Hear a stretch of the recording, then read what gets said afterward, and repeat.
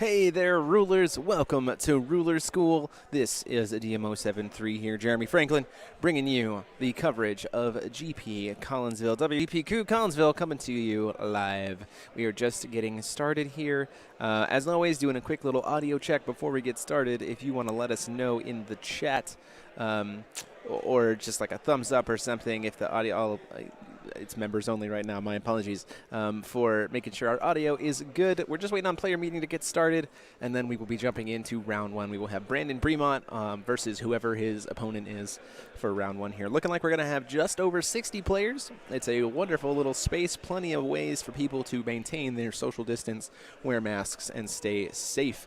But we're looking forward to a great day, and I do want to go ahead and talk just now before we get started. Again, if you like what we're doing here today and you want to be a big part of it, a big supporter, you can go ahead and click that join button down below. It gets you access to being a member here on the channel, being a Ruler School alumni or student, and it's a monthly charge, much like a Twitch subscription, but it goes directly to support the channel. You get all kinds of cool perks, including being able to access the chat here for during our live stream, membership emotes, and everything else. It's the easiest way that you can directly support us other than just being here to watch it. We're glad to be able to be here and provide this content for you. Looking forward to seeing some pretty fun stuff here. I know a lot of people have been very excited to be getting in and playing some card games. We got people coming in from all over the country. We got East Coast, West Coast, South, North, Midwest. A lot of familiar faces, a lot of returning faces. We're very much looking forward to it.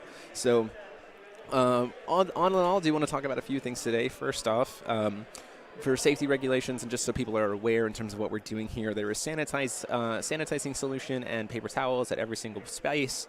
There is a full amount of distance between the players, between different tables. The players themselves have enough space to be able to stagnate themselves or stagger themselves if they're playing at their own space, if they don't want to be right in front of each other. Everyone is required to wear a mask. I am not wearing a mask currently, but I have it here, a nice little Ruler School mask, because I am distant from everybody, so if I ever leave the booth for any reason. Do want to talk about how we are going to be judging today. We have Charlie DeMule as our head judge for the day, and I will be serving as the appeal resource.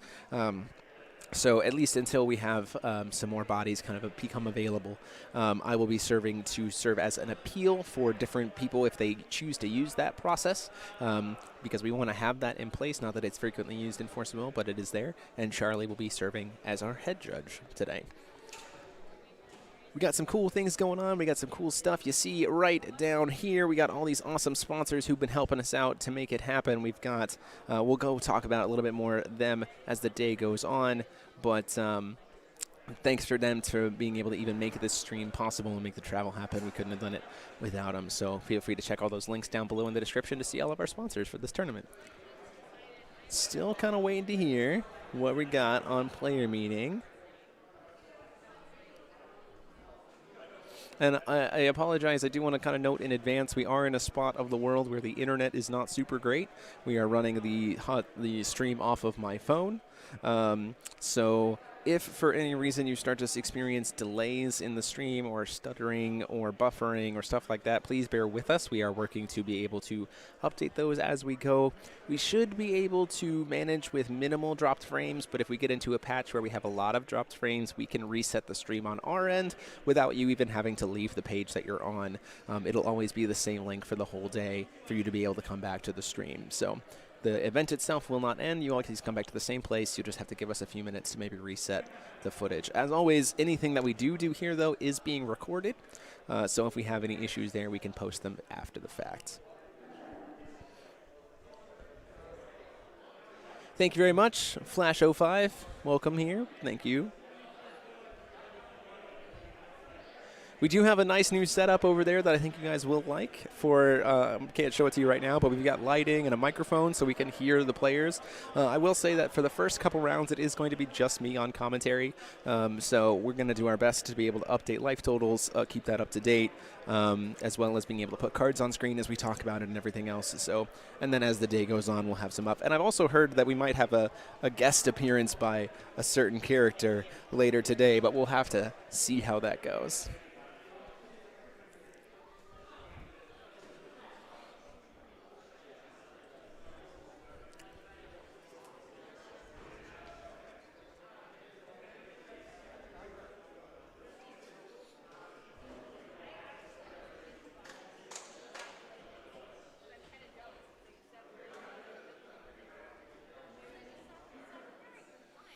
Just kind of trying to wait here. Looks like we have our pairings going up for the player meeting.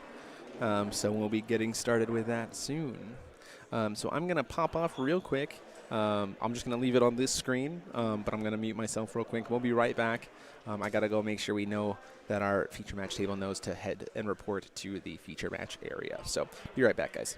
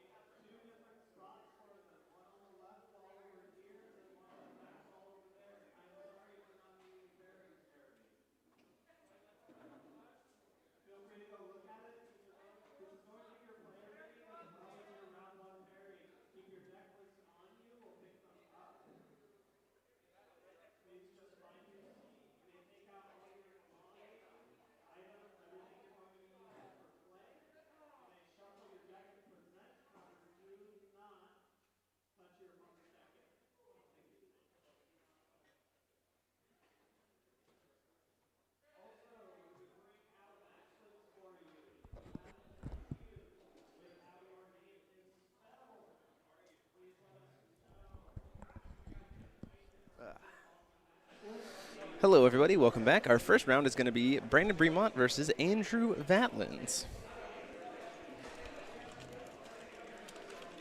So that'll be a fun a sparring of friends. I'm not entirely sure what Andrew is playing. I believe I know what the ruler is, but we'll find out here. I'm going to put it over here. So now that we're getting started, I'm going to go ahead and kick it over to the table, and we'll get started once they begin the match. So let's go over there.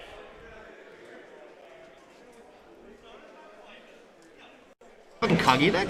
Huh? Maybe. I'm trying to remember. It's perfect looking. Are you blue, black? I wasn't playing Does Loki. indeed Our look deck, like you have a Brunhild over here. Our deck is Garbo. Look at Loki just because it's part of the roll Brunhild nonsense. Gotcha. Yeah. Oh, gotcha. Well, you're still out to hunt my deck, so. We'll see. Oh, whoops. I mean, our deck's Whoopsies. really good if it draws right and we play right. Yeah, well, your deck's really good if it draws right and plays right. It's a pleasure, Andrew. I love seeing you round one. This is great. Yeah. Rebirth games. Rebirth games on stream round one. Good old back to Arizona locals, aren't we? Pretty much, man. Yeah, it's good to see you, Andrew. Good to see you guys. You doing good in Oregon? Oh, yeah, you're doing great. Feels wonderful.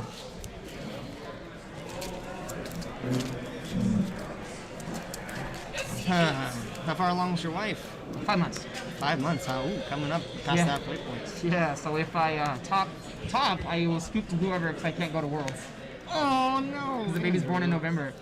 That's terrible. I'm sorry. Unless they delay it to next year, then I would like to know. But they haven't announced it yet.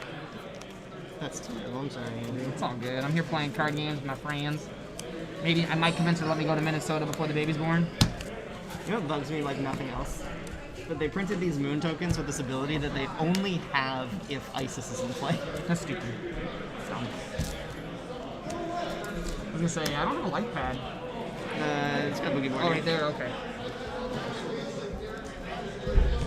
You already know one. Yeah, we're like, Arla, Brunhild. Like my $50 pack of sleeves I bought. What?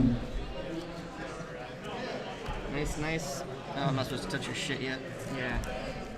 We're doing Yu-Gi-Oh rules, not allowed to touch each other's shit all the I don't know, I asked Charlie that. He said he'll let us know today. It'd be nice to know.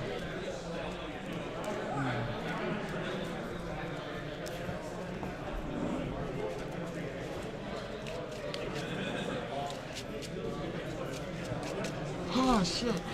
7-Eleven? What? 7-Eleven? Yeah, I rolled 7, trying to beat it. Yeah, I don't know if you agreed to that beforehand, and now I'm suddenly much less likely to agree to it. Shit. 7-Eleven? Damn it! I rolled. When was the last time we played on stream? You fucking beat me on Green Dragon, Yeah, right? and I was on Lumia. Oh yeah, Lumia Rachel. And we were just, I told Jeremy last time you were on stream round 1, we were just like pass. We were just going too fast, and he was like gonna keep up with the playoffs. Yeah, we'll probably be playing fast again here today. Yeah. I like playing with fast players, Andrew, and you're a smart cookie. I like try. to watch too. Sometimes I can just completely just like. We're just waiting for our player meeting to get started, everybody. But that's the Andrew we all Looking know forward and love. to already having wanna 48 play people TCG joining us today for round one. We have Arla versus Brunhild All right, there's some here in strangers. round one. Green, blue, white Arla. This is actually the earliest I've ever seen Brandon so commit to a Victoria, deck. was she in Vegas? In She a was. tournament, Was she the as one opposed to dating the the latest guy? in the day. No. Was it? So they weren't dating. She was a girl with the cat ears. Yes, that's okay. right. I thought they were dating. It was that same person. I thought they were dating. Were on and off. Oh, And now they're off.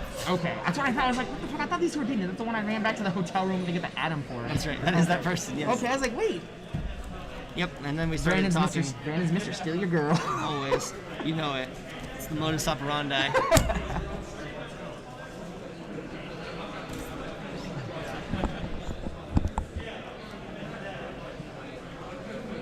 It's every generation of Pikachu. Can I have a little attention?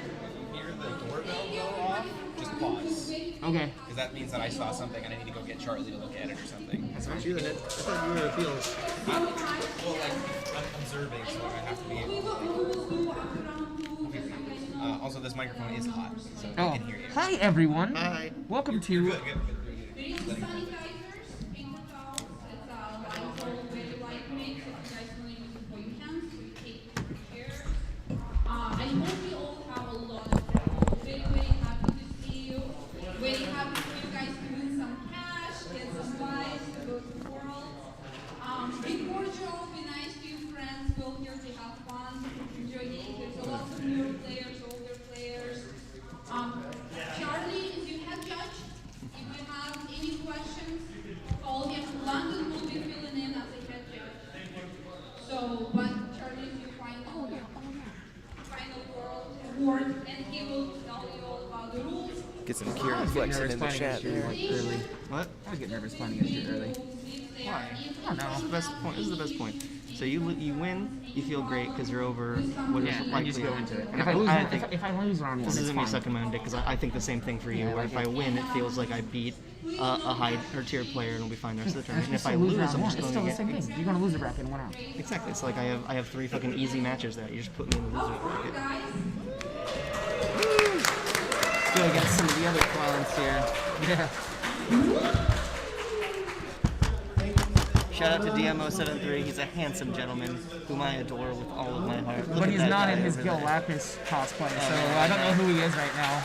Jeremy, look at me. Look this way, Jeremy, look at me. Look at us. Yeah, hi, sexy man. Over here is going to be our scorekeeper.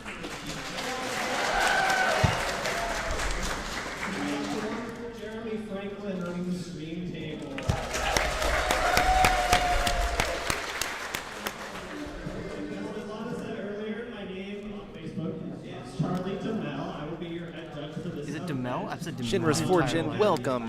Being our first new member of the stream, so happy to have you here. Thank you for joining us. We have one new member of this stream. Welcome to the chat. Yeah, it's been so long. Angel calls me. I know. At Ruler School, your studies begin. Nick, yeah, I just called him Charlie. The process will work if I have to make an additional Just telling him, Nick, I'm like, who the fuck is Nick? clear on that. Again, as Lana said, we have masks So we can't cuss, so we gotta out talk. and we'll also be pushing the numbers back to give you guys some more space after this round. I'm going to be putting pairings up on those 2 walls, much like I did over here. I'm probably going to spread those out a little bit. I didn't think about that. But, so we'll have those going after the round. As you probably saw, pairings will be in alphabetical order. Makes it easy to find your name. Today, and so on set, we have 61 I'm actually pairs using present. that dice. 61 players total today. I don't actually know how many rounds of Swiss that is. I'll Embarrassment get back to you. 6 rounds of Swiss with 61 players. I have a mask on, doesn't he? Brian, sorry, thank you so much for the super chat there. Really appreciate it. Right up here for you to watch time. Again, after time is called, you will have 3 additional turns. That starts I'm gonna at ask you 0. that So question. you'll have 0, 1, 2, 3. At which What are you point asking, Andrew? they will Can I, so, cease.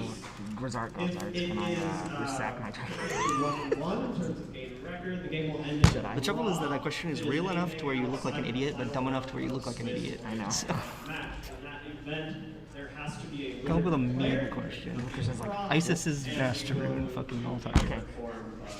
Can I alternate my opponent? basically, which I'll explain when those rounds come about.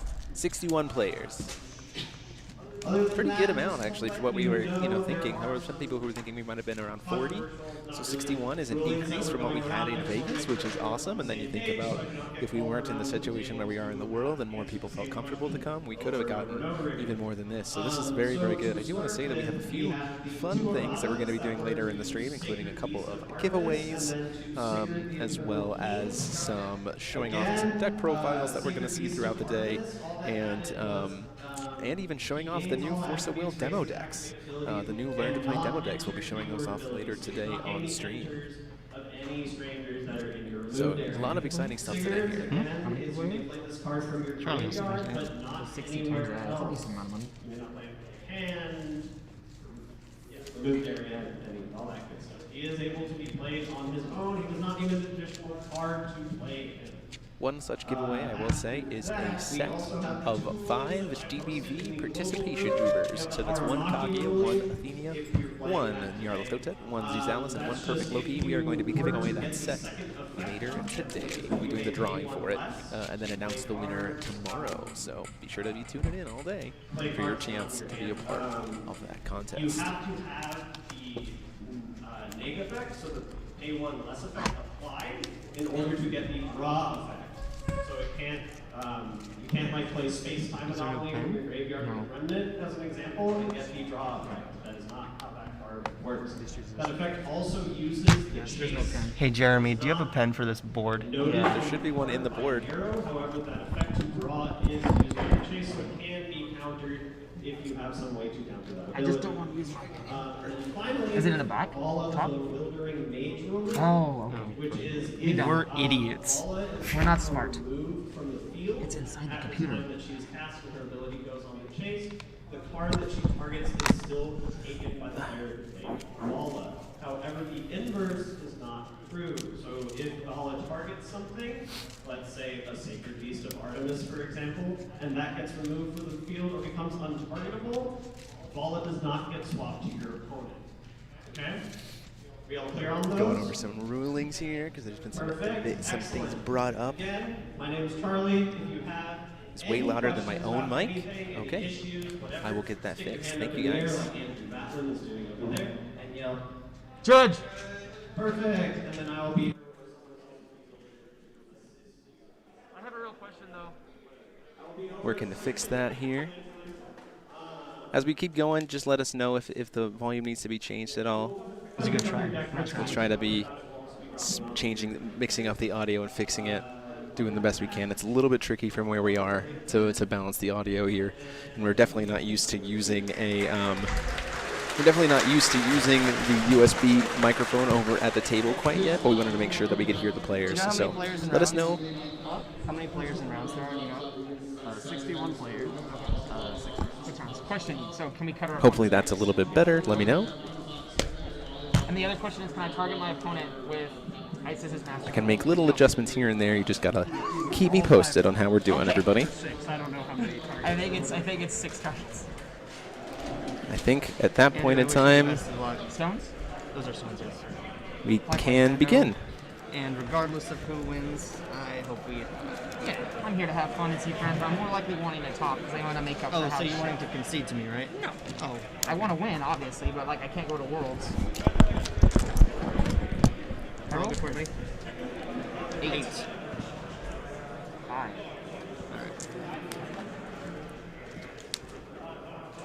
Perfect. Thank you guys so much. So here we are going into game 1 here. Andrew Vatland on Brunhild versus Brandan Bremont on Arla. Am I being joined by the head judge? Yeah, being joined for now. Yeah, I'll use a token. Make Jeremy happy, I agree. Where's a green white token? Kaguya, there you go. Kaguya token. Yay. All right. Hey, buddy. How's it going? Welcome. It's going good. How are you? I'm doing well. I'm going to make sure that we can hear our players here. 110. And our first stranger here, we get an Excel coming down from Brandan Bremont on the right, or on the left. Okay. I like it. Did you get the player and round count? 61 and 6 rounds, correct? Explore. Yeah, I like that.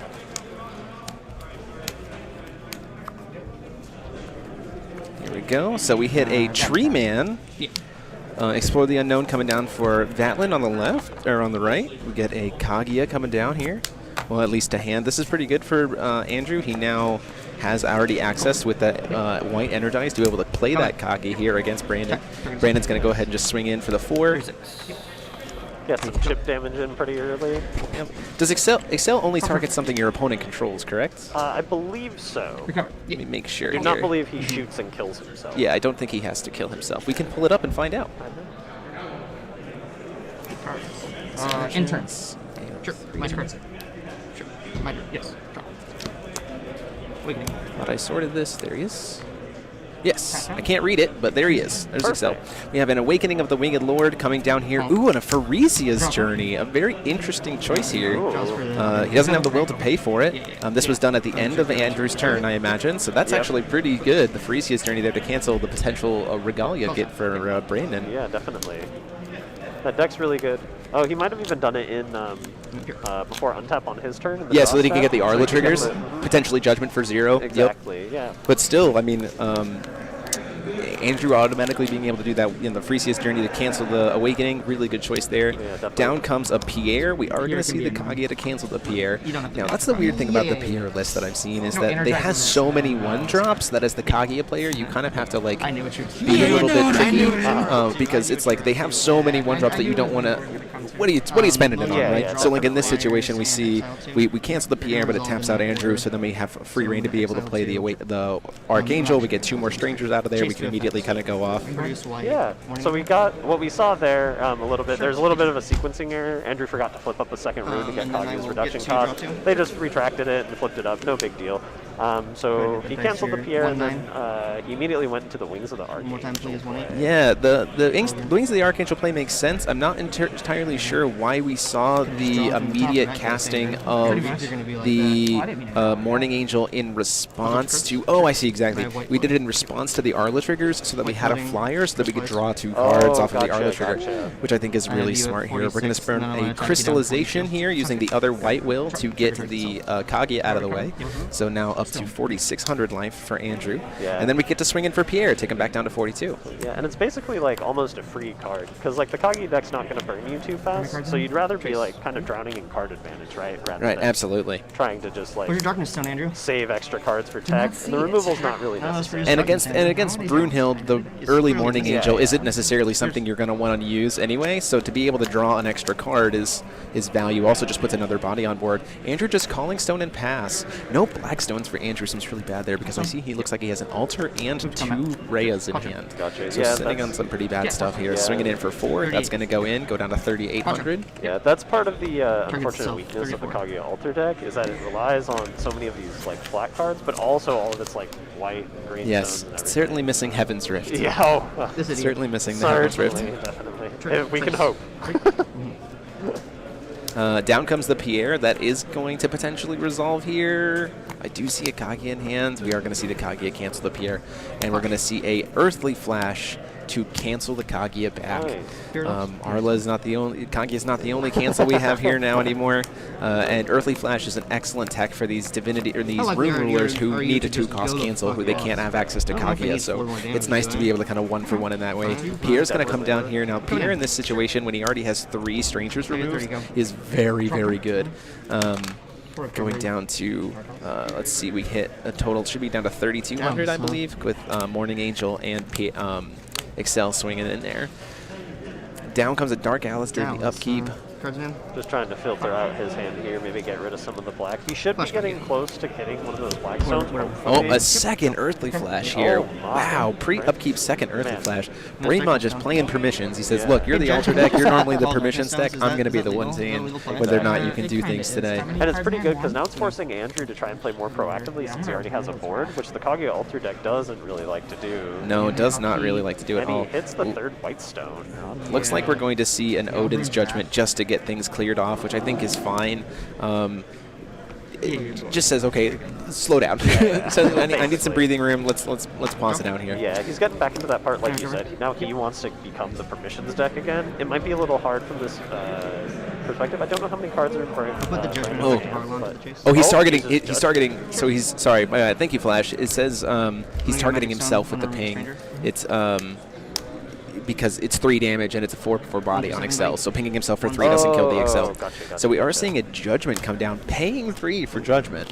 I think Brandon's just saying, okay, look, we're getting close to the point where I'm just going to close out this game. Yeah, and he still doesn't. Yeah, he still doesn't have any Blackstones, so he's not really afraid of a perfect Loki. His Correct. graveyard's not that full either, so. We do know that we have the Morning Angel access, so Correct, yeah. there's some stuff going on there. Before cover. Yeah. Sure. And he has how many strangers is that? I think 4. That looks like 4, correct. Because Arla gets 1 on enter, so 4 different strangers. Gotcha. Another Dark Alice coming down here. Andrew just trying to dig here, maybe find anything that can kind of Really deal just, with this. yeah, and when I was doing my testing with, or hanging out with people who were doing testing, you know, a lot of these, the altar deck, it is very, like you said, very dependent on black, but also very dependent on white, and so without black-white stones, sometimes you can just have situations like this where it feels super awkward, and against the Pierre deck, which is kind of a rush-down deck, I mean, Arla is definitely more of an aggressive deck than anything else. It's just has the ability to be permissive. This has just been a real back end for Andrew. Yeah, really. And then what we see here from Brandon That Ray is is looking left pretty up good with 4 those mana stones. completely from the turn. Even if you So play he's the probably Ray, you looking can't get to staggered. Good game hopefully to Andrew Andrew. doesn't do Don't waste my anything time. relevant this turn. Cover. And he's just looking to God's Eye at the end of his turn. And at that point in time, And Andrew hit Andrew another white stone and said, "Okay, we're going to move on." So a very, very quick and decisive game 1. That is the clear example about what can just happen with the altar decks, which I think is why some players decided to play the Arla, is because if any deck, the 2 decks that can probably most capitalize on the altar deck something like that are Melgus and Arla, so it's kind of a pick. And the opinion is typically that Arla probably has a better across the board matchup, so it's probably the safer one to go with. Yep. It's so funny is I have this Particularly like, because great it has sideboard that, for the white Hanzo green version. in it, so it and allows the it for one all that the doesn't counter play. spells. This, like I again, saw that Rune kind of build for traditional do you, gameplay are you we were playing talking about fucking what's it earlier. called? And Pierre, hell of a card, that Yeah, guy. Pierre's The one white Pierre is destroyed absolutely edition. a brick. They said, you know what, we didn't print Artemis Bow. We didn't bring that in. But- But what if we put Artemis Bow on a body? And just let it refill its own charge. Yeah, and then it doesn't have to tap the burn counters. It can just burn them. Yeah. Yeah, I apologize if we're seeing any dropped frames. I do see that we're seeing some ish consistent drop frames. Hopefully that's not dropping the audio. We're trying to give you as best we can. Again, we'll keep an eye on that, and if we have to refresh the stream, we can. Andrew looking to side out his Erendites here. Not really many active triggers that you care about in the Arla matchup, I guess. Probably not. Or automatic. Automatic, but Yeah. it's typically there's Pierre is an activate ability and comes in with 2 counters anyway, so like you don't really hear about that. Excel kind of. The question becomes like how many Magnus Angels are we playing? It can be good against Morning Angel, but if you're using a Erentite against a Morning Angel, like feels bad. It feels pretty bad. You're probably already behind, or at that point in time you're probably already actually winning. So like, oh yeah. Okay, do you really need it? It's a very interesting choice here. I don't know what Andrew's sideboard is, but let's see. It looks like we see some crystallizations potentially coming in. One of Arla's biggest weaknesses, though, we didn't necessarily see him have it, but one of Arla's biggest weaknesses is spot remove. Not a lot of the stuff has protection. If you can efficiently remove their answer, remove their bodies off board with things like crystallization and stuff like that, then yeah, you absolutely can. So there might be credence to, because of the fact that we have such efficient cancel spells, there might have been credence to the idea of potentially playing some Blades of Faith. Crystallization is faster, obviously it's instant speed, but a Blade of Faith gets it removed from the game.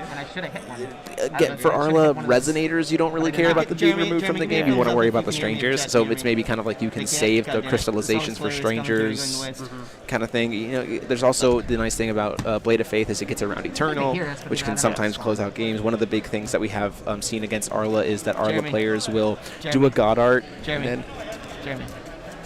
Hi.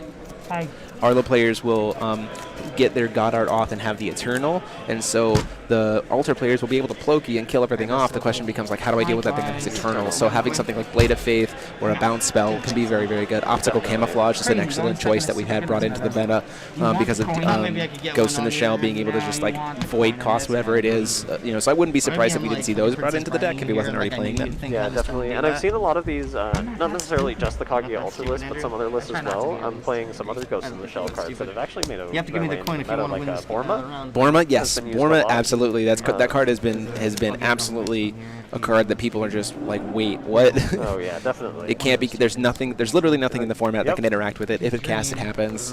And against most of the decks on the format right now, everything's such a low end for the most part that it's almost a board wipe effectively. Yes, exactly. So. Down 2. It is what it is. All right, getting into game 2 here. Right, it looks sir. like Andrew chose to be on the draw. Which makes sense because they want the white energize, Correct, so they yeah. always want to be able to play the Kaguya. the Kaguya on turn 2, like regardless of what the stone base is. We hit a Excel off the top, so very similar kind of gameplay coming in from Brandan here. Yep. It's a question of how early are we going to see some aggression here. Hold on, Andrew. It didn't resolve yet. I'm Yeah, used to hold not on. having don't cheat. Judge, Oh you my need to go God. over there. I was gonna say, you really gonna don't cheat and explore? Well, I think there's. I mean, you did think I think they've solved it themselves. I briefly Never mind. I think they've solved it themselves. It's a pretty easy fix, and if you're comfortable with your opponent, it's not that big of a deal. The issue is they just peeked at some cards before they drew, and then you just put them back on top. He didn't add them to his hand or anything like that, so it's pretty easy. You can sequence it and fix it back. Yep. Callstone? Yeah. We do see that green blackstone, so they're off to a better start. Andrew definitely in a much better start than he was in the first game. Excel swinging in, going to ping himself, hit him for that 4 damage down to 3,600. What'd you get off that? Athenia, right? Athenia, yes. So now Brandan here has to read whether or not he thinks there's the Kaguya in hand. You always play as if you assume it, but there might be the idea of wheeling it. This is what I'm talking about. So Excel here is an excellent choice because he could have another one-drop like a Pierre in his hand, and so if we want to use the Kaguya here to be able to cancel it, Brandan still has one will available, right? So we just see chooses to pass. Oh, interesting. It looked like he had a Pierre in hand, but decided not to burn it. Second Blackstone, obviously, once again, another good start, but now we don't have any whites. We can't play. He does have second Kaguya in hand, so that is a pretty hard miss, unfortunately. Yeah, so swinging into the Excel, get that off board with the Kaguya. Yeah, and the tempo's looking a lot better for Andrew in this game because he got that Kaguya on the board. Yes. The early Kaguya, just to be able to pick stuff off, is very important. I agree with that assessment of the situation. Wings of the Archangel coming down here. No way to cancel it. Completely safe. No white available for Andrew. We're not going to draw. So the thing is with Arla, early wings are kind of weird because like you don't get a ton of super good value off of it because you can't be drawing cards. But we'll have to see what the other mode that he did was. I think he gave Kaguya +2/+2 and flying for the turn. And then we have a Magnus Angel coming in here, just trying to maximize value here. This Magnus, I didn't know if he was playing them. It makes sense that he is. This card is incredibly valuable. Yeah, definitely. One of the things when I saw Magnus Angel, and I watched some games on Untap, and I saw people play it, and the body that it put out, it reminded me of Ava from back in Shahrazad format. Yes. It was just this huge 2-drop body. So because we have 4 removed right now, she has +16/+16, so she's just a 17/17. Oh my god. Debatably better. Don't cheat to cancel the Chance of Tranquility. An excellent tech choice brought into the main board from Brandan. Not a white stone. It is a white stone. Chance of Tranquility is a ridiculous card, so being able to stop it there is pretty awesome. So Brandan Bremont is known to the community for his Mimi deck list, got an right? Erendite. And so he asked me to make sure everything was uniquely identifiable before he turned it in. So I actually knew he actually had don't cheats in his main board. Oh, okay, interesting. He's actually maining a couple of them. So Athenia, we didn't cast the Athenia there. We just Callstone passed. That's an interesting choice. Seemed like a free Athenia should have been cast there.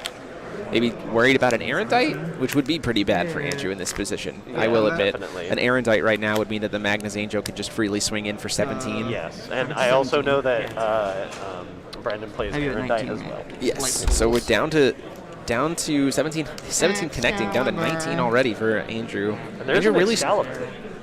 Yes, this is an excellent card for Arla. He can Judgment here because you can just pick the one mode. Zero. So you can flip 0 here. Oh, Judge. Which Charlie's going to go over there. We're going to handle it. Oh, well, not that one. Joe Ramirez, thank you for the super chat. We got to tell Mike Rance that he owes you 2 shots. We'll figure it out. Maximum hand size. What? I forgot a discarded card. For hand size? He's got his Sigurd he's trying to discard, which actually does change my play. Yeah, so we can just rewind. Sure. Just rewind. So you can go back to your turn. Yeah, yeah. So I have to discard this. Trying to be able to hear this a little bit. I apologize, guys. Fucking heck. We'll get Charlie to let us know when we come back here. Kaguya canceled it anyway, so it didn't really bother. Didn't really matter. Charlie will help us find out what happened. Go. So what had happened was Andrew had 8 cards in hand at the end of his turn, so he forgot to discard down the hand Well, these are side. green ones. Oh, sure. And so we just rewinded the game state back to Having to there. discard it and then And so play it he through. pitched, and then Brandon proceeded Sounds to good. go his turn. Mike Rance, welcome to being a student. Super happy to have you here, buddy. Kind of depressing. 2 new members, 2 new students here at Ruler School today. If we can get up to 50 total members by the end of the day, I can give us a new emote for tomorrow. Baby. How many members away are we? I think at this point we need 3 more members to be able to get that new emote. Get on in. Come on in. He is Judge, I'm on see my you, way. see you back. 2 cards in hand. Yep. Second Kaguya coming down here. Andrew, think hard. Andrew's in Think a hard. not terrible That was spot. very We deep do on see a the thoughtful Sigurd play. finally come down Yeah, here. those- Sigurd gets to, the discard to hand size got to be Sigurd, so now we get to see the Sigurd altar deck kind of go out. We have him engraved. We had no Morning Angel to be able to kind of Everyone answer it. getting that So Sigurd gets to come in and start doing things. Well, all right. I guess if you insist. I just need to find Sigurd in my list of cards here. Me or her? Where did he go? Here he is. Good old Sigurd gets us altar, gets us all kinds of value here, so now we get to start seeing some stuff kind of popping Is off. that one good? 26. Floor head judge Charlie has returned. I don't think it was close enough to my face. Gunplay Goat, welcome to being a student. Super happy to have you join us today. We have an altar. Nice. We have an altar. All Altar right, is all live. 3. Search. Perfect. Live 3 altar. Brandon does have 2 mana, or 4 actually. With no He does. Pierre, no Pierre is a little bit tricky. Correct. Yeah. We wish we had that obviously at this point in time. So we Folk to have green the black. Athenia getting triggered here. Sure. You have a. Joe Ramirez, thank you for the super chat, the $4 super chat. We really appreciate the support. Forehead Judge Charlie. It's actually floor head Judge Charlie. Thank you, Mike Rance. So now we get to start see the altar got us an Athenia. The Athenia recovered our stones. We can recast the Sigurd from the grave. We can get another altar. We're going to start seeing some moves. This might be a position where we might actually see a Sephiroth. Yes, that was my thought, was a Sephiroth. Samo, welcome to being a student here on the channel. Happy to have you here. Your studies at Ruler School begin now. Pick up your syllabus, report to class. So the question becomes, and to be honest, I haven't actually watched a ton of these decks been played out in terms of Sigurd Altar because prepping for the stream I don't do a ton of testing. Yeah. The question that I've always seen is, we've talked about this on the podcast, is how far do you extend the combo, right? And so the question here is, we do have the technically uncounterable body because we have the Sephiroth, it's the draw discard, but we do have an altar in hand. So the question is, do you cast the altar now? Do you wait? Where is the situation where you just kind of try to sit on it? We can't use the Sephiroth to play the altar. We can't do that. No, you can. It's just only if you play it for a Resonator, it can't be canceled. My apologies. Mike Sammartino, welcome, buddy. Yeah. So what we're looking at, what the Kaguya loop typically does, I talked with Ryan about it, is it likes to loop 3 times. That's what he said he does. So he loops 3 times with the Sephiroth, and I think it's dependent on the amount of Sephiroths in the deck. Sure. So we're tapped. We're not technically, we're tapped out here. Power of Immortality on the Athenia. Don't cheat coming down here. Slam Says no. don't cheat. Yeah. Should have gotten that back first. On You the can't power don't of the cheat that. Get the other altar, or else find another Sephiroth. Then Brandon educating his opponent on what he should have done differently. A classic Brandan Bremont method. Brandan Bremont, former L1, never lets anyone forget it. You're at 19? So now, so losing the power of immortality there is not great because now Brandon's Andrew's at 1 will. The Athenia can't really do much now, and an altar for 2 isn't a ton for Andrew. So kind of a little bit of a misplay, unfortunately, from Andrew. Yeah, he lost the mana to loop out the Sigurd back again. So the play line probably should have been to play the Sigurd first, go for another altar, so he at least has 2, and then set up the Athenia and stuff that way. It's tricky sequencing, right? It's absolutely tricky sequencing. Because I had the answers at hand, but needs Is he juking? We got Andrew looking like he's in the tank right now, trying to figure out how he gets out of this situation, staring down a huge Looks like we have that Magnus Angel just by himself. If he can get another, he could even just perform Judgment. Yep. And 5th. Oh, did Brandon draw off of the don't cheat? That's a good question. I will go ask. All right, thank you. What happened? What do you think this is? That's what that is. We're resolving that and now going to my turn to draw these. Go to my draw. Jeremy's coming on back. Recover. Brandon looking flustered and annoyed as usual. They were just in the tank thinking about the resolution of the don't cheat. Oh, so okay. that was that Okay. hit. So yeah. You sure you got something? I do.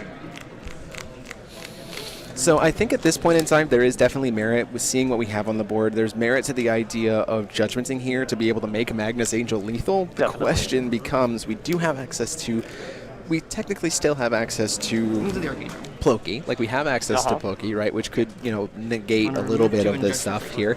The other problem is that we do have access to crystallization, though, right? Yeah. So if you try to go off, you pop kind of weirdly, you try to just barely squeak out lethal, and there's a crystallization there, then you feel real bad.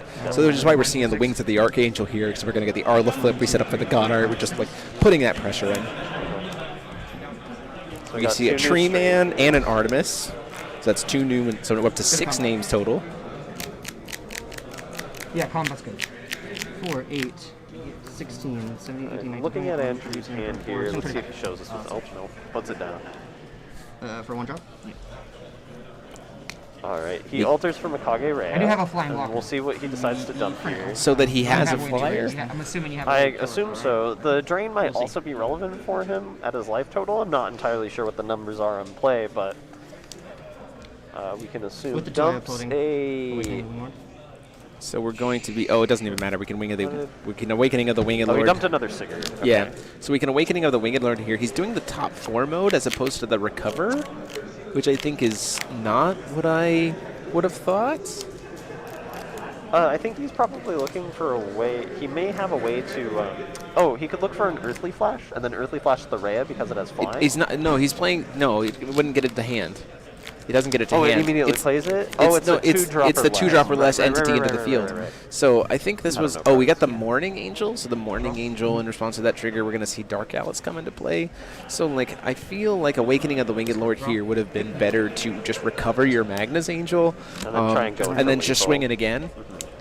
But I could see the value here. We might have another one. We're going to still do Judgment for 0 after that combat happens. We're going to drain 4, so back up to 23. Doesn't matter how big you are. If there's a body in your way, you don't do any damage. Yeah, definitely. So get the drain for up to 2,300 off of the Rhea. Yeah, and this will be relevant for Andrew because it does give him another turn. We do see Arla definitely in the middle of God's Art, but you're absolutely right. We do have the potential ability to set up for a nice little Ploki play, especially if we did not see, and I don't think we did, we don't have the Eternal Stranger in the set lineup over on Brandon's side. So a God's Art being punished by a Ploki here is definitely possible without seeing that Eternal. So you have to be really careful. Yep, checking the Strangers here. No cards in hand? None. We see a Frigg, double Jabberwock is an interesting choice. Artemis. Oh, there is an Ares. We do have the Eternal guy. There's an Apollon. There we go. So we do have Eternal in there. So actually a pretty good lineup for Brandon in terms of safety. Go ahead, friend, old buddy, old pal. Draw? Yep.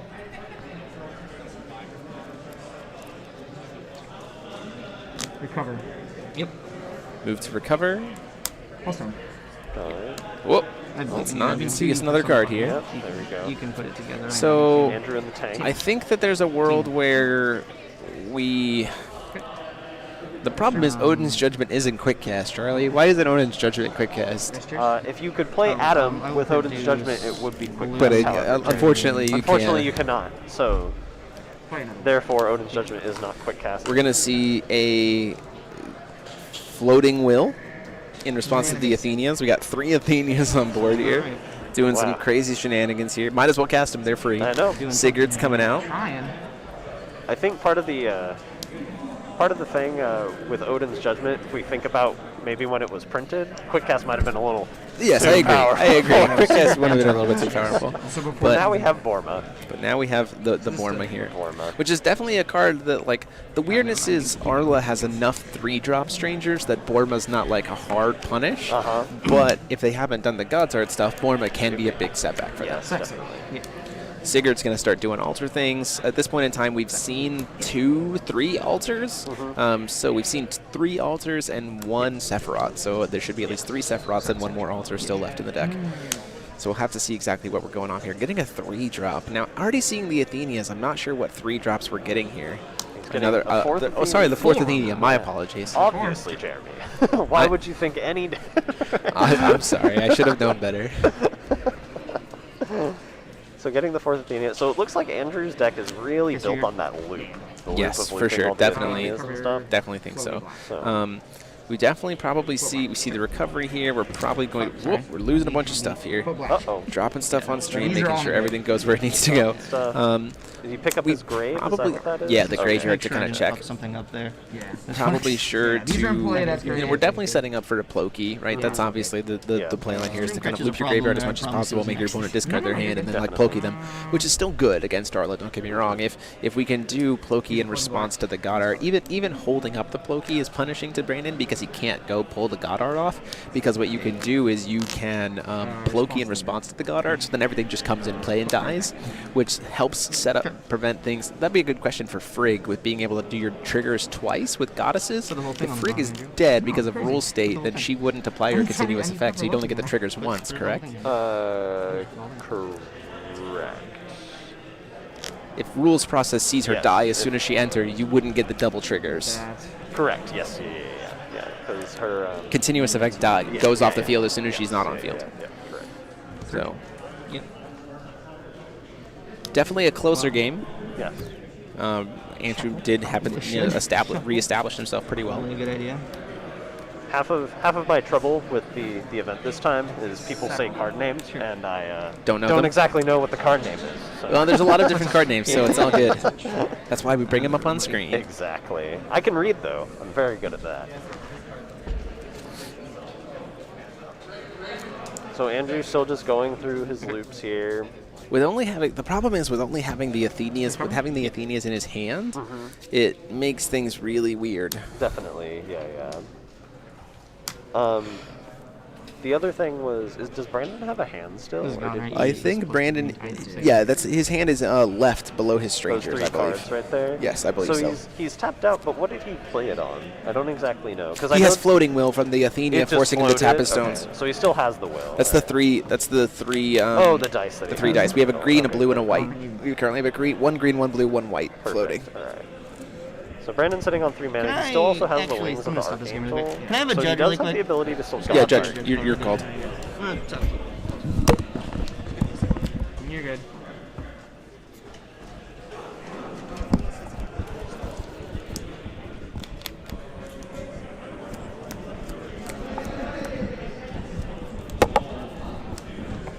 What was the question? Obviously, I'm not telling you, lest I would call him over to the table and have a talk about this there. I'll wait for Charlie to tell me what the question was. Okay, so... it's something to do with Athenia and recovering stones. Yes, so Brandon came over, and Athenia, to my knowledge, says you may recover up to 3 targets, or up to 3 magic stones. Sure. So he does not have to correct Andrew for the mistrigger, necessarily. Because he didn't recover any? Correct, yeah. He recovered 2 stones. So it wasn't unnecessarily mistrigger, he just didn't choose to recover 3 stones, and as the opponent, he doesn't have to let his opponent know that It's I Where can't you're read that. responding to the signal by looking at your Choose deck. recover up to 3 magic stones. Okay, So he perfect. does Thank not you. have to let Andrew know Andrew. that Only 'cause he of did not Andrew. recover 3 I know. magic You know stones. what I'm doing. Like, Don't you need more Athenias in there? So that was too? all he was asking. A little bit of a misplay again from Andrew, unfortunately. So I'm gonna Potentially try to game keep things. lossing. We definitely have the raids for a perfect Loki, right? The question becomes now here is how does Brandan play through the perfect Loki, right? That's the biggest piece. He still, again, and what I was kind of saying before Brandon dashed on over here was he still does have that God's Art mana with the Wings of the Archangel. Nope, Yes. you will And be the floating entirely- mana. But he also could just not uninterrupted God's Art until, this like- turn and just Correct, say, yeah. okay, you still have to answer this Magnus Angel that someone can tank. Yep. So, pardon my Definitely. language. But not yet. But yeah, definitely. So he does. His board is still very threatening. The Athenia board, I wish while I it could kind of bring like back loops a freaking bunch of Blue stuff, Wizard it doesn't really set up Parlour, that threatening on the but certainly board it's if you're only not trying to do the like Kaguya hit him 8 times in a row kind of play. Sure. So, like, the thing is here with the altar deck is, like, Andrew's doing a lot, Yeah. but also kind of not yeah, doing a lot. Like, exactly. it's not potentially putting him in a position to be able to answer Brandan. Definitely. It feels very much like a Yu-Gi-Oh turn where you make a lot of plays, but then the board's like 3 cards at the end of it. Yeah, for sure. How's your And deck having the Athenia smaller means than that, like, when it Andrew can started? start recycling his own deck back Definitely. into it, so he can kind of just keep doing things over and over and over again. Yep. But again, the question becomes, like, you haven't still have to done answer the shit. board That's that's correct. currently As an you're accurate currently system. staring down. So, Yes. at what point in time do you kind of just say, like, okay, we gotta kind Oh, of you get did moving? have it, okay. Yeah, so I he did have plays that. the Dark You had the Alice. I Dark think Alice this that'll whole be time. it for his turn. He still does have the altar if he chooses. Head judge. No, this is gonna split your graveyard. Should be 12. I will say that we didn't know we were going to be playing an altar deck in round 1. We're going to be trying to get a nice variety, spicy variety of cards here. Yeah. Decks throughout the day. We wanted to see the green, blue, white Arla list in action, and they just happened to get paired up against an altar deck.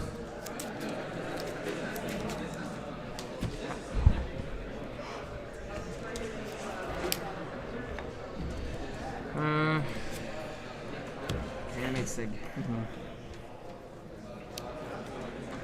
Search. See, and I think we're just going to continue to see this kind of loop continue to play itself out. The question becomes, the other problem is here is Andrew is not really helping his case because of the clock. He's doing all of this stuff, but he lost game 1. So if he can't close out this game, I mean, he's just he's eating his own clock at this point and playing towards a draw, which is a big consideration that you just have to be aware of. Yours. Mine, huh? Go to my end step.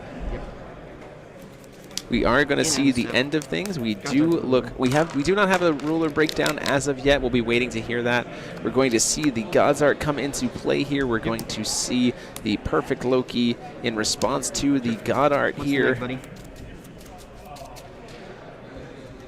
1, 2, 3, 4, 5, 6, 7, 8, 9, 10, 11, 12, 13, 14, 15, 16, 17, 18. 16. He'll stick around, and he'll stick around. These guys will all go to yard, and this guy will bite the dust. We will get some enters on the way out, I'll though. exile that guy. We'll get some. We are going to have the will to be able to answer it. Yeah, RG. So he goes back. relevant. So we did see a God Art. We did see the Ploki thing. The only thing that survived is Tree Man, and we did have the Light of the Sacred Spirit to deal with the Which effect are you choosing? the Aries. What's And so we're living on Tree Man. You're at 23. Kill your stranger, though. We're gonna get to do all these other triggers from Jabberwocky. We're seeing exactly how we sequence these things out.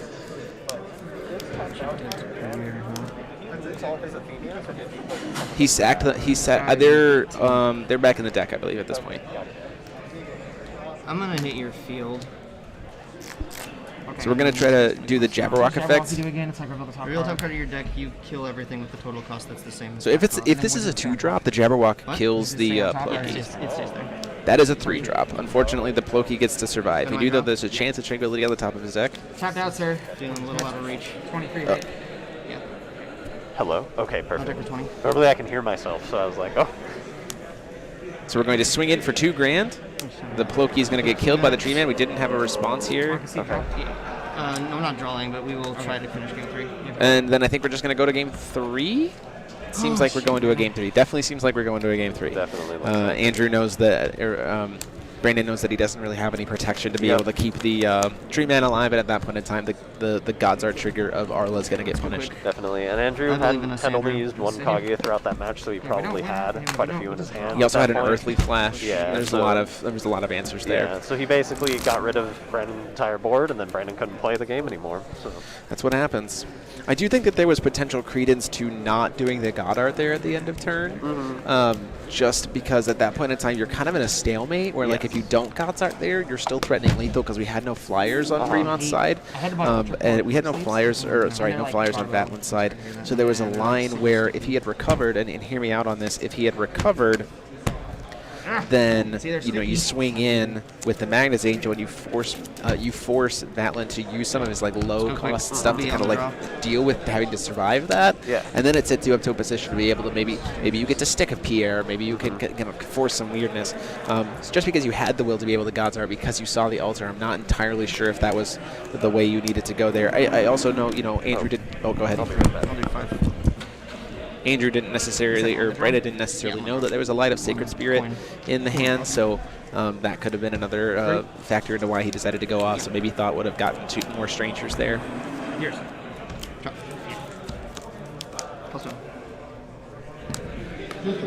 First, we have a energized turn 1. Get triggers off of the Wings of the Archangel here, setting it up pretty strong, pretty early. 4 and 3. A Thor and an Apollon. Interesting. Thor. Interesting choice. Recover? Yeah. Faricia coming down on the Vatlin side. We're going to go ahead and Earthly Flash it. Get that canceled, though. Sure.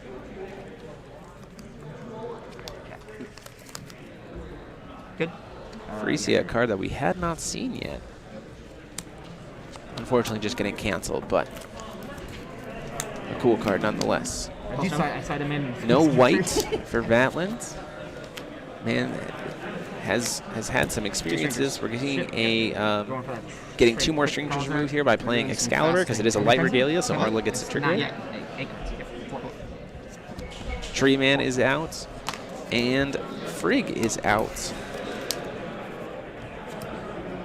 Go. Draw. Yeah. Cover it, stone. Sure.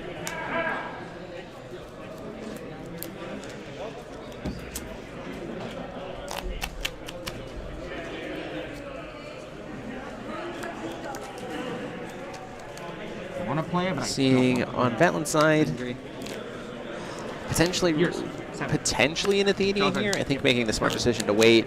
An Earthly Flash there probably would have just been the game if there'd been an Earthly Flash to cancel the Athenia, so I think Andrew probably made the right call there.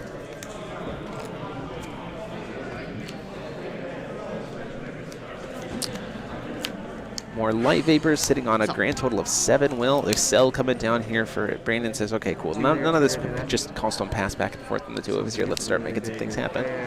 It's another stranger here. That is going to be a very large Excel. We've had 4 strangers removed. This is the 5th, getting 15 +1/+1 counters. Did you see the Ares come down, which is an excellent one to see early, so you just know that it's there. 15 +1/+1 counters coming down on this Excel, sitting at as an 18-18 at this point. 1 drop, 18-18. And then we're going to see a pass turn at that point. Draw? Yeah. And a turn. Seeing a Kaguya here, we're going to see a Dark Alice. Or starting a turn before recovery, sorry. It's good. This is post-recovery. Oh, no, sorry, this is pre-recovery because he had the 3 stones. Draw. Yeah.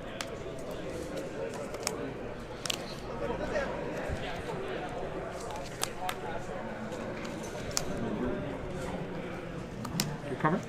Yeah. Stone.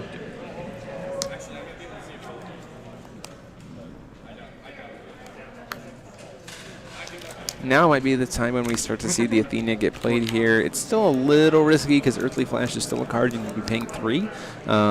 We also know that Brandan has enough will to be able to cast 2 Earthly Flashes and still have leftover for anything else, so we're just going to see a pass there. I think we're going to move probably Callstone straight into combat. We're going to try to kill that. Combat happens. Swing in for 18, try to ping the Dark Alice to kill it. I don't see any spot removal here. A Power of the Immortality on the... We're going to see a Don't Cheat to cancel it. Gets to draw a card there. 24. Draw a card for Don't Cheat. Sure. There we go, catching it here. Down to 22 for Vatland. Just like that, Excel gets that damage through.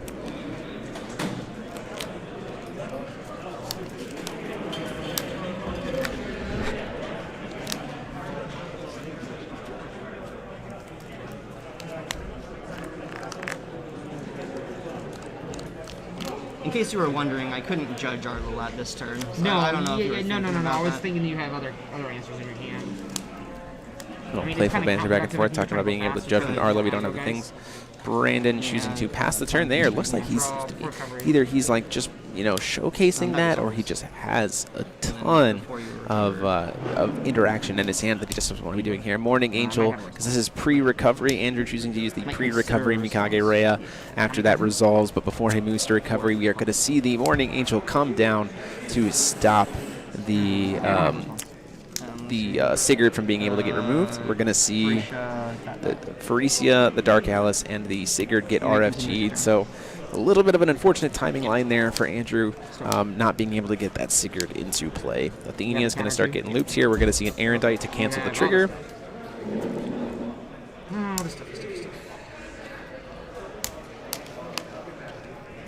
Now Andrew's sitting at a grand total of 2 will, and if there's an Earthly Flash here, that pretty much just seals the game.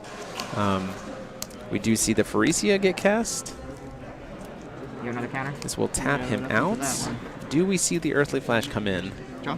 No, just a draw for turn. So that Pharesia does get to just have the barrier now. Give us 16? 16. Go to combat. Sorry, he's a 1/1. My apologies. So it's not 18. So he's down to 24. Shooting the Rhea, we're gonna block with the Pharesia. 10. 14. He's gonna buff, discarding cards to buff up the Pharesia, discarding 2 cards to buff the Pharesia up to being a 14/14. Where's the neg going? Sure. 10. So we're going to see the -4/-4 being shot at the Morning Angel, the +1/+4 going to the Pharesia. Yeah. Cards now? So the Pharesia is going to get to kill the, by discarding those 3 cards, we are going to see that happen. We're going to see a Judgment here come down for Arla. Sure. Yep. She just draw it out. Having to burn 3 cards like that, I don't super love, especially considering the fact that none of them were Sigurd to be able to get that engrave. Andrew just really on the back foot here. And not being able to get the drain, at least because the Rhea got shot by the Excel, is really not great. Cards now? 2. Here. One of his floating, we have a Pierre. At that point in time, because we've seen the Darkness cards get discarded to answer the Fierica, that Pierre is going to absolutely be a stopgap against Andrew. Being able to recharge it, pop altars at a ridiculous rate, having so many strangers for so many counters. It's not a super great position for Andrew to be in here. What am I at, 24? 21. Looks like the cards in hand, we have double Kaguya and a Moan of the Dead. My handwriting is egregious.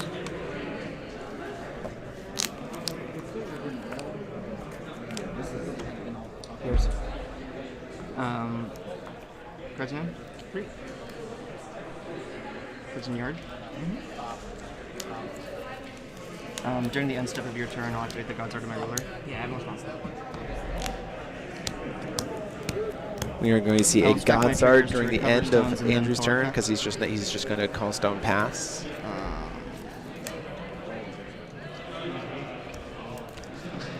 And then Thor effect, I'm going to reveal the top card of my deck and destroy all resonators you control with the same total cost.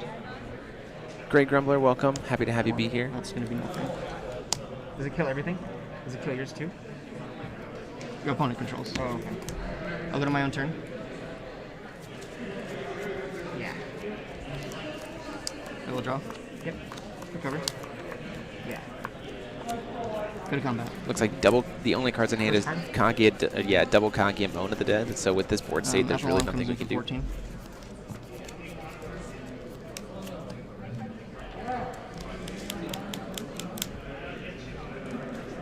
The ones I care about. Just thinking what you have here. Okay, how would I want to do this? I can block there. 2020. I'll block there. Sure. 14. Plus 10. I'm gonna become a 14. Instead of die. Yeah, I think Andrew knows that there's no way for him to come back here. The Freeze is going to get hit. The rest of the board is just going to be able to come through. I have you at 16. Interesting choice to not use the Goddard. Oh, we see a Borma. Oh, it was a Borma. We talked about this. So it's going to kill all of our 2 drops or less. He'll survive, and that will survive, and that will be dead. Yeah, that sounds fine. But I think So the only one that survives because of that board is Ares, and then he can just swing through for lethal that way. So regardless of the Borma, we did have it there. Brandan Bremont takes it 2-0 or 2-1 in a very, very tight, tight match. So super happy about Well, that. that's cheating. We do not have the ruler breakdown as of yet. We will be getting that shortly. As soon as we can. I know that they're working on it. That was super fun to watch. It's good to be back getting stuff for you guys. We've been waiting so long to try to get stuff back. Dennis, I know, no Makoto Major Cyber. There's just a lot of spot removal in this format, and so I think the vein of I think the Brunhild play was primarily just for the white energize, which is why they did it that way. And so without having that, we're kind of at a loss. So we do have a lot of people seeming to still be playing.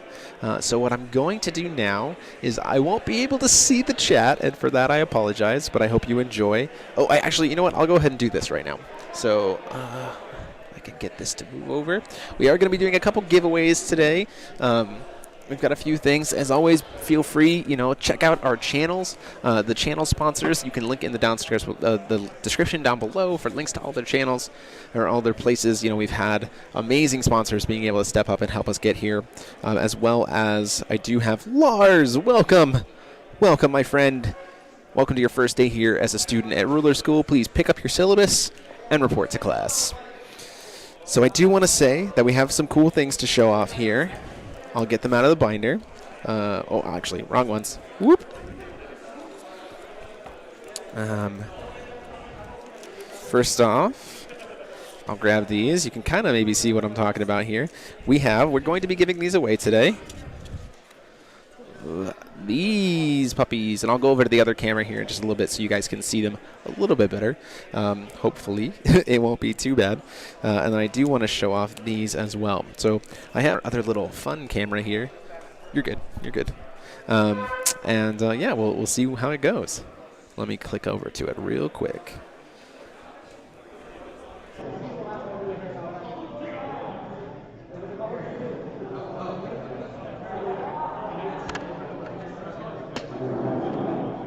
So hopefully you guys can hear me, but I do want to show these off.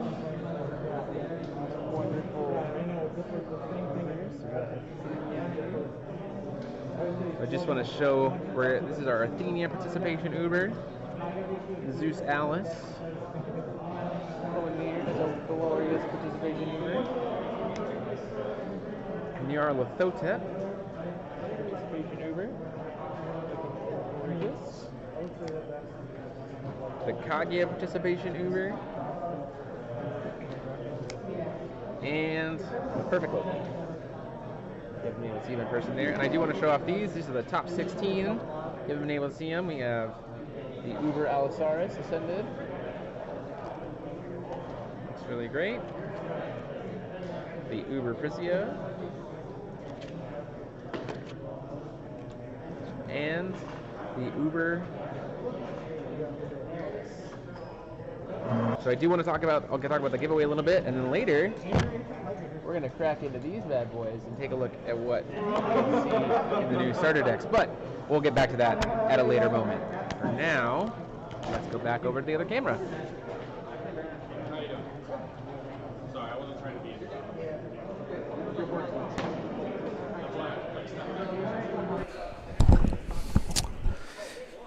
Hello. So yes, they are textured. If someone in the chat can tell me the voice volume on that camera is going to be low because unfortunately I don't have a microphone over there. I'm just using the webcam's audio, so we're trying our best. But we'll be using that for deck profiles later today as well.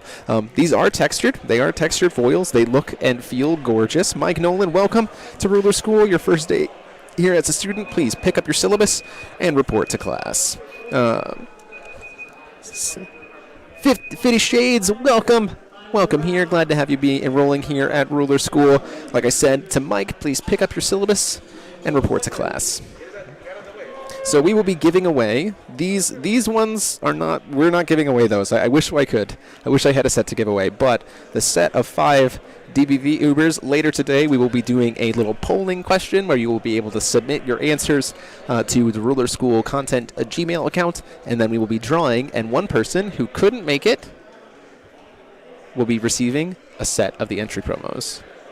Cards were too close for the lens for it to focus. We will work on that for next time. Next time we go over there, it's a little bit tricky because we're at a distance and we can't really see it. We're trying something new here at GP Collinsville, so let us know what we could do. We'll try to fix that out. So thank you very much, Shinra, for that feedback.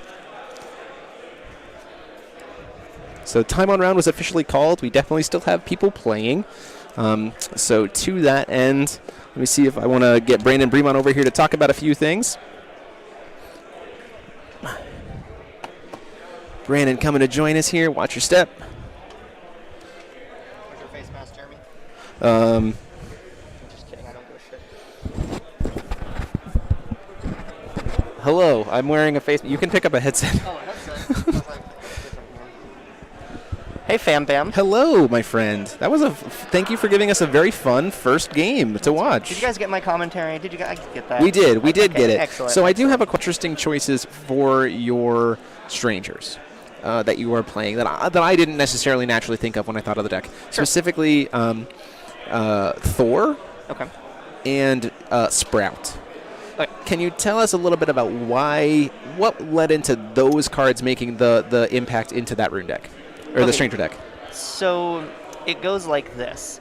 You are really disappointed to see Sprout as one of your early strangers if you're going to try the Judge and get them dead very quickly strategy. Sure.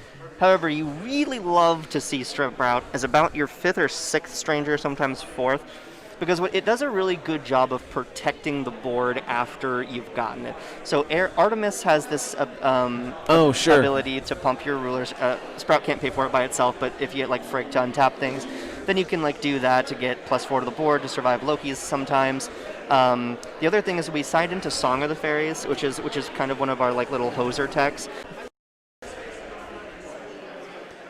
And okay, hopefully we should be back. We'll continue to do that throughout the day as best we can. We're experiencing, we might just experience weird internet issues throughout the day, but we're going to do our best here. They can at least hear the audio, even if our faces look a little glitchy. Excellent. So the other one was Thor. Yeah, I mean, it's removable. So one of the random ways that you can kind of get the altar decks is like when they play the Sigurd with their whole board and they go to get the altar. Sometimes, like you saw Andrew do in the second game, he only has like just enough to go get Athenia and like start doing the loopy nonsense. So sometimes you can God's Art with Sigurd's Enter on the chase and then like get one of their dudes off the board if they're tapped out, hoping to go for Athenia, and then that interrupts the combo. Oh, sure. And the other thing of important note is that there's not many other rulers or strangers that are really worth considering.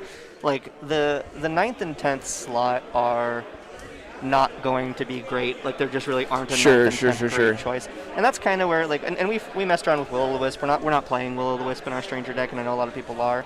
And so like it was between like that, the Sprout, the Thor, the Tree Man. We're kind of like the ones we're messing around with. Tree Man's great because it's an 0-20, so sometimes that just survives Loki, which is really good. Yep. For sure. We saw that play out in that game too. Unfortunately, he was still able to get there, but yeah. It is what it is. Yeah, and then I'm not like coming in defense of Thor. Oh, sure, like, right. If you don't have Thor, you're an idiot. But like it's our 10th, 9th one. Yeah, 9th, 10th. Okay, cool. Well, thank you for that little feedback. Good luck in the rest of your day. Thank you. For the rest of you, we will be. Good luck on the commentary. Thank you very much. We will be back shortly. So we're going to go ahead and click over to our wonderful sponsor roll. So enjoy that. We'll be back soon.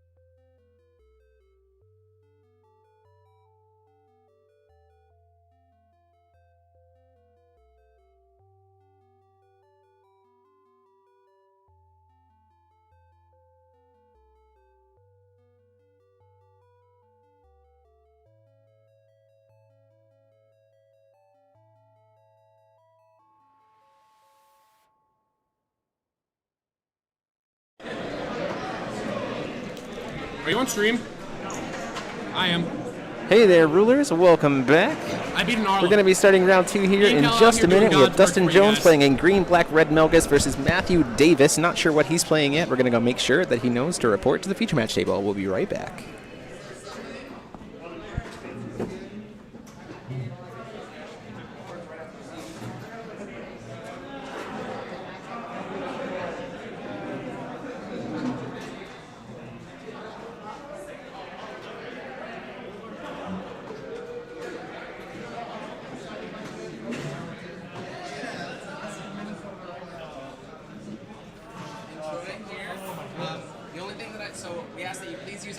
And our energized tokens, obviously. You can use your own mat if you'd like.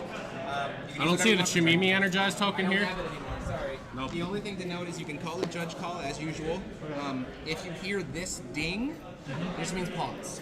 It means that one of us will be coming over because we saw something on the stream and we need to talk about it. Okay. So that's it. But other than that, enjoy your game. Your time starts when regular time starts. Awesome. Thank you. Oh yeah, I've got it.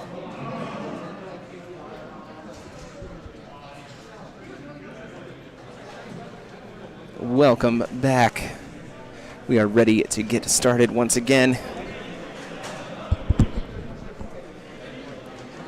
Sorry, I'm just texting my friends. Yeah. Looking forward to our round 2 here. So happy to have you all joining us. Once we get started, obviously, we'll see if we can get Charlie to come back here.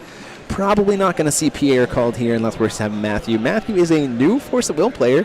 Glad to have him be here. Glad to see new members of the community stepping out, and glad to be able to show him off having a good time here on stream. So both players from Minnesota having a good time. Is that's that's right in between Owatonna and Northfield, if you know where that is. Okay, yeah. So you must go to the Northfield shop then? Yeah, I'm a local there. Awesome. Awesome. I live 2.5 hours north of St. And I teach, so I don't get to play hardly at all. I was very lucky to meet my first round opponent. Going to be having an hour break after round 3. Just double checking that I decided. Yeah.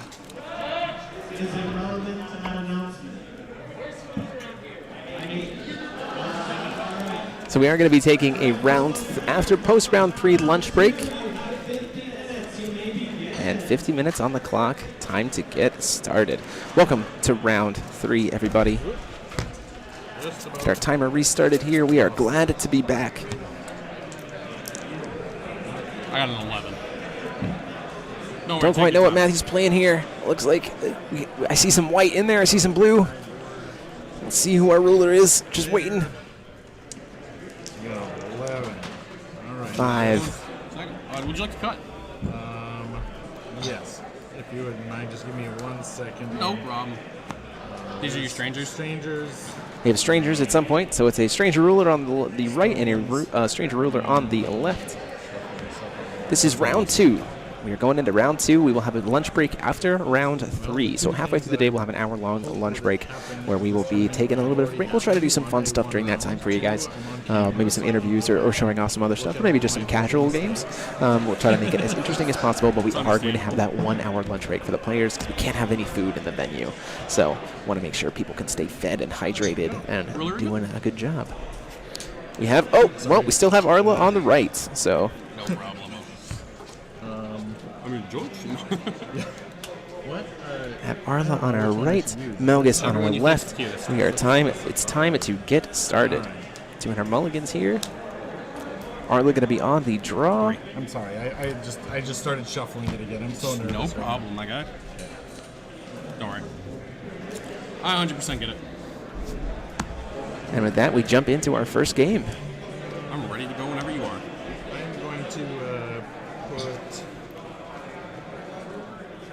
Now, this is an interesting matchup. So Pierre suddenly does become relevant in being on the screen here. Pierre being able to hit those aggro cards is very, very strong, and also being able to have access to Morning Angel because the Melgus decks do tend to make use of their graveyard quite a bit, especially with things like the Elemental they're going to be sending. We also see a Fallen Angel coming down, Fallen Angel of Demonic Vengeance, or Fiery Angel of Vengeance. Coming down here on the right, we see an Earthly Flash, looks like a Magnus Angel, a Calico Cat. No green. We do have the Energize for green, but do you want to be using that so early? We do have a Percival in hand. A lot of different options here. I think probably the best call is to maybe just sit and wait for that Awakening of the Winged Lord, or to potentially pop out that. The Magnus Angel is a little bit of a risky play here because we could just see Dustin choose to use the Fallen Angel and kill it in response to its effect, to go search for another one, and then immediately pay 2 life and kill it. The Word gets the buff here. Leviton coming down here. I'm going to choose deal 5 to you and create a 7-1. We have a 7-1 token and a deal 5 to his opponent. So that's not going to get canceled. We're going to see 35 down to 35 for Matthew, playing a very aggressive start here, coming in for potentially 7 with that token. Question of whether or not Matthew's going to have something to be able to answer the token here. Melgus in this matchup definitely wants to go fast. It wants to push damage here before Arla can set up a board, especially with things like Pierre or Excel. So and if it gets to a point where Arla gets to be able to Goddard, it's probably pretty much the game for Arla. The wide boards are certainly something to struggle with. Melgus does get to do a lot of cool things in terms of finishing the game with Shakti. We do see the 7 go through, no removal there. Go down to 28. So an early 12 damage here for Matthew. Seeing it energized in the upkeep for that Awakening of the Winged Lord. Yep, as we thought, we're going to look at the top 4, hopefully see if we can get a Wings of the Archangel during the upkeep. If so, it's very, very good because we get to get a lot of value off of it. We can start casting stuff with Quick Cast before recovery. We do see there's a Wing of the Archangel there. We also see a Pierre, so it's a little bit of a choice. Probably the best option is to indeed grab the Wings of the Archangel to get the triggers. Ends up choosing to get the Pierre here. Yeah, that's fine. He gets his counters. I'm going to tap to search for another one. We're going to see the Pierre here. This is pre-recovery, so the Pierre coming down here, and again, that Fallen Angel going to be able to kill the Pierre before we get anything else. He's going to pay 2 life and kill the Pierre before the recovery phase. So going down to 38. So he can rest. He makes all my Blackstone. Yep, 2 life. We see a remove from game. Make sure that Fallen Angel is removed from the game. There we go. Better indicated. So that's one of the reasons why I think the Arla, the Wings of the Archangel might have been better. Ramps him up, gets him a little bit more progression, and sets him up to be able to establish. Whereas Pierre is just a 4/4 by himself, and with no other strangers removed, you're not going to get a lot of value off of it. Down comes a Cathedral. So there's a little ramp as well. Getting to go get an Angel from his deck. See a Magnus Angel. We're going to immediately cast it. The other thing is, too, is this would have been a really good reason to, if you had the Cathedral in hands, you could have done the same play, but with having 2 more strangers removed already means that your Magnus Angel was already coming in as a 9/9, so it's a lot more safe. This is a lot more risky. Now it's just a 5/5. We see a Siegfried out of the Rune deck, an interesting choice there. Beefy Bears. Beefy Bears, yes. And then I will pass it. Draw for turn. Draw for turn here. Nothing during the upkeep. See, looks like another Leviton. Yep, second Leviton coming down here. We're definitely going to see, he says, you know what, you're tapped out. The Arla player, the Melgus player is definitely going to try to get through for lethal. We're going to Judgment for free. 7 coming in here down to 21. Going to see Flip. Get a free Stranger. We're going to see what we're going to hit here. Like to roll? The D10. Whoa, 7. 7. 2, 3, 4, 5, 6, 7. Our 7 is the Azazel. Oof, really, really strong here. We're going to swing in for the Azazel, get in for another for more damage there. Use the floated mana. Goddard, eat the token. I'm trying to remember exactly how much that is. I think it's another 7. Azazel's going to trigger, take him down with whenever a a 19. Resonator dies, I can deal 2 to something. I'm going to choose to do you.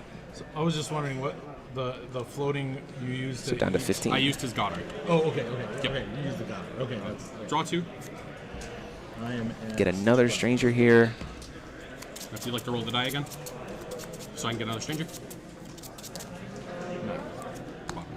An Artemis, which has Swiftness, which can swing in for 10. Just Swiftness first, right? Oof, that is unfortunately going to be game. We're going to see the Magna block. 10. Melgus is going to swing in, take him down to 5. I'm going to banish all entities I control. And then we're going to use Last Secret Sword to finish the game out and close the game there. So a very quick game 1 for Melgus against Arla. This is kind of one of the things I'm talking about is Arla does have a little bit of that vulnerability, and just if it can't establish early, Melgus can just push through. If I say anything that you don't like, just let me know. Back off. Last Secret Sword is an excellent way to be able to get that. You know, it's just suddenly being able to have that extra reach, managing your cards, also, if you have any taking your questions, opponent down to, you know, you get them 1,000 or less. They don't have any life, and you just kind of close the game out that way. Going into game 2 here.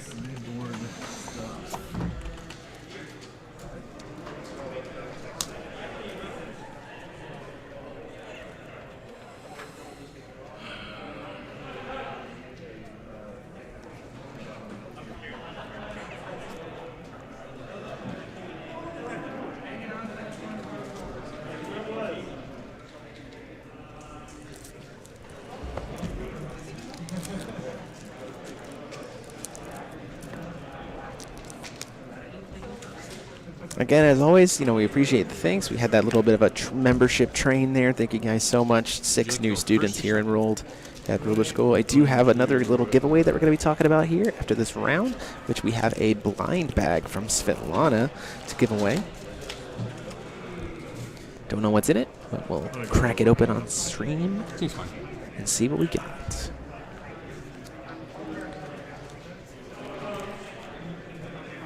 I think that there was a line where if we had seen the Wings of the Archangel come into play there instead of the Pierre, we would have been in a much better shape. Because then, going into Matthew's turn, we would have been at 6 total will. You know, you could have had, with the Cathedral, you would have been able to play the Cathedral and still have 4 will with both your Regalia and the Cathedral to maybe do a little bit more. I'm going to go but ultimately, deciding to go with the Arla there. Maybe not quite familiar with Fallen Angel. A Fiery Vengeance. Dustin says, I'm ready to rock. Just take your time. And then we'll move into game 2 here. Hope you guys are liking the new setup.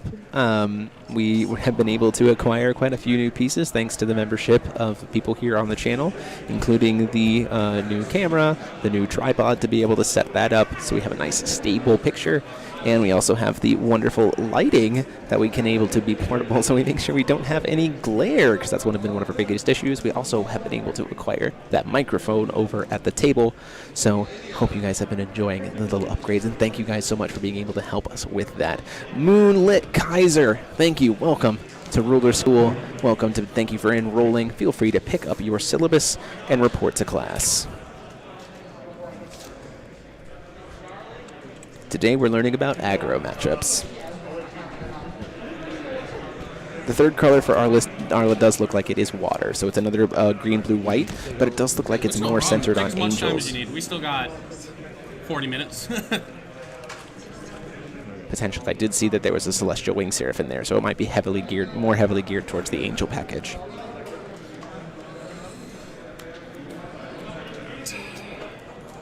No, your hand that game just didn't seem to be the greatest. It was just a lot of 2 drops. And plus the Pierre was like less than a great flip on the... Yeah, when I have the answer on the board, and it's like... Well, this is going to be awkward. You can grab additions too off that, by the way. Just to let you know. Yeah. Yeah, any 2 drop. Oh, okay. It is literally anything. Oh, that's awesome. Except for chance. Yeah, that would be... Also, it's kind of relevant in this matchup, but you can use it as a life gain spell. Oh, because one of the modes is R2 Stranger gains attack. Yes, that's right. That's right. Yeah. Okay. Taps. Yeah, you're good. Okay. Going into game 2 here. Yes. Hope you guys are enjoying. So the weirdness is, maybe you guys can test me, because of the weirdness of XSplit, I can't see how many people are currently viewing the stream, and I don't want to put my internet at risk for dropping any more frames to try to go look. So if someone maybe wants to let me know how many people we have watching, that would be cool to be able to report back to everybody. But otherwise, let's go ahead and go in here to game 2. Moonlit, we will be there streaming if the event does not get canceled, so hopefully we get to look and meet you there. Welcome to Force of Will. Happy to have you be a part of our community.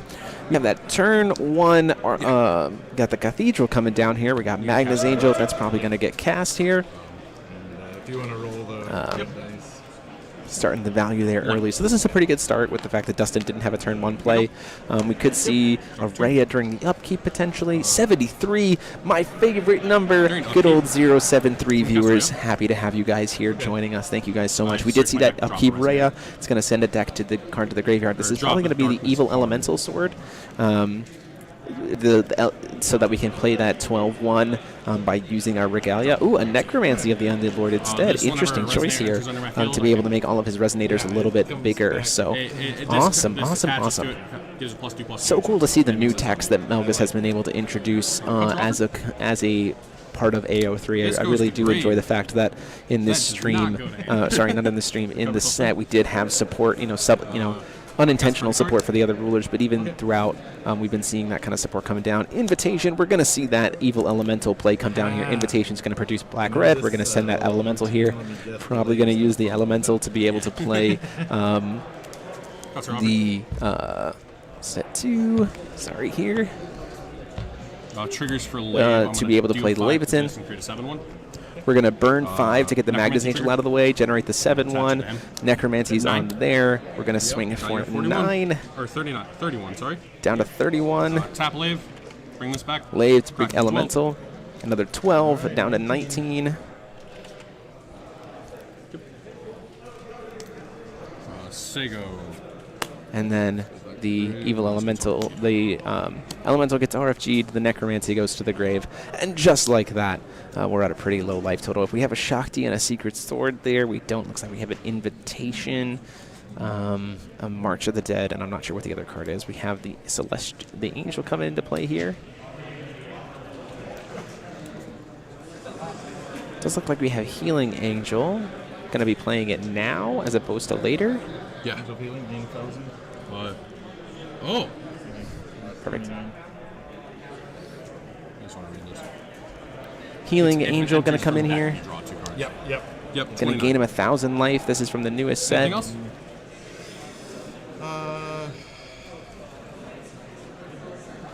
We'll go ahead and Gets him 1,000 life back. Oh, that makes me sad. Also prevents the next damage that will be dealt to itself. It came into play from hand, so he's not going to get to draw the extra cards on it. But a little bit of life gain is helpful. And then we see Morning Angel come in to get that Necromancy of the Undead Lord out of the hand. I do have the ruler breakdown, which I will be going over shortly.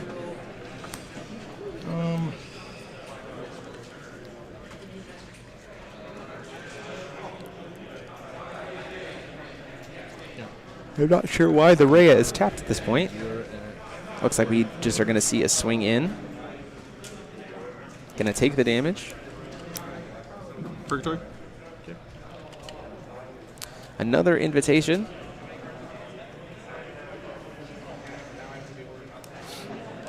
Babatunde, more and more people hanging out. Super happy to have you here.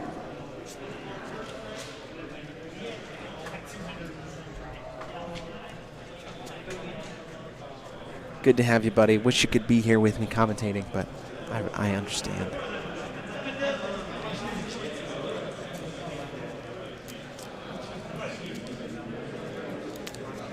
Cuts are offered.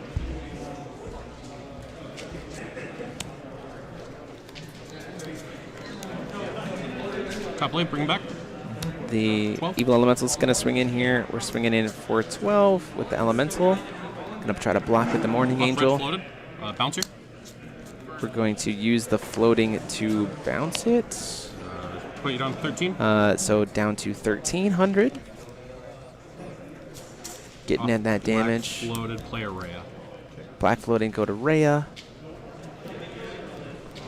Get to send another card to grave here. Once again, we're at a very close point. Pharisia. Interesting dump choice. March did, so we can bring Pharisia back. That makes sense, having a flyer to be able to make use of. That's also removal because he's got darkness cards in his hand. Suddenly those can become what they need. So we're at a very close point. We're having Regalia plus Last Secret Sword to close out the game. That Evil Elemental needs to be off the board. He catches it. He needs to get RFG'd.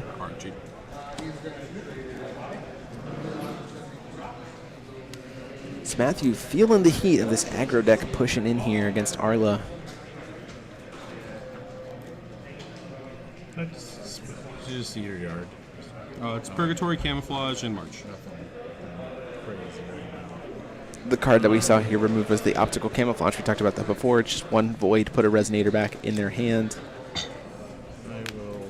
One of the cards to have some influence out of Ghost in the Shell.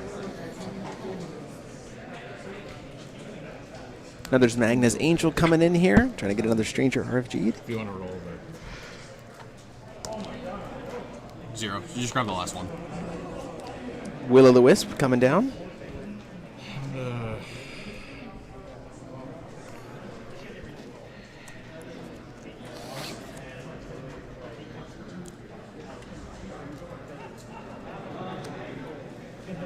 Excel, a very good body here to be able to get another stranger removed. Then we'll have 9 +1/+1 counters on it, so it'll be a 10-10.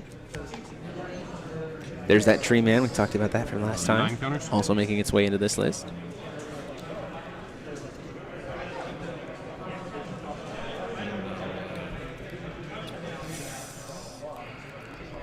How many cards do you have in your hand? 0. 0. Okay. No cards, no mana. You're completely good to do whatever you want, my guy. 0 cards in hand as well for Dustin. Just what we see on the board.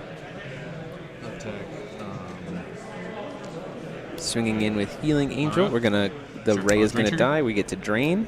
He goes up to 4,800. Yep, sorry. Go ahead. Man, I was drain stacked. Used to. Draw for turn. Yep. And then that's it. We're gonna see a pass return. Ooh, and a Thunder off the top. Combat. 6. Swix in for Thracia. Says, you know, are we gonna let the Just damage barrier. happen? By the way. Yep. Can't be targeted by removal. You have to commit the blocker to it. We do have the Excel. It can serve to block there. The Magnus Angel can also block effectively. It is a vampire, so it is also going to drain for some damage because of the Rhea that's on board. Block with my 10. Choosing to block with the Excel. Gain Down 6. comes, gets gain 6, goes up to 54. 54. Judgment. See Judgment. This is where we're just going to see a lot of push through happen. Enter trigger. He'd like to roll the die. 7. Or 4. Sorry, our 4th one is the Shuren. Swing 4. What is that? That's 4. And what do you have floating? Do you have any? I don't have any mana floating. Okay, so you just have that. Shuren here. Okay, no cards in hand. So we're going to try to swing in for 4. One for turn. You have access to I'm going to block with the Magnus Angel. Goddard. We're going to use the Goddard to sack the Rhea, draw 2 cards, and get a new stranger off here. If you'd like to roll the die again. We hit a Laurier. I'm going to eat her.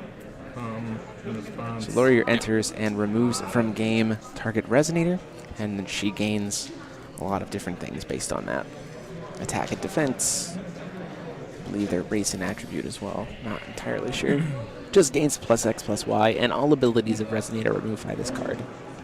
There's nothing else like floating around right No, I have no mana floating.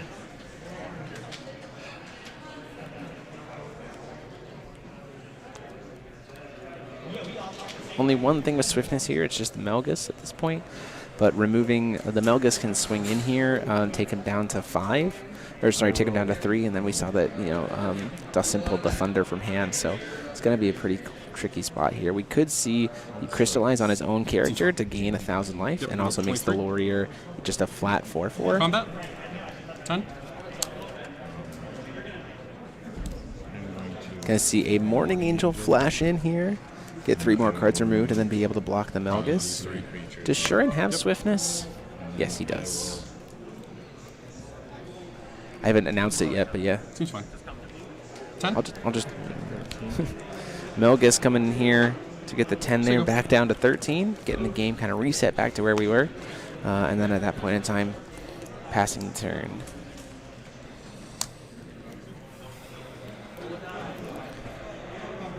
Arla, a Nameless Knight in the hand of the Arla player.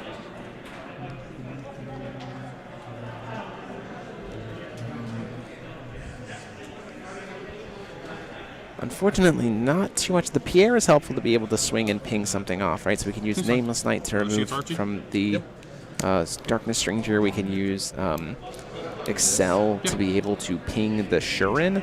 There is some credence here to, with it being tapped out, you use the Percival here to banish to put 2 +1/+1 counters on the Excel, and then you swing the Excel into the Melgus, and then use the ping from Excel to kill the Shuren, just like reset the board there, which I think is probably pretty valid. It just looks like it's what we're going to do. We're going to attack the. Sounds good. We're just gonna go straight face. So hitting for. Yep. Looks like 1-1, 12-12. So taking him down to 42. The Necromancy has been removed from the game. Gunplay was removed by an early Morning Angel. See another Magnus Angel come down here. So Matthew doing a pretty good job establishing here. Let's see. If there is another Necromancy in the grade, it isn't not a mandatory, so that's okay. How fast?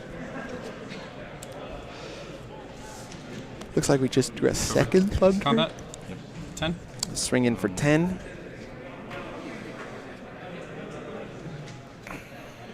Nameless Knight potentially going to block here. There's credence to the idea of just using the Magnus Angel because it's bigger than the Melgus, but there's also a world where you don't want to have Melgus be able to flip over, so if he has a Regalia, he doesn't get access to the burn 5. It's a little bit of a tricky situation here. We are going to see the Magnus Angel. In response, we're going to see Bloody Break to kill it, which then we're going to get the 10 damage through, go down to 3, and at that point in time, we have Thunders in hand for game. Do you have life gain? Thunder for game. Good job. So that is the game for that one Dustin. Was a lot closer. I did not like that. Melgus like, definitely bursting off there. Yeah, like, you see talking about that one being a lot closer. That'll do. Melgus being able to chip away, Arla not quite being able to push through what it needs to for the game, and then having the Bloody Blink removal to sneak through with Melgus. So that is that for us, but let's go ahead and talk about a few other things, shall we? So first off, I'm going to try to flag Charlie down because we have the ruler breakdown. He left.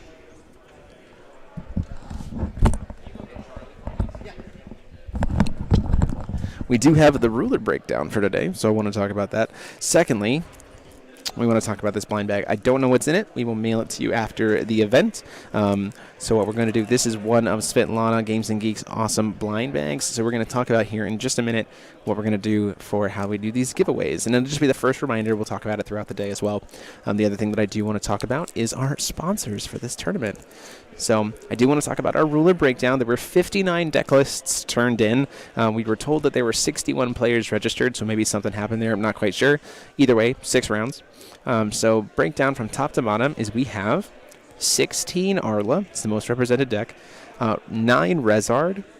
6 Brunhild. 6 Hanzo. 5 Melgus. 4 Prisia. 3 Lenneth. 2 Adams. 2 Farias. 2 Reflect Refrains. And then 1 each Loki, Lich, Isis, and Lucifer. So again, 16 Arla, 9 Rezard, 6 Brunhild, 6 Hanzo, 5 Melgus, 4 Prisia, 3 Lenneth, 2 Adams, 2 Faria, 2 Reflect Refrains, 1 each of Loki, Lich, Isis, and Lucifer. And that list has been posted by Charlie on the Force of Will Global page. If you're not already a part of that, go ahead and click that link. I believe we have a link for that down below. Otherwise, you can just search it on Facebook, and that list has been posted there. But enough about that. You guys want things. You guys want stuff. You want to be watching. You want to be earning stuff. Well, you got to wait a little bit longer. I do want to talk about all of our wonderful sponsors who have helped us here. You can see their ads in the in-between as well as on screen. We have ccgprime.com over here, an excellent resource for being able to buy singles for the new sets. You can check them out. They just revamped their website, so you can check them out in the link down below. We also have Happy Little Hug Factory, a wonderful resource who previously has been the sponsor of the channel. They do excellent work carrying singles and sealed product for not only Force of Will but other games as well, and they even have a Force of Will buy list, so if you have stuff that you're looking to move, you can move it over there. The online league series, Cal Tuma's free to play online tournament series that you can play on Untap on your own home. You can check it out and sign up using the link down below. Tons of fun and tons of different formats being played, so you can participate in that, so be sure to check that out. You can win real prizes just by participating in the OLS. A lot of fun. Again, like I said, you can play in 3 different formats every single week, meet players from all over the world, and have an overall great time. Obviously, we don't need to shill ourselves. We are Ruler School here. Happy to have you guys be part of it. Happy to be able to bring this content to you guys today.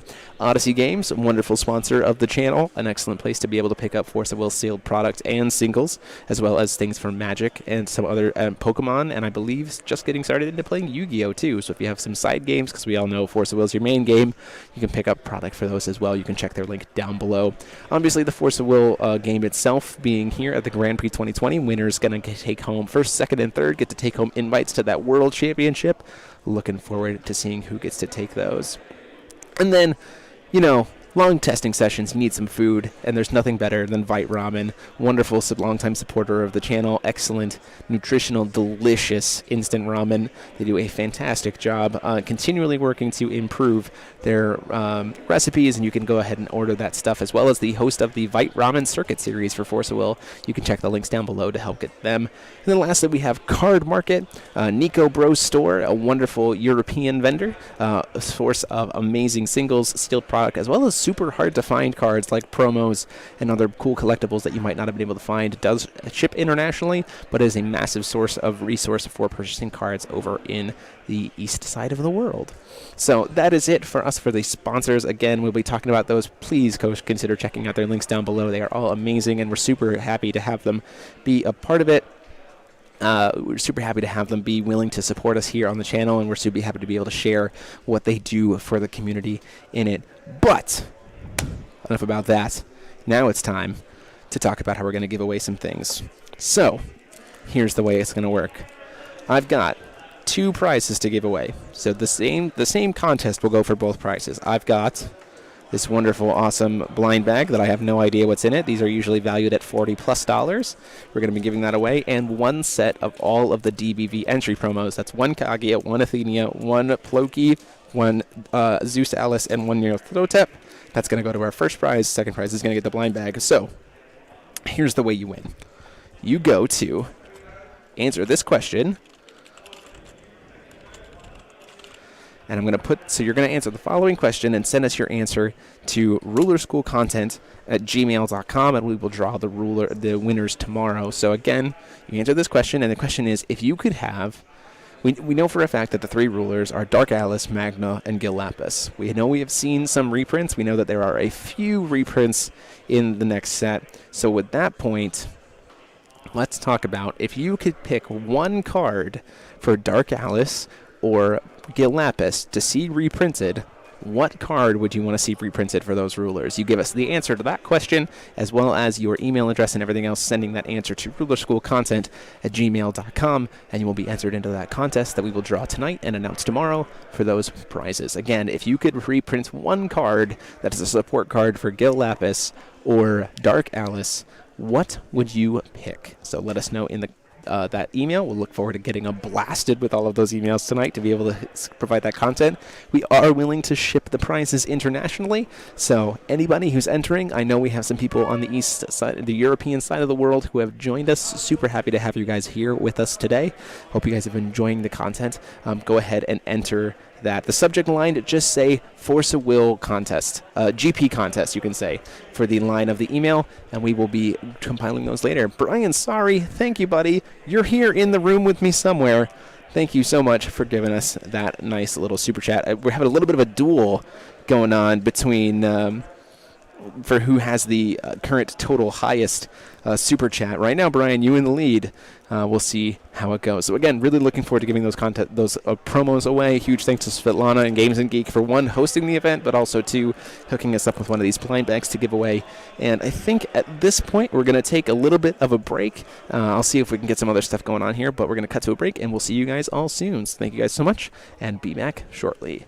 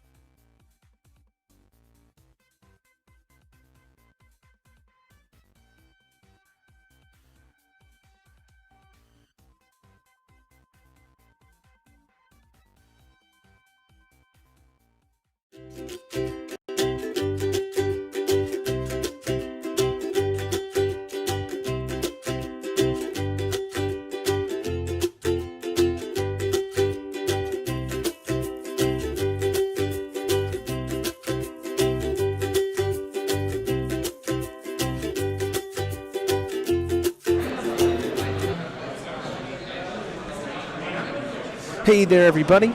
We are getting back to it.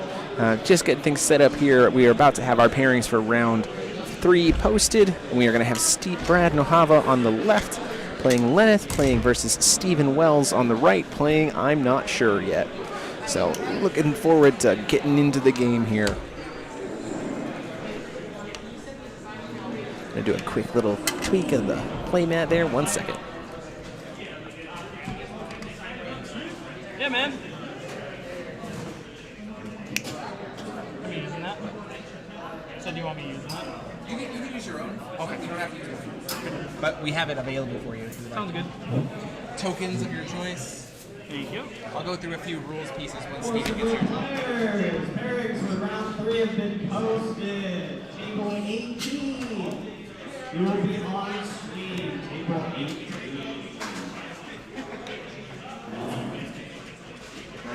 I wasn't expecting to be on stream, but that's nice. I like that. There you go. So we always, again, we ask that you use our dice, please. Determining strangers can be done with a 10-sided die. Nobody using any of the other dice and tokens. If you have a judge call, just call a judge as usual. The only other difference is if you hear this thing go off, bing, bong, just pause. Just pause the action. That means we have to come talk to you about something that we've seen on screen. Other than that, you guys are good to go. Okay. As soon as they start the round clock, you guys are good to go. Thank you. If that beeps, we stop? Yep. Alright. Ooh, I'm nervous now. Yeah. Hello, everybody. We are back. Getting into here. Round 3. Lenneth on the left. Not sure what we got on the right. We're going to find out here in just a little bit. I'm 1-1 now. Stephen is kind of well known for, kind of loves his Adam. I'm not sure if I remember the breakdown having Adams. There might have been Adam here, so we'll see if Stephen's still rocking that Adam to this event. And then as a reminder, after this round, we are going to have an extended lunch break. We'll try to do a few things during that break for you guys, but it might just have to be a little bit of pause. We got to eat food here too, and we want to make sure that players get enough chances to eat food on their own as well. We do have a nice little surprise for after the lunch break that I think you guys will enjoy. What's your name, man? Stephen. And there it is. There's our Adam. Like I said, Stephen Wells bringing our Adam to the table against Lenneth. So Adam versus Lenneth, taking it down. Let us get started. Happy to be here. Love to see that Adam represented. Love to see Lenneth here. Mike Rance, you better get in this chat. We got some Lenneth action for you here. It is not 2 Adams. It is Lenneth versus. Yeah, there's 2 Adams in the lineup. I remember that now. Thank you, Gray. So. Obviously, the Lenneth is most likely geared towards potentially probably the Ouroboros combo, which for those of you who don't know, revolves around this handy-dandy little spell right here. Let me pull it up. No problem. This new Lenneth support card to play the 5-drop Ouroboros with Quick Cast to be able to reset your opponent's life to 2,000. And then at that point in time, you go to your turn and you swing through to be able to kill the player with a 2,000 Ouroboros because he is a very large card. 5? Yep. 4. Go second. Alrighty. All right. Try to pull up the Ouroboros here for us to see him. This guy right here, our 2020 reset your opponent's life to 2,000. So let's go ahead and jump right in, see how this goes.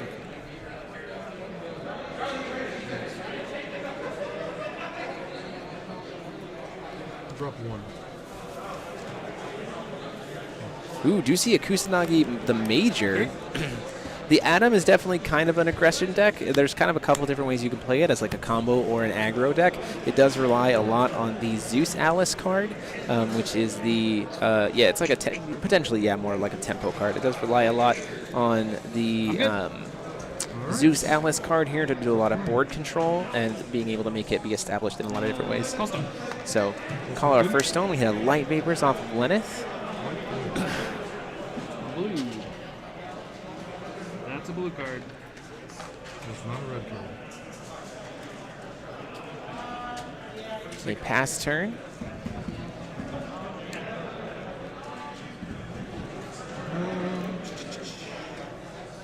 Considering doing the dive here, it looks like.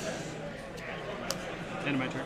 We are going to see a Dark Alice here. It looks like either end of turn or I couldn't quite tell if it was end of turn or beginning of his own turn, but Steven deciding to bring in the Atom here. We do see the Atom go to grave right off the bat, so now we have access to 5 color stones and a Zeus Alice in hand early on, choosing to get rid of the major draw for turn. It was at the end of Brad's turn. See a Heat Ray, but because we have that Atom in the graveyard and Dark Alice lets all of our stones be 5 colors, we got Explore the Unknown coming down here to try to fill out our hand. Get a Wind Resonator from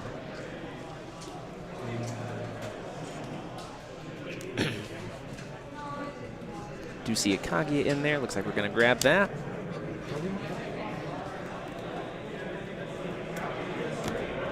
Would you like to cut? No thanks. You're good. And with that, I will pass turn. And that we're going to see a pass of his turn. We do see another, I believe there's another Dark Alice. Another Dark Alice in Steven's hand there.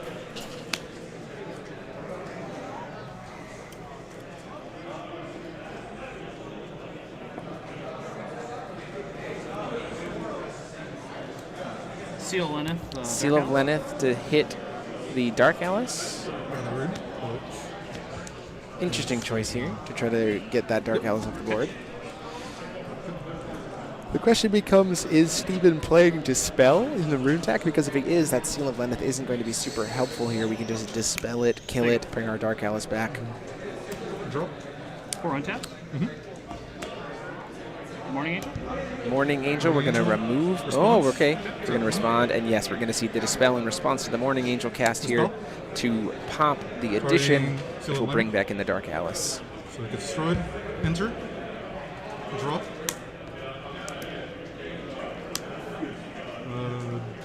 Draw. Destroying an addition here. It's the Dark Alice back into play, so the Morning Angel won't be able to successfully target the graveyard, so that stuff's going to stay there. Okay. Triggers obviously can't listen to the graveyard. Recover. And then move to recover. So this is all during Steven's upkeep. There we have a green Blackstone, so it does look like it's some kind of altar style. Glorious Roundtable. So I'm going to reveal the top nice. card of my We deck do see, because we have the ability, you see the Round Table edition. So this is going to let him reveal cards from the top of his deck until he hits a Knight of the Round Table. The only one that is in the deck is a Zeus Alice because it is treated as all of the races. Trying to find that card. That enters? Yes, it enters the field. Do not see it in my lineup. I apologize here. I want to be able to talk about it. It's an excellent addition for Adam to be able to get Zeus Alice to the field quickly, because it also can't be Arendite-ed, which is very, very nice. So now we have the Uber DBV Dark Alice coming in here, who is a 10/10 with all of those abilities, can swing in the air, choosing to block with the Morning Angel. So Steven's going to go up to 5,000 life. That's not a huge issue for the Lenneth deck. It doesn't really matter how much life Uni has, because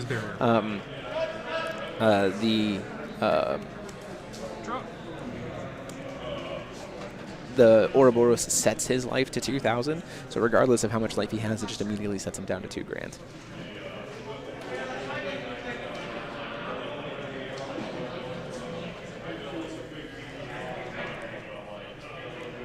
Does seem like we're experiencing a bit of higher rate than we wanted of dropped frames. I apologize for that. We might have to, in between games here, trying to do a little bit of a reset. Just stick here on the channel so we can try. Remove target non-J-Ruler, non-Magic Stone from the game. Okay. Doesn't have barrier, correct? Correct. Target. So we're going to go ahead and get rid of the Zeus Alice with the Lenneth trigger. Gets that out of the board.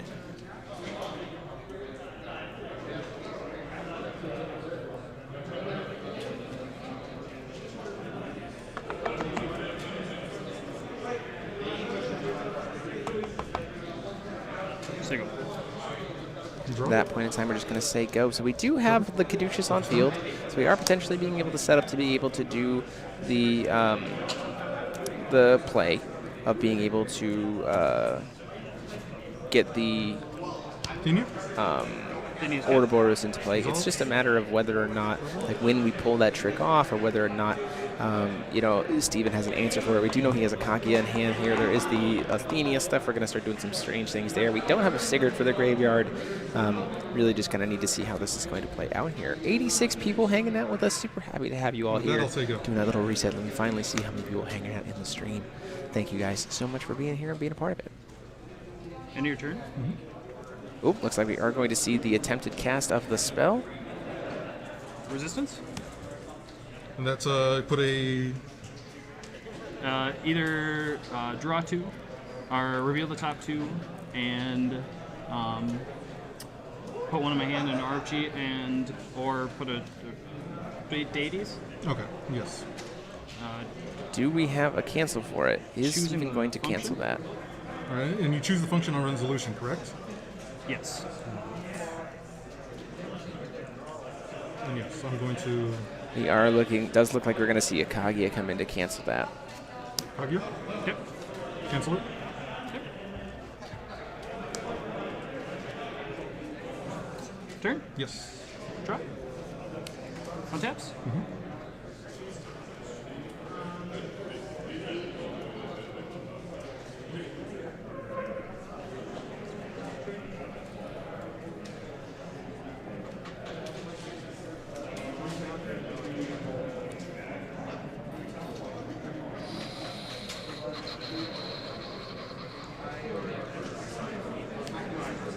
So now the Lenneth is kind of a bit behind. Without having that other spell, we're staring down a lot of pressure here.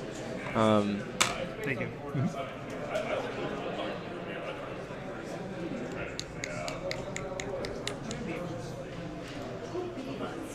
Can't really call stone. Meanwhile, Steven's going to get to continue to establish more and more pressure call stones with Adam, because he really never judgment the Adam.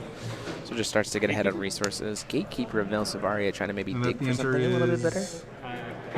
Pitch RFG from my hand, and then draw that many. Okay. Results. Yeah, you do choose mode on cast. 3. Getting 3 cards out of the hands, drawing 3 cards. I apologize again for the drop frames here. I'm trying to give as best play-by-play as we can for the stuttering frame rate. In between rounds, we'll see if there's something we can do to address it.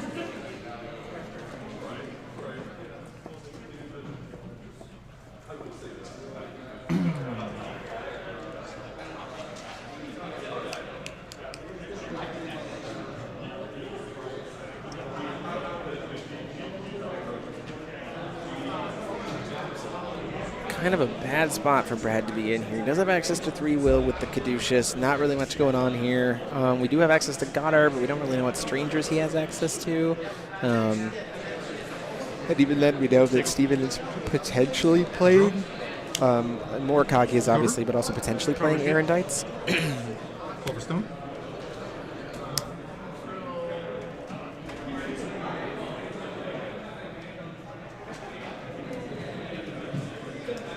Another Adam Engrave. That's not really going to do much here, but also doesn't really need to do much here. Can we have a Dark Alice for the field?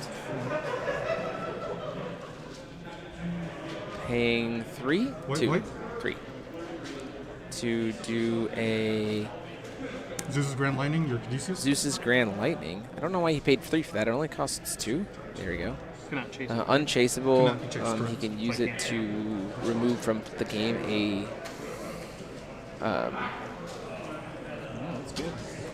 card. We're going to get rid of the Caduceus.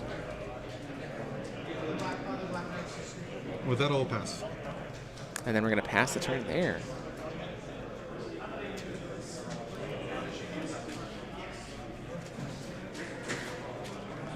Only 6 rounds today. Correct. We had 61 players. 4 on taps. For recovery, we're going to see Morning Angel come into play. Just to put a body on board, I imagine, or maybe remove cards from his own graveyard. Yep, hitting things from his own graveyard. No, resonators. Resonators only. That's important. No, it's anything. Oh, is it? Yep. Target cards. Oh, shit. Okay. I guess I've been playing it wrong. Well, that's good to know now. Drop. Move to draw and recover.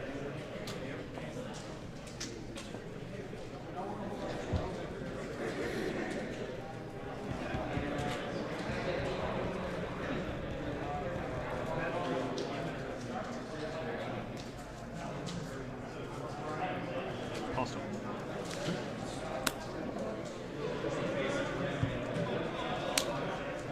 Blue Percy? Blue Percy is A good. blue Percival to go search for a Get chance. Or Regalia? Yep. Probably looking for another one of Or is it those just a new Regalia? cards to be able to cast to get the Ouroboros that's in his hand into the grave or into the game. Light Erasing Revive. Okay. Whiffed.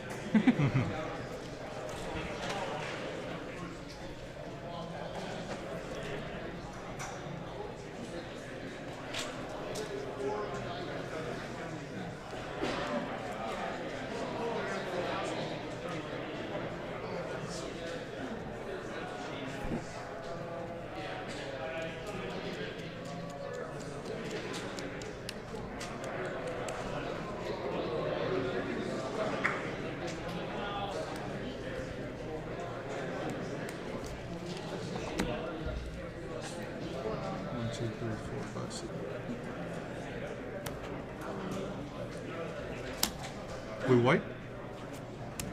Gloria's Roundtable.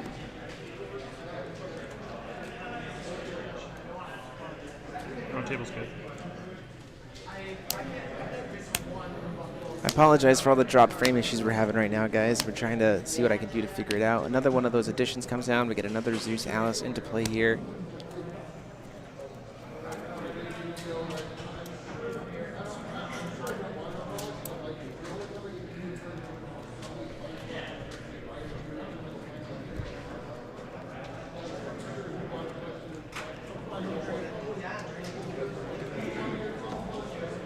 Let's go with combat. Is good? Anything before combat? Go to combat. Light Erasing Revive your Zeus. Zeus Alice getting a lighter Rezazen revived, but we're going to see a Kaguya come down to cancel that. Just a very, very full field here. Had to try. Zeus Alice is going to get to swing in and finally get some damage in there. We do have another flyer, so not necessarily because the Morning Angel can still block it, but we're still staring down quite a bit of pressure from Stephen's side of the board. So now we're still in combat. Not entirely sure if there is an altar in this Adam list.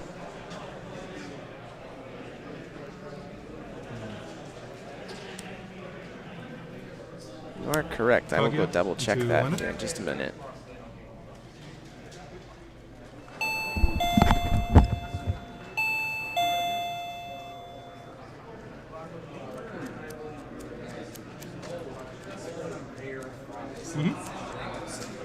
Go ahead.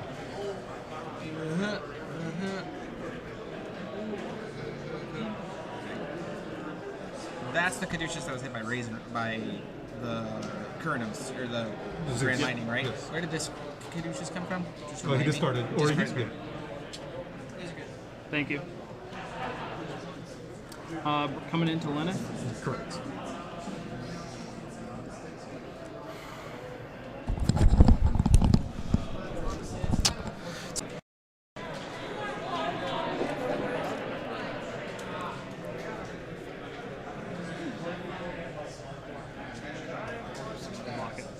Okay. Oh, and she lives.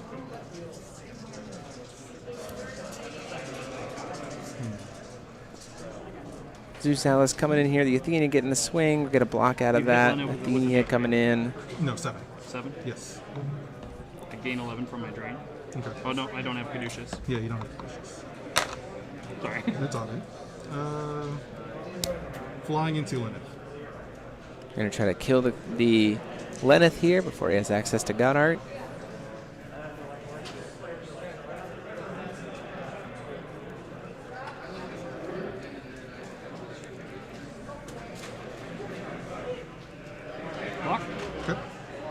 1,000. Block with the Morning Angel. Steven gets another 10. Up to 6,000. And then I'll pass. And then at that point in time, we're going to see a pass.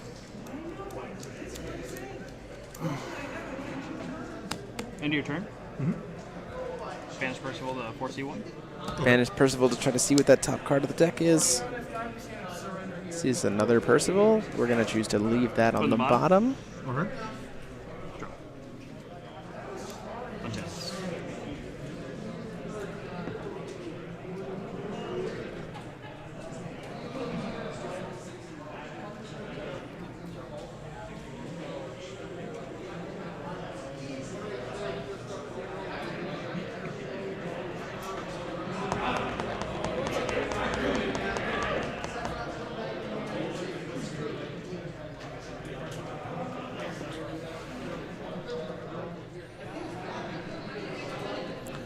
So Brad's staring down quite a big board here, running low on resources, keeping Leth, you know, calling Stone probably necessary here. Interesting to me that Steven decided to go for the Lenneth other than potentially stopping the God Art. If there is a Loki in the side in the Stranger deck going into hand, that's, you know, I could see that idea. You know, you don't want to have to get hit by that card. I'm going to pull that up real quick. Strangers. You gain 1,000. I gain 1,000.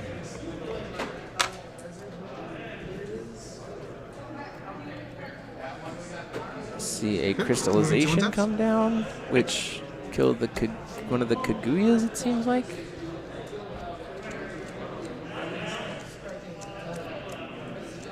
I don't know. Hold on. The crystallization wouldn't kill the Dark Alice? Stone? Hold on. 6.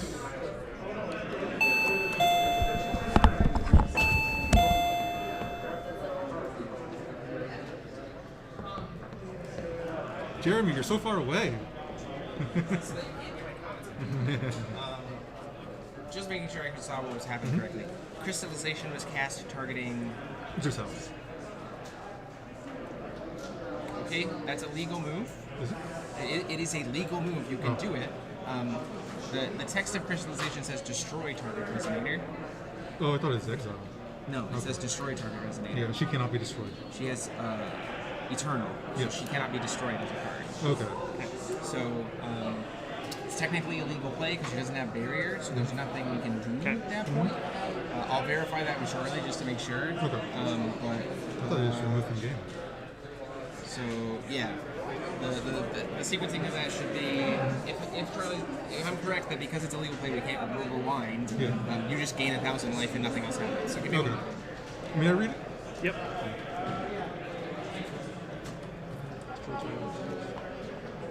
Okay, yes, it is destroyed. I thought it just straight up removed and you gain 1,000. I forgot about Eternal. Yeah.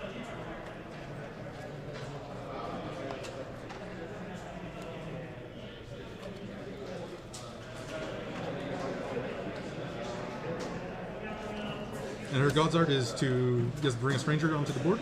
Yep. Okay.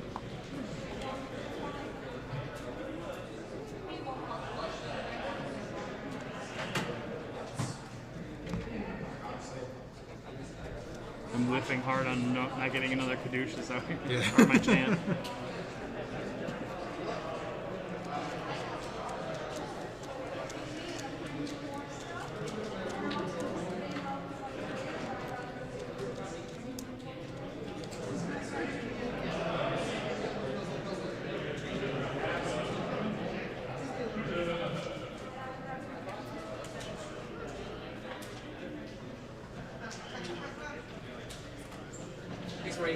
I was correct. So it is technically a legal play that can happen. You both agreed that the card resolved and could be played. Yep. So all that happens is you gain 1,000 life. The crystallization is spent. That's it. Okay. Thank you. Roger.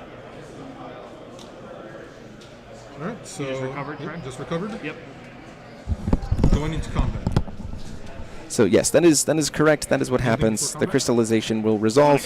It is a legal play to do it. Both players were okay with the card happening, but Zeus Alice has Eternal, so crystallization would not do anything to the Zeus Alice, and we move forward from there. 5. Seeing a Goddard happen into play here. I think he actually hit the Loki. Gnarly. That is the Loki that we just talked about. So, wow. Hit it. That's actually really, really good for him in this situation. Let's not let that happen. So, right quick. Loki is going to remove all other resonators from the game. And because it's part of the resolution of the Goddard, there is the trigger of the thing, but we have a Erendite, it looks like, to try to cancel it. Did I call for stone this turn? I don't... Choosing whether or not to awaken it, I think, is the choice here. Okay.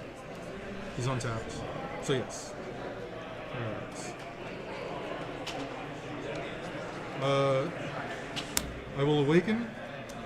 We will awaken the Erendite, so this will kill the Loki and cancel the enter effect, so he'll get to keep the cards. And at that point in time, it's pretty much it's pretty much going to be Stephen's game at that point for at least game 1. Yes, the Moonlit, that is indeed a buy a box promo for Alice Wars. If you'd like to do it like that, I can say that I just canceled it. What's that? I can say that it just canceled and we don't have to destroy it. But it's at the play where everything resolves. So yes. I'm pretty sure that's how it works. If you'd like, we can call a judge. That'd be it. Yeah. I would like to. Seems like we're getting a judge call. 1 second.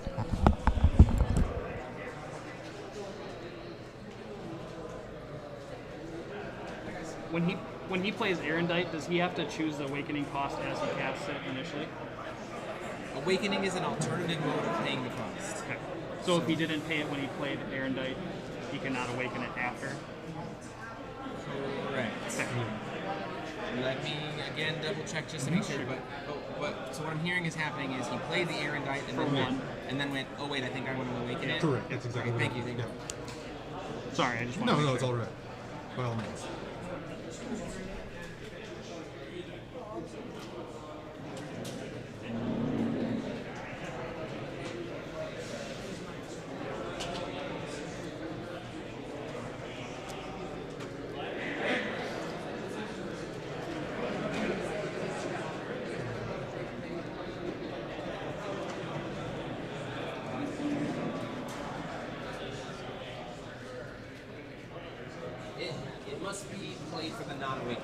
Because the initial casting of it was to be non-awakened. Once it got put on the chase and paid for, you can't suddenly... It would be a take kind of play, which you can't do. Alright, so do I recover my stones, or are they already spent because I did attempted to cast them?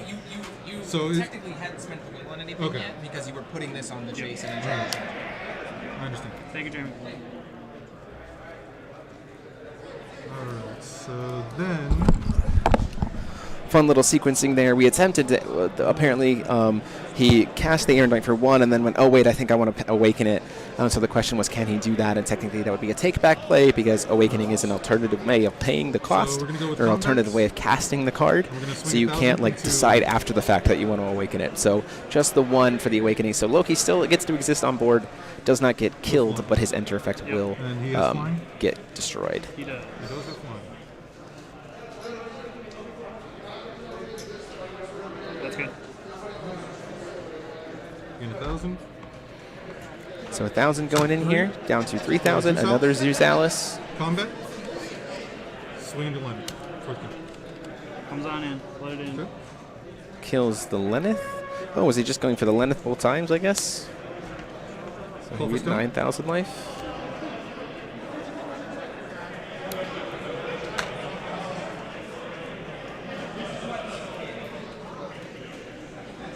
Have 3.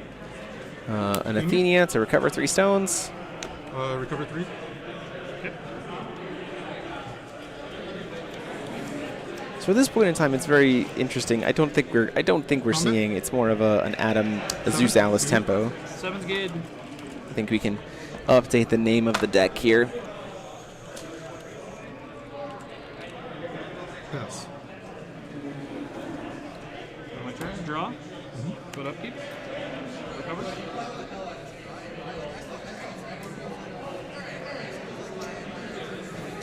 Well. So I'm not really sure what the Lenneth deck could do against this board now that the Loki has been spent. If you had a way to give swiftness, I could see maybe we still have a way to do the Ouroboros. But I'm not sure there's much else can be done. And at this point, he's kind of hurting himself for being able to play the game on game 2. Again, we're seeing the clock kind of going against him in this sense. Draw. Just leaving up Will and calling and passing the turn. Seeing if we have anything pre-recovery.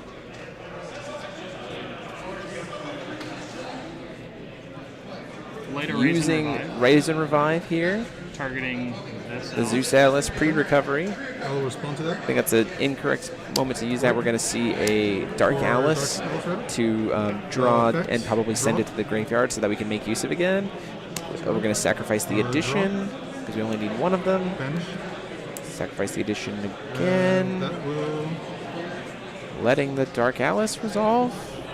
Except for blue. Alice is castling. Oh, we're going to Alice is castling the Zeus Alice. So wow. This will go to the bottom of the deck. Yep. Goes to the bottom of the deck. Gets to put in another one into play and draw a card. And then I draw. Then I'll light up for Raise and Revive and will not remove anything from the game.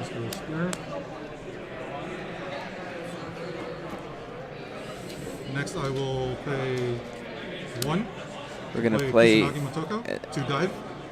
So I can look at your hand. Oh, we have the Kusanagi Makoko to dive and look at his hand. This is still pre-recovered. We're going to look at the hand and probably cast it so that we can kind of make sure we have what we need here. This is a secret rare one, but it is this card right here. Okay.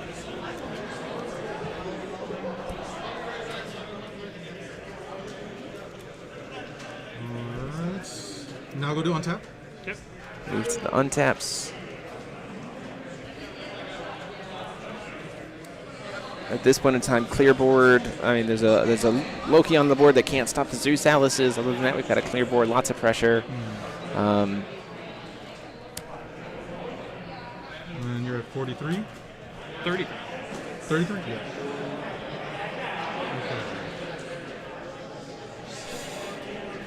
Okay. Steven just figuring out how he wants to sequence it. Maybe call Stone, maybe perform Judgment. I think there's a world where you call Stone, or where you perform Judgment here and then use your rune to tap down the Loki just so you can swing in with everything for lethal.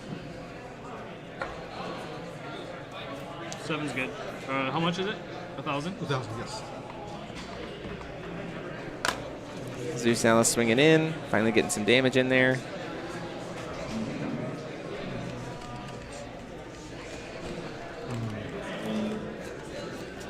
You gained 1,000, right? Yes.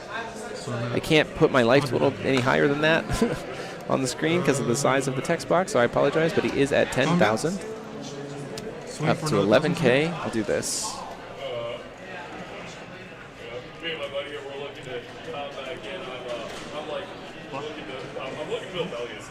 Tap 5. Remove from game. Does the Loki have flying? Alice. Oh, we're going to pay 5 will to remove it from the game, I think. Remove from game. And then we're still going to get in, take him down to 2K.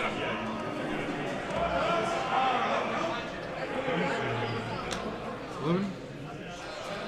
Combat? Going to combat? Yes. As we go to combat, we're going to see a bounce one of the Athenias back to his hands. Athena is bounced. Which we can recast immediately. Yeah. Swing for 8. Swing for 8. Take him down to 12. Flashing Morning Angel. The Flashing Morning Angel.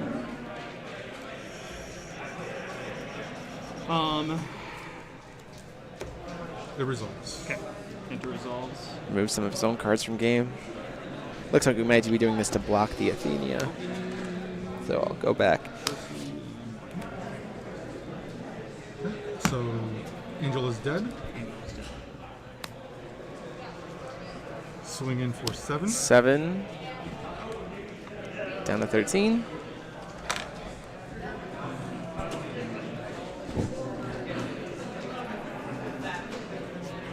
Tap 3 for Athenia.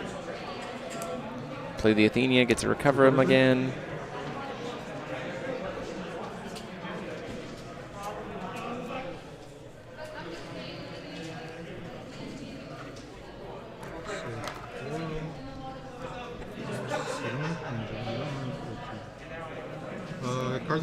2. So you have an Erendite and Ouroboros. 2. Play the Motoko from the dive area. We can lock out his cards in his hand. I don't think you really care about him casting the Ouroboros. I'm not entirely sure what you call here with the, maybe you call a Raise and Revive. Down to 900. Pass. No, that parent time you pass turn. Maybe Light of Raise and Revive would be my thought of what you can call. Or a Caduceus, that might be an answer as well. Just to make sure that the Lineth just doesn't get value. Because knowing that the hand is Erendite Ouroboros, you're not particularly concerned. You got it. Okay. And at that point in time, Brad's going to say, well, let's scoop it up. We'll go to the next game. So, unfortunate little sequencing error at the start. I should have scooped sooner if I don't get my stuff right. Steven taking that game 1. Go into game 2. With only 14 minutes left on the clock. Not a super great position for the Lineth deck to be in if it can combo out, unless it can combo out pretty early.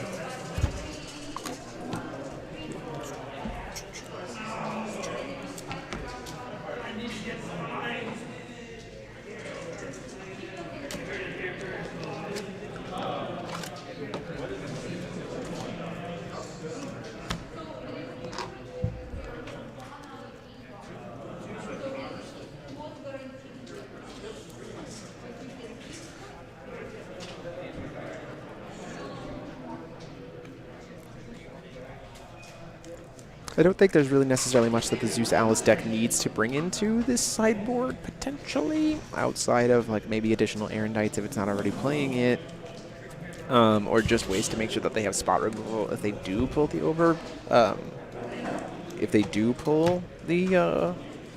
Ouroboros. CCG Prime, the only reason you can pay 1 less for Cyberbrain counters is if it is Aramaki. Aramaki is the card that costs the ruler that allows you to play Cyberbrains for 1 less. Everybody else has to pay full cost for their Cyberbrain cards.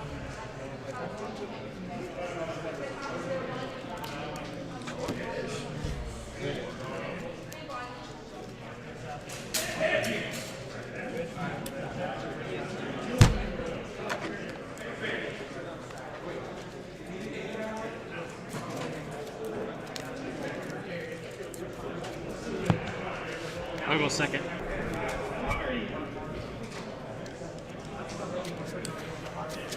Dispel is addition, right?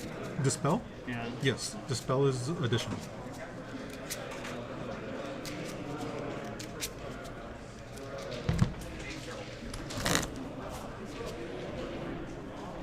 Good cut? Yes.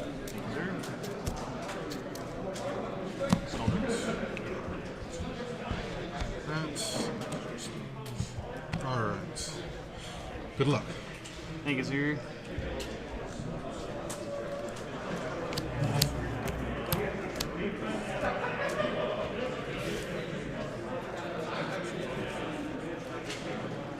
So going into game 2 here, what you see looks like an Uber Kaguya in the opener hand here.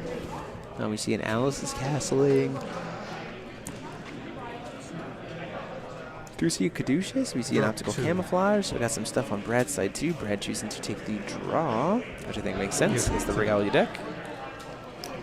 Especially being able to play your Caduceus on 1. Very important. Alright, starting it off. Calling for a stone. We're going to explore the unknown. Okay. For free.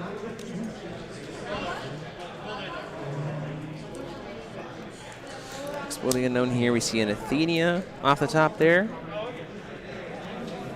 I don't think I saw a Dark Alice in Steven's hand, which could be for a weird opener. Alright. I'm not entirely sure why the deck is playing the Athenias other than to be able to deal with graveyard decks. That would be my only thought, because of the fact that it can do a lot of stuff. I imagine we see Caduceus be played here, since we can do it without worrying about getting canceled.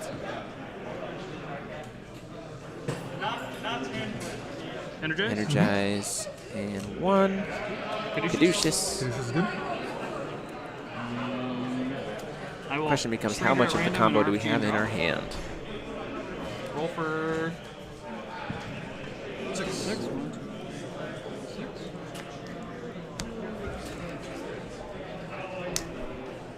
And there's an Ouroboros. If he has the spell and Steven plays any kind of will here, it's actually pretty good for Brad to be able to steal this game with this OTK. We do see a Motoko here, so we're going to get to see exactly what there is in the hand. A lot of Caduceus this time. Too many Double Caduceus. Caduceus. Oh, but we don't have the spell, unfortunately. Lots of Caduceuses, but no spell. We have the removal spell. We have the Ouroboros himself, but we do not have the spell to be able to cheat him in. Mm-hmm.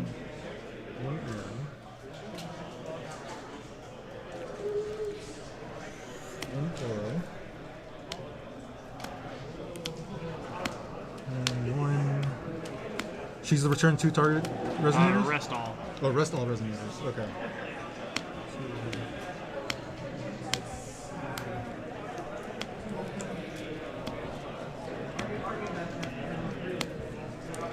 All right. Thank you. So starting my turn, I'm going to draw. Cover. Call for stone.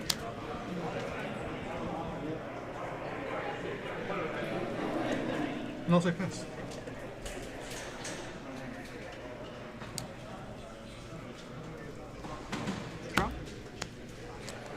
So we do see we have the Kaguya up here. Having the if we have an Erendite in hand, that would be pretty good here. But again, we need to have access to the spell. So potentially a Callstone Pass. That feels bad.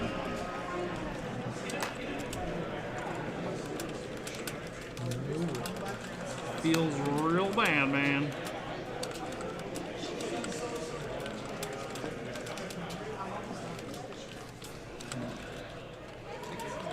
That's turn. Lead up with.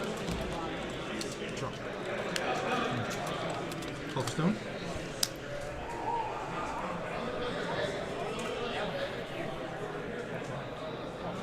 So Steven had a weird position here. He knows there's stuff here. Do we have the Lenneth spell? Doesn't look like we do. We could see a Guardian of Velsavari. I think would be an interesting choice here. We can't cast it. We don't have any red. But it definitely can help him dig into his pieces if he can find them. Before untaps? Okay. See a... Oh, okay. Major here to look at his opponent's hand. See what's going on here. Gets to see that there's the Kaguya's there. It looks like we have a Trow, a Kaguya, 2 Alice's Castlings.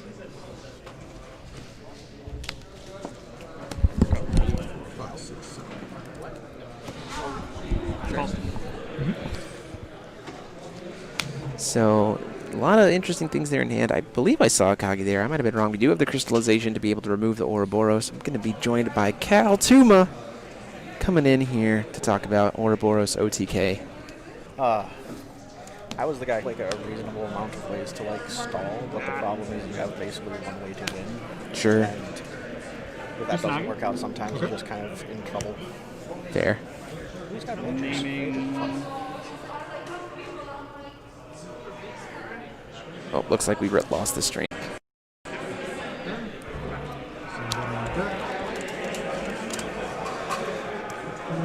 Alice. Draw a card. I think we might be back. Your message did pop up in the chat. Okay, perfect. Yep, we're streaming again. Okay, thank you. Yep. I don't know why we stopped, but we're back. Yes. All right. Hello. So I don't know what the life totals are because we were figuring stuff out. I'm not sure either. Do your life totals not cooperate? No. It's judgmented. The Zeus. Ah, okay. It looks like Brad, I think.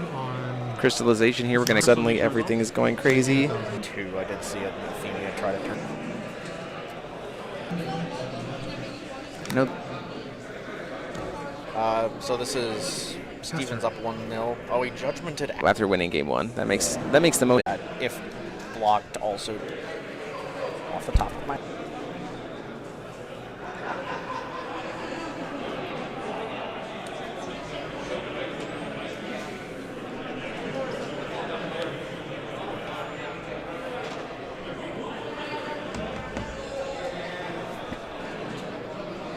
It does. That's it a is. positive The Lenneth. thing. The question here is, can he Kill. pressure lethal? Right. He can deal.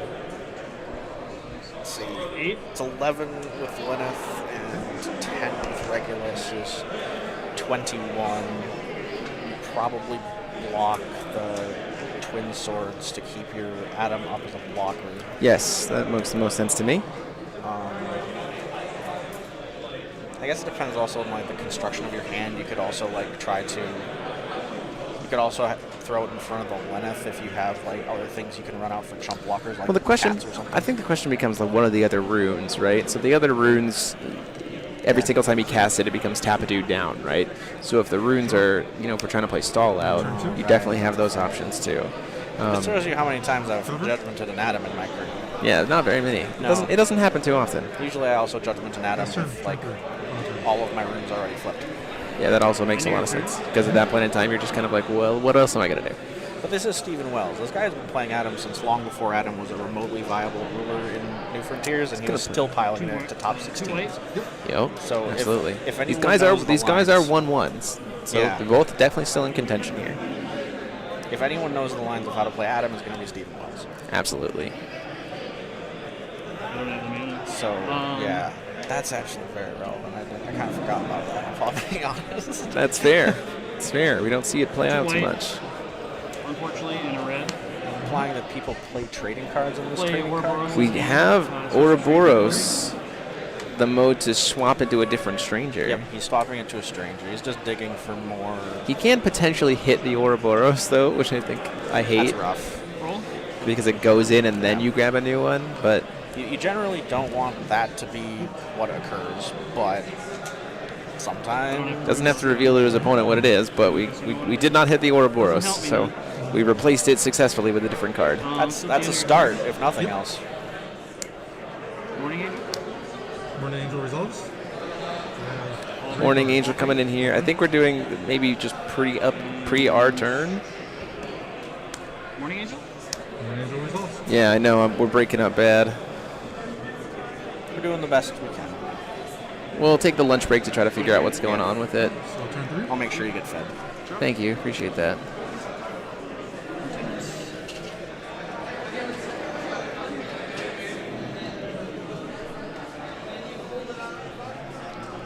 Maybe I could see if I can bum someone else's hotspot for a while. See if Brandan Bremont has better service than I do. I've done that before. Yeah.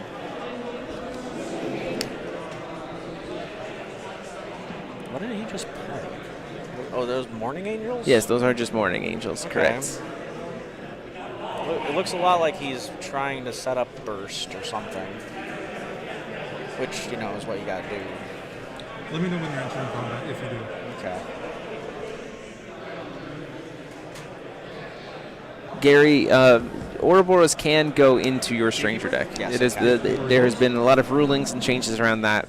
After the game begins, Ouroboros can go into the Stranger deck, and after the game begins, Strangers can get put into the main deck. Correct. Just not as a part of your deck building. Yeah. They made a ruling on that a bit ago. I think it was Chia who. Yes, Chia doing that Chia decision. confirmed it. Yes. 5.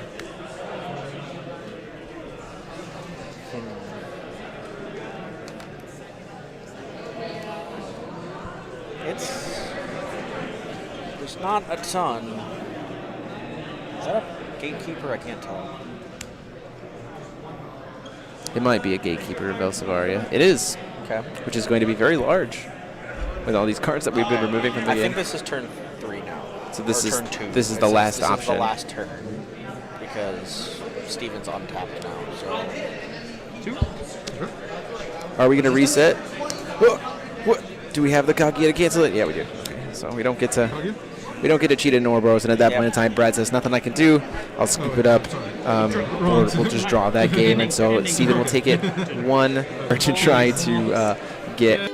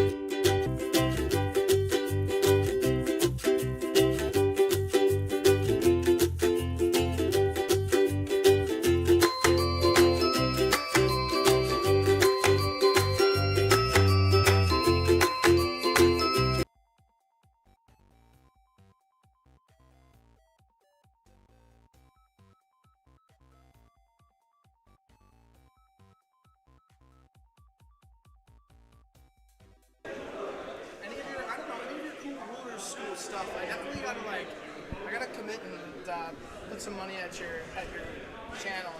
And, Just join the members. The easiest way is to join as a member. That's the easiest way. Yeah. Because that goes directly into our ad revenue account. Yeah, for sure. One of the higher levels have some like merch perks when you do it that way. So. Yeah, I'll log on there. I mean, it's just I don't even know how you when I donate or whatever, I do PayPal and shit like that too. Yeah, YouTube membership can go through PayPal. Yep. Oh, okay, gotcha. All right. Yep. Hey there, Rulers. Welcome back. We're still trying to get the internet stuff kind of working. Still having some issues here. Gil Lapis. Hi, how's it going? Good to be here. Going to be commentating this next match between sitting at table 1 with Ken Tober and Derek Muguineza. So, yeah, we're going to go ahead and jump over to that. Just wanted to show you that I have taken over the stream, and I may be coming in AO4, but I decided to come a little bit early for the stream today. So let's go over to the table. I do this part, but I also make you believe that I hate this part. I'm not entirely sure what Ken is playing, and we're going to get our life totals here. No! Ken! Stupid pressure!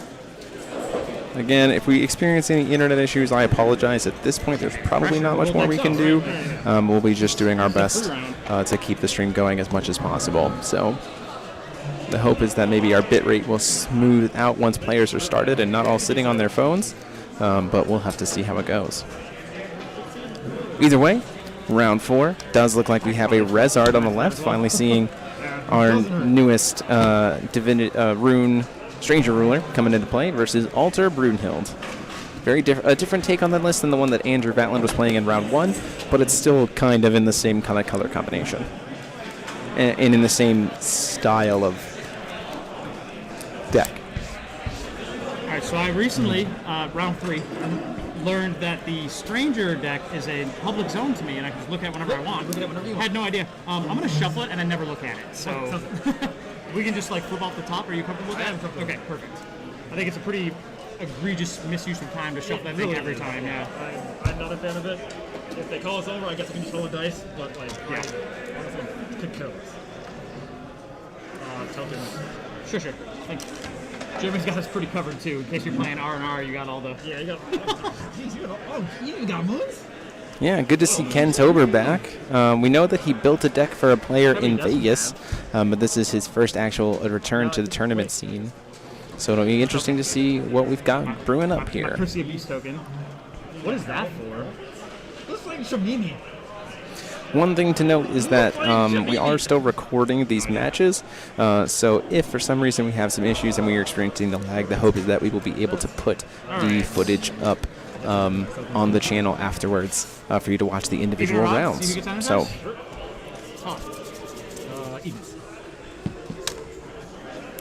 That's a 1, right? Yep. I wasn't sure. Yeah. I didn't know because some of them have the symbol on the 6. Yeah, that's true.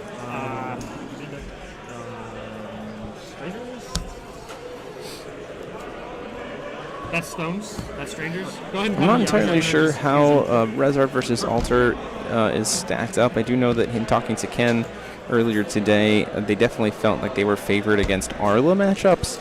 So I'm not entirely sure how things will go against the Alter Brunhild. This is an Alter mirror in a sense, but Ken is a very creative deck builder, so it'll be interesting to see what kind of personal tweaks he makes for it. Right. So I have energized. Right? Okay. That's what I thought. Wanted to make sure. Yeah. Because that's winning in this. Is there a black green one here? I don't care, but it'd be cool to use it. It's green white. No dice. How's this one you don't have? Alright, whatever. Oh, very good. Oh, nice. It's just super white. It's so faint on the edge. Does look like Ken Tober is going to be on the draw here in game 1.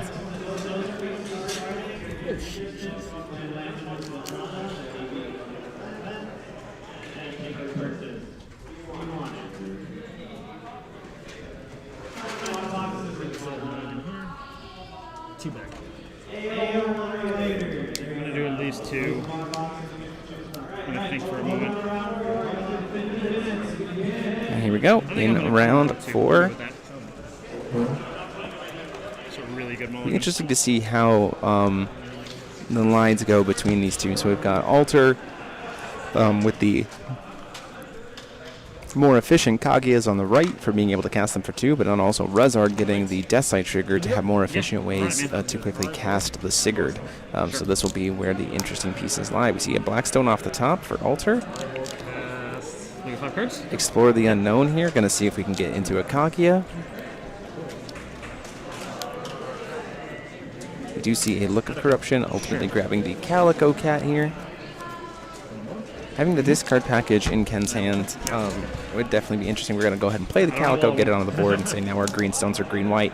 So set up for turn 2, being able to use Kaguya if necessary. Calling a Black Silent for Ken.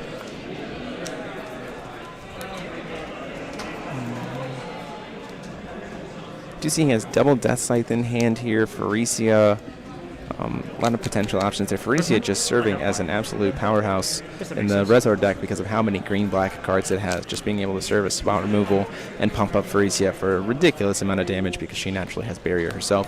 We're going to see that Look of Corruption come down. We do see the Kaguya there. It's probably going to be the card that gets hit.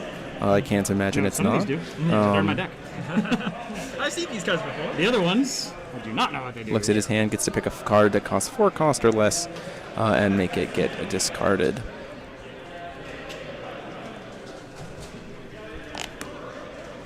Awakening of the Winged Lord is another strong choice. End of Friendship doesn't seem like the perfect one right now. His own matching Phyresia or Mikage could both be good options.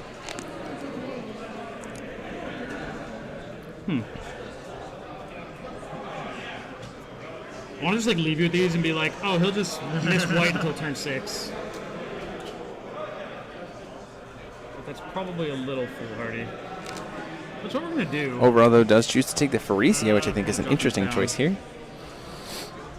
Maybe just to not have the ability to contest the opposing Phyresia that he has in his hand. But he still has to get through the Kaguya wall. Maybe he has another discard spell in hand. I didn't quite see the whole hand. Does look like he has a Rhea as well, so Rhea, Double Scythe, and Phyresia. Covered? Yep. Nice. I will cast Sandstorm. Sure. I'll pass. So we use Sandstorm here. Now we have Kaguya turned on. We're going to go ahead and pass the turn. We do have access to green-white because of the Calico Cat, so we do have 2 green-black-white stones. So, Ken in a weird position. It doesn't seem like he is playing a version of the deck that has the Alter. It's probably, that has the Kaguya access. It's probably playing more to the version that uses Alter to sneak out the Kaguya, which can be a little bit of a difficult position for him. Gonna see that call for stone. Maybe even just doing Judgment this turn would be a potential. I can't imagine that's the play. Adarakti's Memoria, yes, definitely feels like this is maybe a mono green-black. A Percival coming down, green Percival, look for the top 4, get a Regalia or a Flying Resonator. Phyresia does fly, so that might be the option of playing that. That's a spooky card. 1 hit. Also makes it so that your Phyresia can be bigger than your opponent's Phyresias. Yeah, oh yeah, definitely. And we do see that one there. Agreed. I don't think energizing is worth it. Unfortunately, though, the threat of the Kaguya is definitely something he has to deal with, and not much quick cast stuff in Ken's hand. End of your turn. So we're going to see an Awakening of the Winged Lord during the end phase of Ken's turn. Look at the top 4, put a 2-drop entity. 2-drop well, it's a good thing you didn't energize entity into play. 2-drop or less, my apologies. That's fine. Okay. The top 4? Yep. Looks at the top 4. We see a Kaguya. That's probably what's going to get grabbed here, would be the Kaguya, because we want to be able to use Chant of Tranquility, or we could see the Sephiroth, which I think is an interesting grab here. I think the Kaguya might have been the better choice, knowing that he has access to Chant of Tranquility to be able to disrupt stuff, especially knowing that there isn't an Altar on board to maybe be able to protect Ken's graveyard, which is where he wants to be hated on, but maybe he also just wants to draw a card here. Oh, you can't use this if you don't have... Okay, correct. Okay. So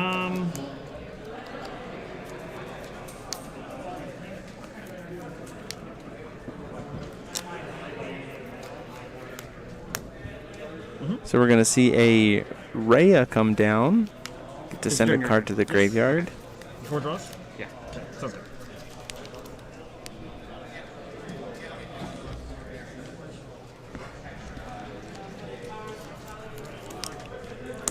Sending that Sigurd. It's a little bit risky here, knowing that we have access to green-white, and there's the potential for Morning Angels or things like that, and the fact that it doesn't seem like Ken currently has access to be able to protect his graveyard. So that's a little bit tricky, and especially knowing that we have... This is one of the reasons why I think, again, getting that Kaguya would have been efficient, because you would have had access to one... Oh, duh.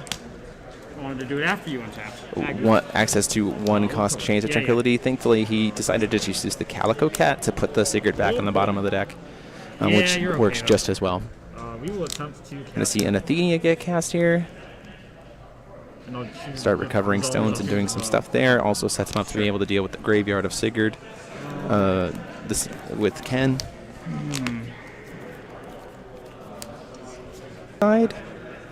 Derek's probably feeling pretty comfortable with the fact that there's only one green-black here that he can start going off with the Sigurd altar play to be able to really establish dominance, or at least at the very worst establish a really oppressive, strong board state.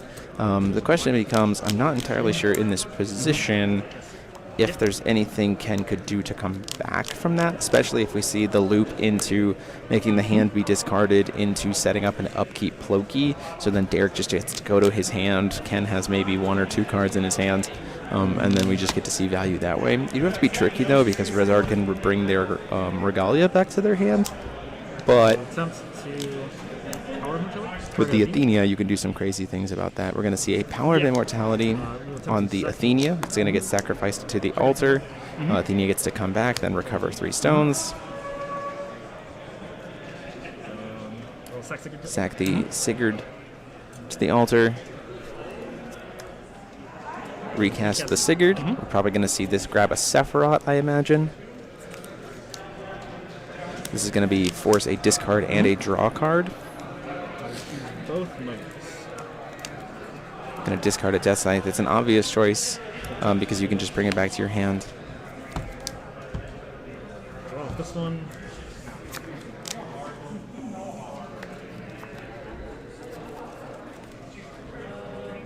Second altar. Sack the Sigurd once again.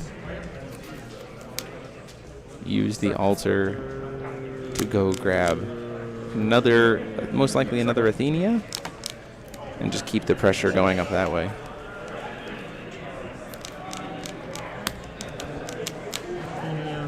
Tunde, what do you mean by forgetting Calico?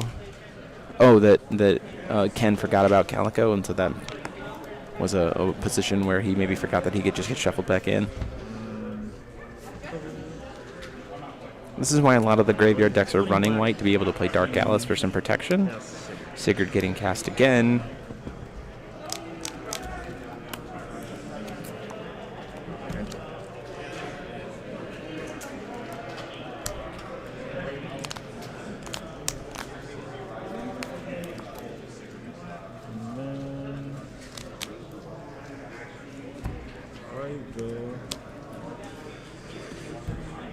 Cast.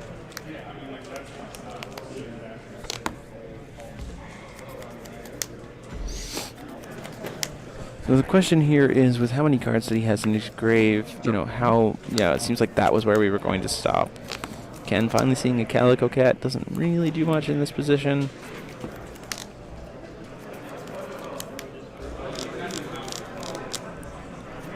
Now that Derek has access to an active altar, Pharisia is not going to do nearly as much, because you can often just sacrifice things in response to them being targeted to the altar to just make the...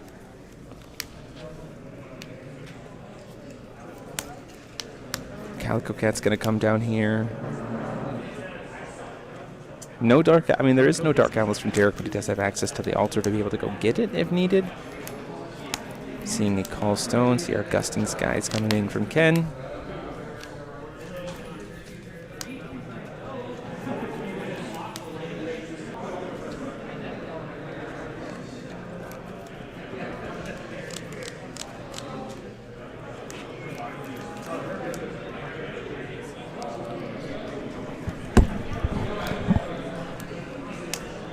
Frisia coming down.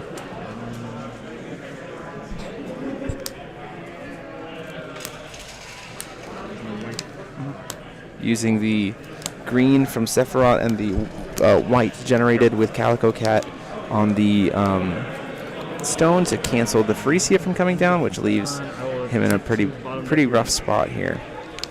Attempting to shuffle the Death Scythe back into grave. We're going to respond by adding some counters onto the Calico Cat, so then he can remove those 3 cards and at least bring the Death Scythe back to his hand.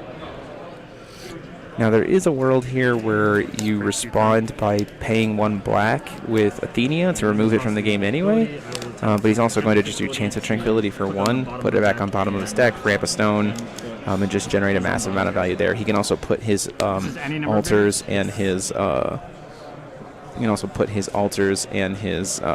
Sephiroths back in the deck as well. Oh, there's apostrophe, yes, okay. This targets the cards in the yard? Target. Okay. And then and I'll choose not to return anything to him. Sure. Also targets on like cast, right, for the return? Correct, yes. Obviously doing the modes to probably return the Kaguya back to his hand, although there's no way right now that Derek can get to 7 stones right now, unless you happen to have a Trow. We also have too many Resonators on board. 1, 2, although that's not a huge issue because we have access to Altar. So there's no way we can Haiku this turn, but it does put Derek in a position where he pretty much gets to do whatever he wants for the turn, and his board is much bigger than Ken's at this point. This is one of the... I would suppose that this is definitely one of the things that can happen when you have these 2 decks kind of go pop back to back. If one of them gets ahead, it can be very difficult for the other to kind of catch up, especially if you don't have a Dark Atlas to be able to protect things. We're going to swing in for getting our first damage of the game, take him down to 32.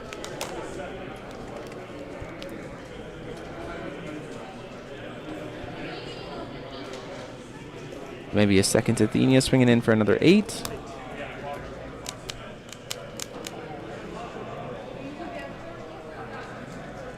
Since that's fine, I'll go down to 24.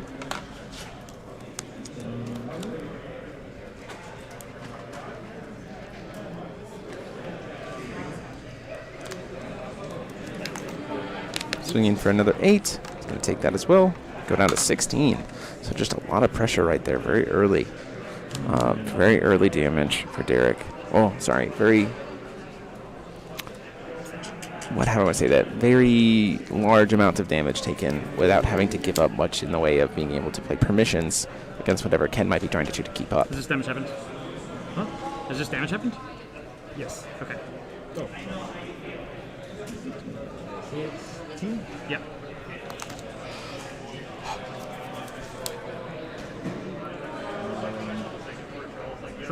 Sure. Sacking the Sigurd to altar. In response to the counter being put on the altar, we are going to try to put the Sigurd back into the deck. At this point, we are going to see that Dark Atlas come down from Derek's side. And then at that point in time, Ken scoops it up and says, let's go ahead and go to next game. So a swift kind of combo out into victory on the side of Derek going into game 2 of this matchup. Derek being on the play in that matchup. Ken getting to go back on the draw. Unfortunately, just not seeing the protection for his graveyard, and then it seems like that Calico Cat kind of misread, or just not thinking about the Calico Cat there, definitely set him back a bit.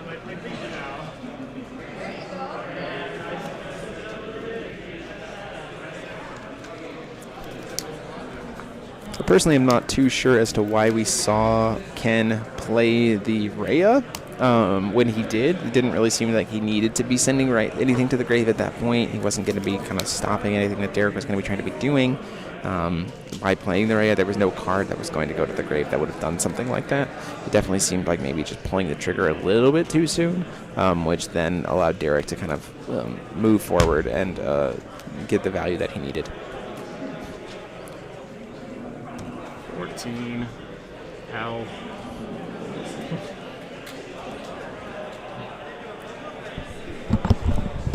Hey, Tommy, focus on your match.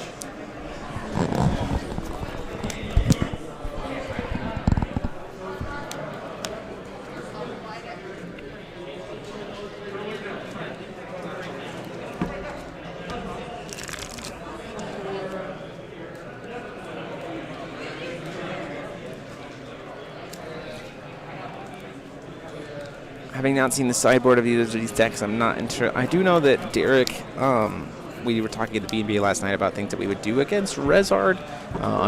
I personally don't know what those things are, but they did consider Rezard as a possibility of what could get played. So it'll be interesting to see what they brought in and whether or not it gets utilized.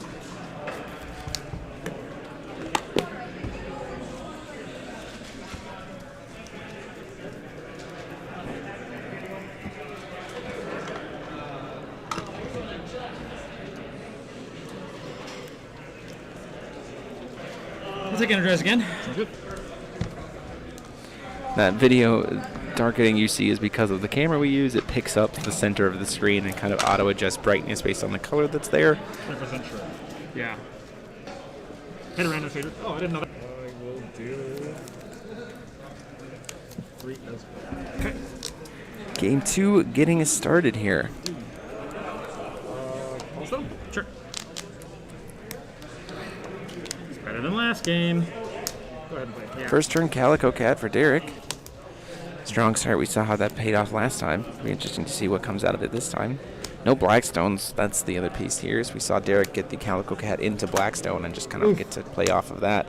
Gonna go ahead and see an energized turn 1 Faricia. Ken saying, I'm not gonna get this canceled. I'm not gonna bother with this. I'm not gonna let you keep that card. We are going to get Faricia out here and try to push some damage.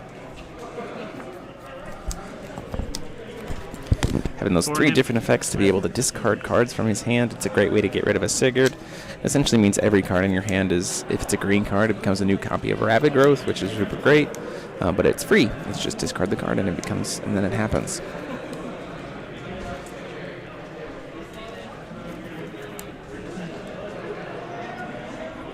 I'm going to pass the turn. Cat token coming into play here when we discard the altar. It seems so bad to do this, but I think it's what must be. We're going to go ahead and spend another card. That is a Mikage. I'll go ahead and cast the Sandstorm. Sandstorm here. So you're just going to go ahead and pass the poster now. If you play Kaguya, then sure, you might get another Kaguya, but then Ken gets to play his whole turn. The idea of the altar deck is to, at least the Kaguya altar versions, is to play this kind of early game permissions and then just, kind of combo off and overwhelm your opponent with value.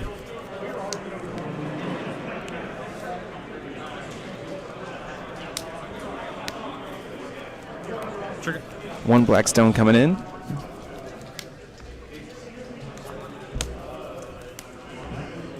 We see a Mikage Rhea sending looks like a Death Scythe to grave to be able to get it back to hand.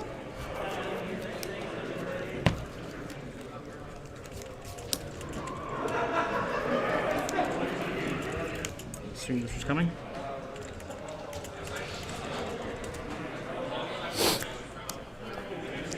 Triggered. Yeah, that's fine. Imagine we're going to go get an altar here. Yep. Yeah. Setting up Derek for being able to pull off his combo on the next turn. Accepting the fact that we're probably going to take some good bit of damage from Faricia. Faricia goes in. Because of the Mikage Rhea, it's going to gain him 600 life. Correct. So 4,600 and down to 3,200. Or sorry, 3,400.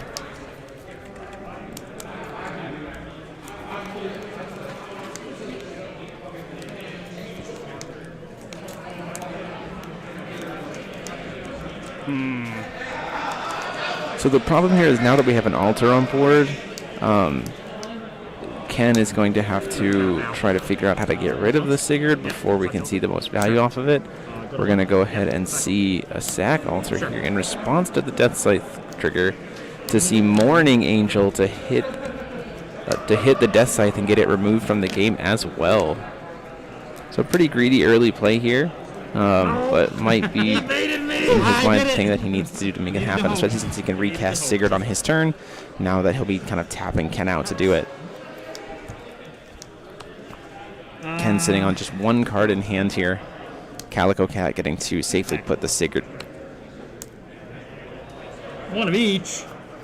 We did it. Seems so good. Look at that. What's happening here? You have one turn hit? Yeah, one. Gonna see a Athenia, which is get to get a Dark Alice. Be able to protect his graveyard here. Discarding the Sigurd from hand. Seems really unlucky for me. Ooh, drawing into another Kaguya. Are you out? And kind of start to go off that way.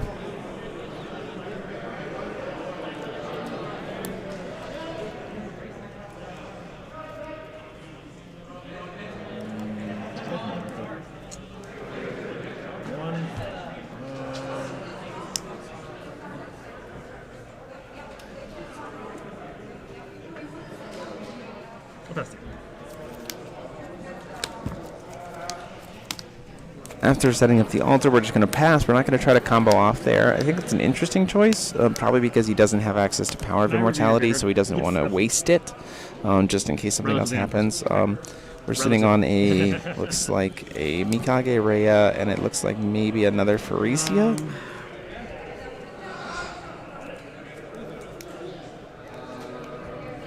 So without having access to that Death Scythe, things are looking pretty rough for Ken. I'm not sure I agreed with the early game pitches of the cards for Death Scythe. Sorry, the early game pitches of the card to kill the Calico Cat and the token. I don't think the token was necessary to kill. I probably would have saved that.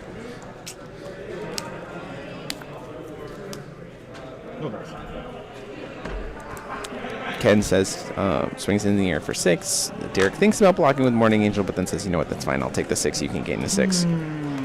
Go down to 28 and 52.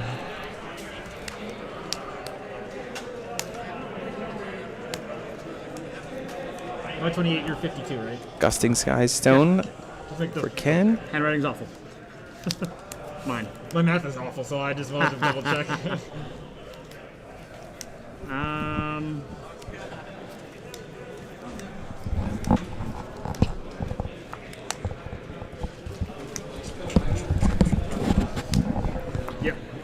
Plays the Rhea during main phase.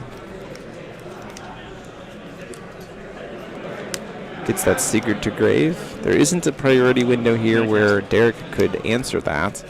The only thing that he's going to be able to potentially do, but he's tapped out. That's the other problem too, is there is a world where, oh, I know exactly what he's going to do. So we're going to see the Sigurd happen here. We're going to see both the Morning Angel and the Sigurd get stacked to the altar, and the altar. Oh, hold on. Hold on. Oh, shoot. Yeah, you're right. Oh, they fixed it themselves. They can repair it because they can't target it with. Sorry. Maybe you're not going to, though. Yeah, okay, fair enough. 3, yeah. So interesting here to go for the Athenia, it looks like. Because he doesn't. Oh, he does have access to green white in hand. And then you're going to attempt to. So then he can play the Kaguya. Yep. And then he also has the will to be able to use Chance of Tranquility still. So that's a much better play line for that than just using 2 to sack it to get the Kaguya. Because now Derek can use Chance of Tranquility, shuffle up his own graveyard, kind of reestablish it as best he wants. For 4, Derek says, I don't have anything to do with it. But that's the thing is, like, you know, Ken's at least doing damage. So Derek will have to get to a point where he can kill. The problem is with Ken running low on cards and Derek hitting a position where he's going to be able to start doing the altar combo shenanigans with Sigurd and kind of going off. I don't really know if there's anything that Ken could do to answer this board.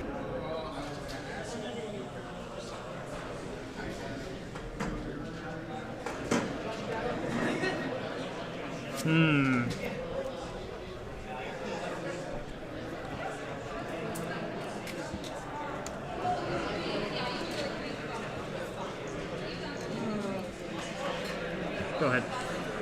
Chooses to pass the turn there. I imagine we see a Chance of Tranquility from the Rune Tech here during the upkeep.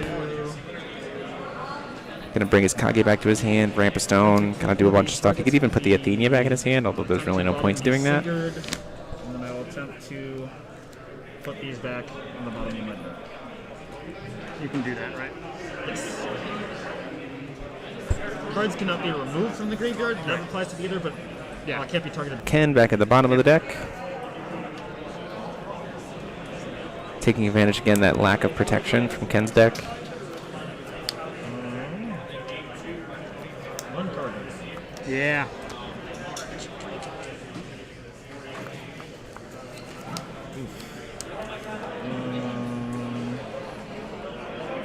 Moving into combat, gonna swing on the ground with Athena for 8, it seems.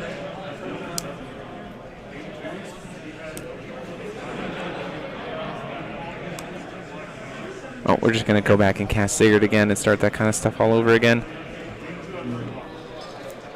Seeing a lot of the same sequent lines. I imagine that we potentially see the Sephiroth come out here at some point to get rid of that last card in Ken's hand and really just kind of put him in a position of, you get 1 card per turn, I'm going to cancel it, and the game's going to be over at that point regardless. He does still have to kill, and Ken does have flyers, whereas Derek does not. So we do have to get there eventually. But I imagine we're probably going to see the Power of Immortality play line here. And force the last discard, which unfortunately can't kill anything on Derek's side of the board anyway. I'm going to respond to that impetus for sure. Yep. Have to really think about combat math here. So just... These are the only 2 can attack. Or this one also, sorry. I don't think it's gonna, but... Probably not, but we'll see. Because Dark Atlas has that 500 defense.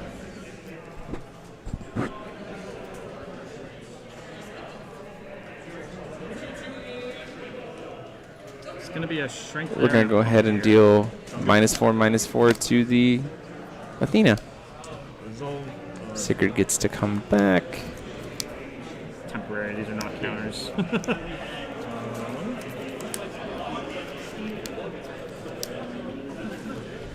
Let's see. He doesn't have enough cards in hand, unfortunately, to kill the Dallas with Pharesia. He needs 1 more card here. Good. I'm getting slayed. I punted game 1 immediately. Turn 1 I lost. Yeah. Second altar. Yep. 2 altars on board here. We get to grab another Athenia. Can recover us, get another Sephiroth, can kind of continue to loop the board that way. We do still have access to, here's the interesting thing here, is this is actually probably the reason why we're saving the Power of Immortality, because Power of Immortality is technically another copy of Kaguya at this point, because we have a sack altar on the field. So you can Power of Immortality and then sacrifice the Kaguya to the sack altar, and then just immediately bring it back, have its enter effect go off and cancel the spell. So it's just another cancel.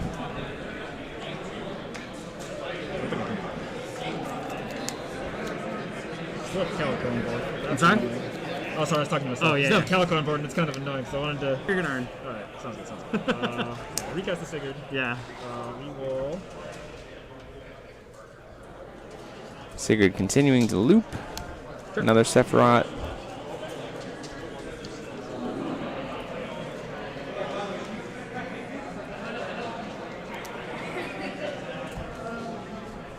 Enter to draw. Yep.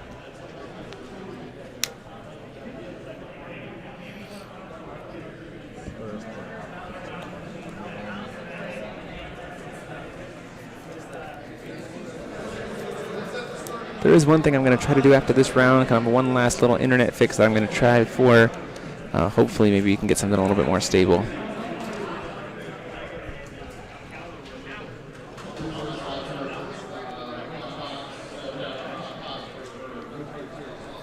The question, Derek is playing Pharesians as well, which gets into a point where, if he has Darkness, make it so that Pharesia doesn't have what Derek is trying to go for here. Push through from there. Correct. Okay. Yeah, Lars, like I was saying, the Ploki is, I think, the thing that ends the game here. I think Ken's waiting for him to actually pull the trigger on it, because otherwise, it's like, hey, your opponent actually hasn't won yet, so they need to kind of finish things up. Another sack all to the grave. There's another Sigurd. Sack to alter. Sack to alter in cards. So a Ploki, Ploki during the upkeep for -11 before Ken even draws his card for the turn, just to wipe it all. Puts him in a position where he gets to draw his card. He can't even technically Judgment Rezard there. Don't really know if there's anything that deck is going to be able to do. There is no Death Scythe Engrave. He's left with just the one card that's in his hand.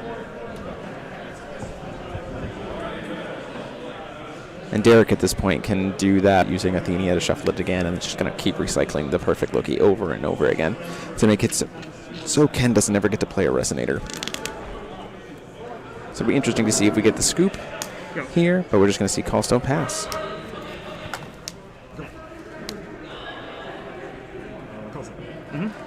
Going in for 8.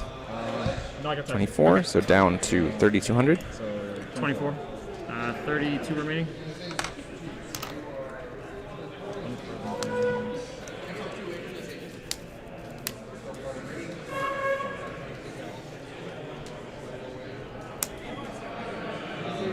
Chance of Tranquility. Mode to get a stone. Chance of Tranquility to ramp a stone.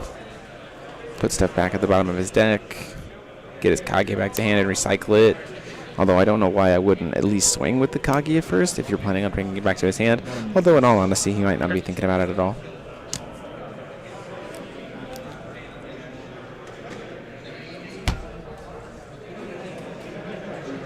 Oh, he's trying to set up to have exactly the Haiku here. He has 7 cards in hand, 7 Enias to kind of set up the graveyard instantly to make sure that we always get the Kaguya to Haiku here. So at that point in time, there's really nothing Ken can do. He just gets to do kind of whatever. That's wild. Yeah. 7. Yep. Here I will float 4 green. For all of his stones with 4 floating and just can kind of keep recycling. Mm-hmm.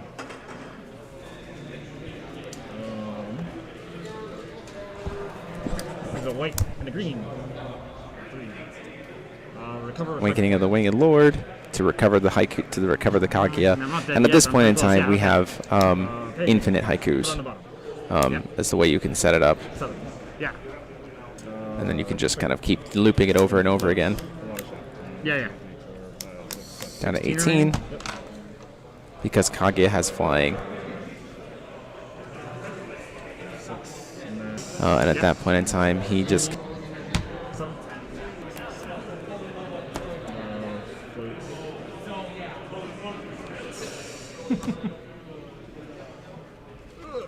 Derek drawing his entire deck. Did he see another Awakening of the Winged Lord? He did. Yeah, that's fine. Yeah, and then Ken's going to scoop it up there. So that is going to be it with infinite Haikus. We see going to be trying to find something that helps us with a lot of different pieces, as well as be sure to give us your email, rulerschoolcontent@gmail.com. That link is...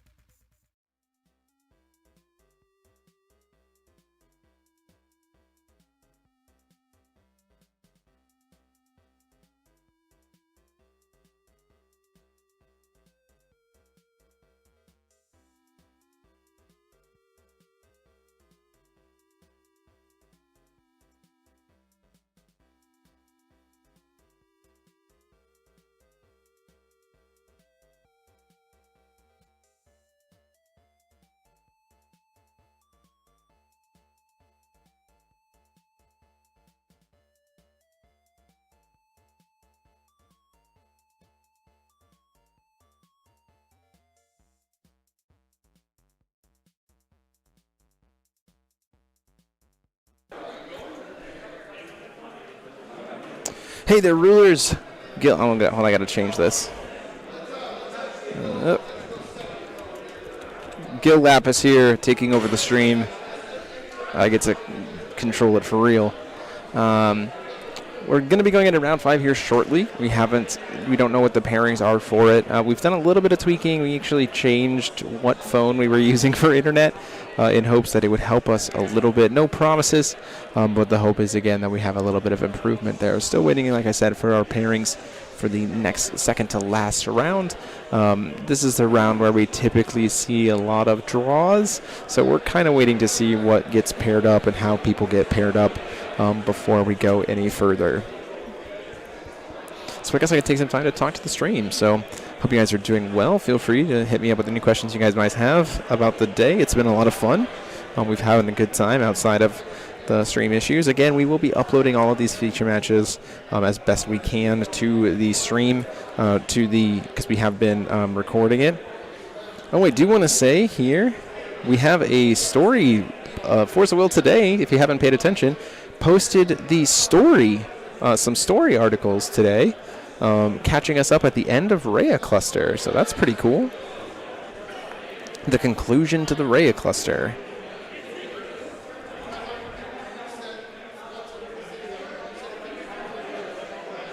So kind of cool to see that. So go ahead and check that out on the Force of Will official page.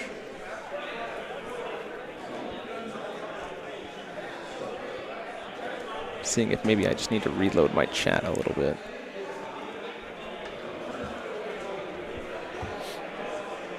Because I can't see anybody.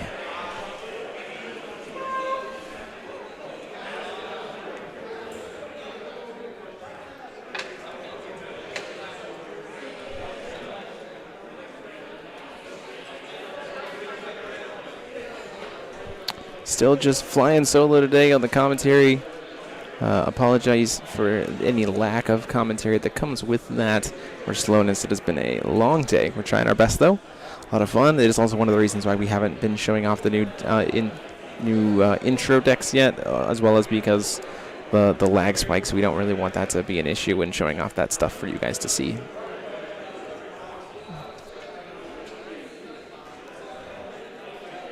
Let's see if I can go find out what our next round pairing is, and I'll be back in just a bit. So.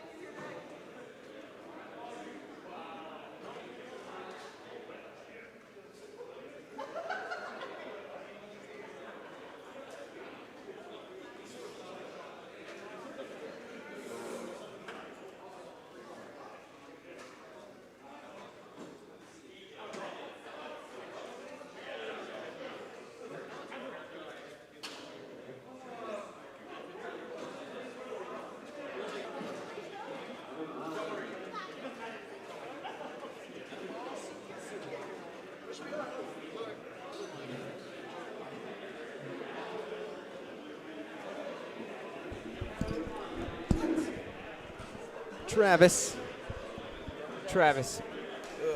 Let's get myself here. Travis, welcome as a member here. Thank you very much. That makes 10 new members today just in this chat, just in this stream, even with all the lag stuff we've been having. We're super appreciative of all the support, everybody. Be sure to pick up your syllabus and report to class. We're going to be going over to a match over here. This is Travis Tran on the left. And we're playing against Patrick Ogrins. Patrick O, it's not going to fit on the screen, from Rogues Guild. And we are going to have a really interesting, this is a Lucifer deck versus a green, blue, white, or versus an Arla deck. I don't know what color combinations they're playing, but we are going to see Lucifer playing against Arla. And the Lucifer deck is not an altar deck. It's not the altar combo stuff. It is actually some pretty fun stuff, so I've been told. So again, we will be uploading all of this footage as we go.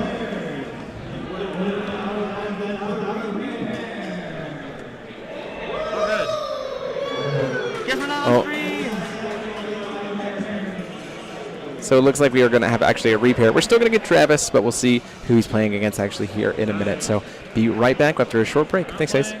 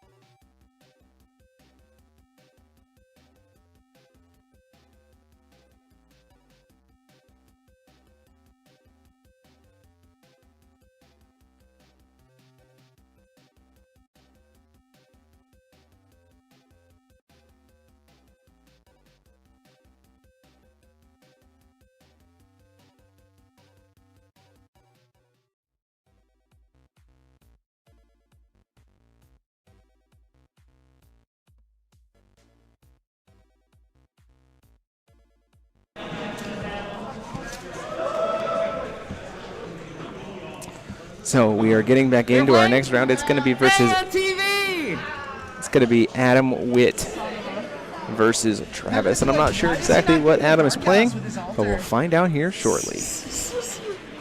You gotta make Svetlana proud. You're part of the same state. job to find the Dark Alice. She failed. Oh my god. Are we doing this? Oh no. Oh, I'm not ready. It's okay. Maybe I'll get stage fright. Deer intensely. Yeah, you're playing my girl, boy, whatever she is. Yes. When, I just have to like. When I first met you, this is your ruler. Yeah. That was a poor choice in that GP because I had a really nice solid Able deck that I should have played. Yeah. And then I was like, oh, I'm excited about Lucifer. And then, yeah. Oh, that was sad. You should have beat me then because you were using. I was using Gil. And then you shuffled something in. I did not board out. Don't worry. I made sure.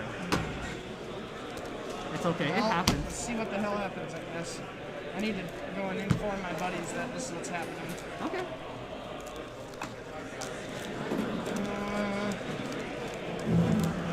The stream will probably be disappointed. Well, what Lucifer deck he's playing is just a regular old deck. Oh my gosh. Oh, this is gonna be fun, I think. Either that or it's gonna be over fast.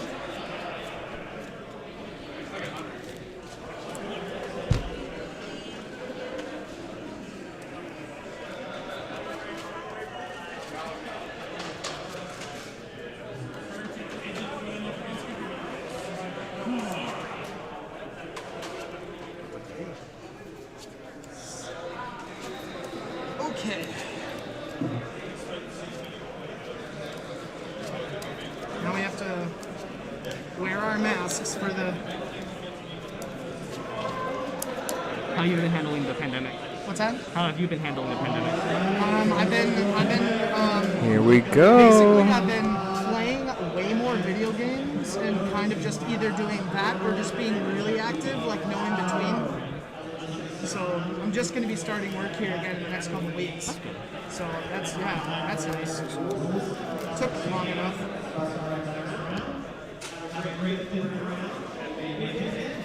All right.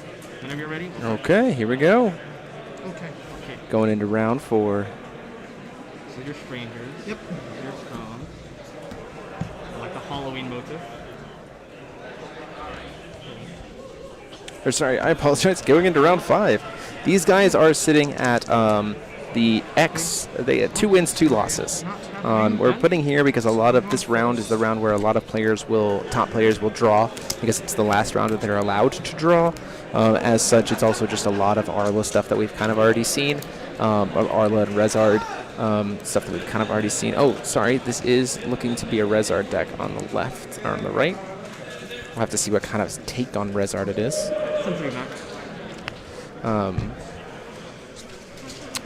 So I got informed that this Lucifer deck from Travis was pretty fun, so we wanted to see something a little bit different.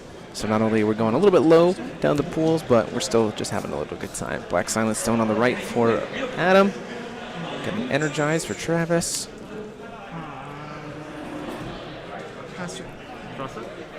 Yep. Looks like an invitation to Purgatory on the Lucifer side. Interesting card choice. We got a Black Silence as well on that end. Part of True Power. A Look of Corruption coming in here. I was gonna do it, but disgusting. Ooh, a March of the Dead, a couple Reyes, and that looks like... Couldn't quite tell what that last card was. Maybe its own Look of Corruption? Let me see if I really wanted something else. Yeah, his own Look of Corruption. So we have a Rhea, a Look of Corruption, a March of the Dead, and a Death Scythe. Ultimately, nothing too great to be able to discard there. Oh, weird. Adam choosing not to cast the Rhea during the upkeep there when he had the opportunity to, using his own Look of Corruption.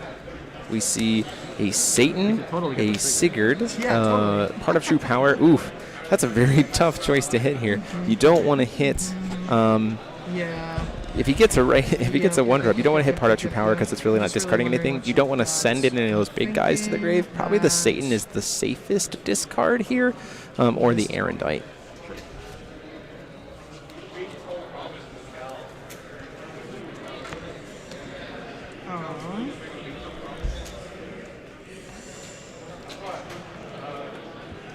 So a lot of discarding back and forth in these two players. We are seeing a Rhea being cast in the main phase. just to maybe get a card to the grave, maybe get a Death Scythe set up to be able to do things that way, potentially.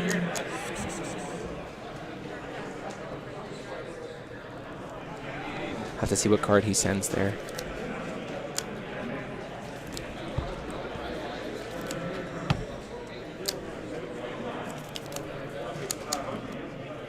Part of True Power. Ooh, interesting. A Part of True Power being sent potentially. That's fine. We'll just play that game for... Game of Dreams. The question becomes with this Rezard deck is he playing just like a Rezard Reanimate package as opposed to a Sigurd Altar combo? Interesting. Oh, right. You can't send the Satan. Correct. Travis was 1-1-1 going into this. This is round 5. So we'll have to see if he... I think he lost his last round, so... 1-2-1 at this point.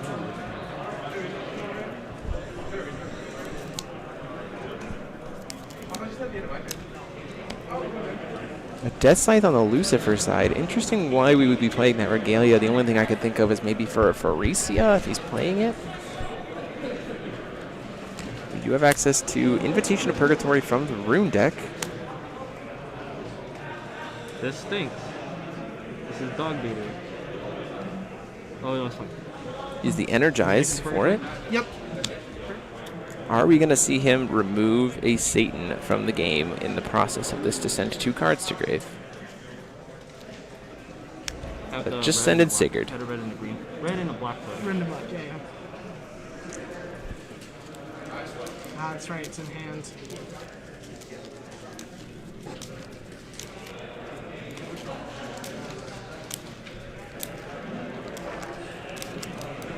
We can cast the Sigurd here because he has access to green.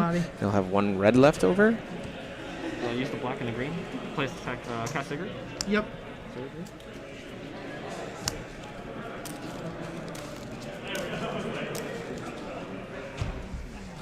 Sigurd getting an altar out here.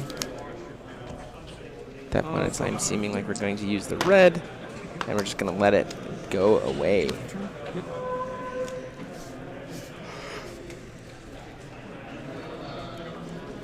So it's a situation like that where I'm not sure why you wouldn't just use the red to get the Satan RFG'd anyway if you're looking through your deck. You know, if you have nothing to cast it anyway, you might as well get the Satan removed so that, like, as the time goes on, you'll be able to start making use of it. What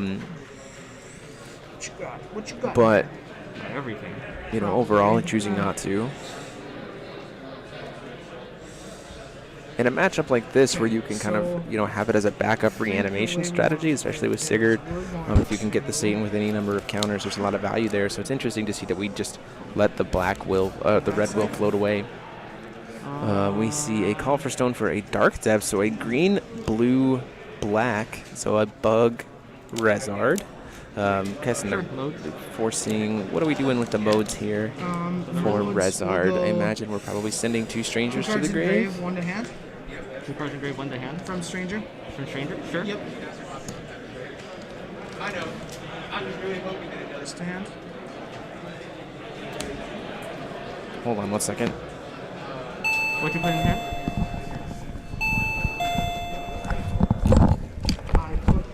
I put a Makagi Ray in hand. The Makagi Ray into your hand? Yep. Pause.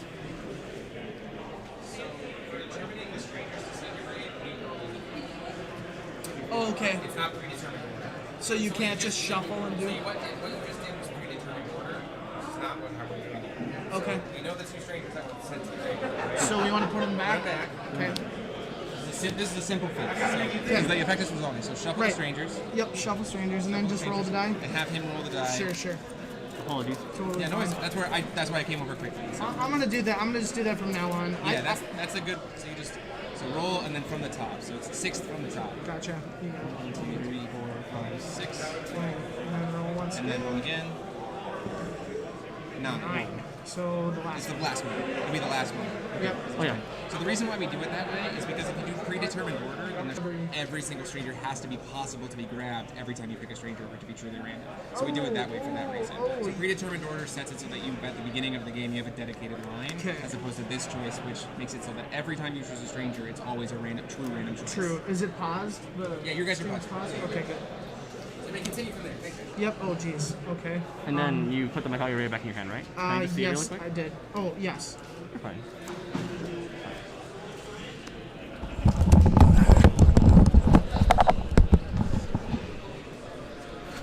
If there is stuttering, I apologize. There's unfortunately not much we can do, but again, other than say that we are going to be trying to upload all of the matches after the event is over, because we are recording them while we're streaming, so we'll be able to put up the unstuttered footage that way. Let's see. Sure, I'll respond. Alright, you got that Morning Angel life? Yep.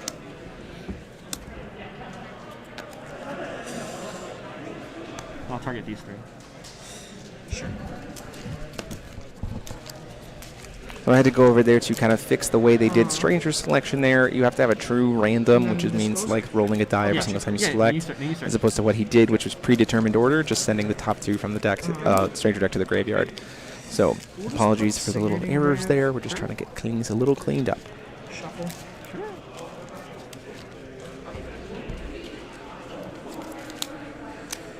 Okay. There. Okay. Yep. That's fine. And you gain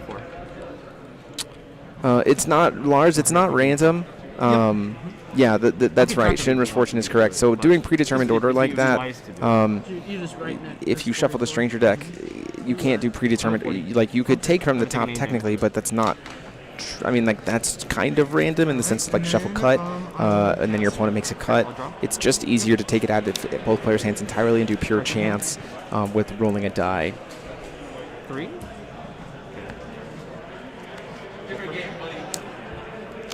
Blue skis. Your stones look like mine, sort of. It's very similar.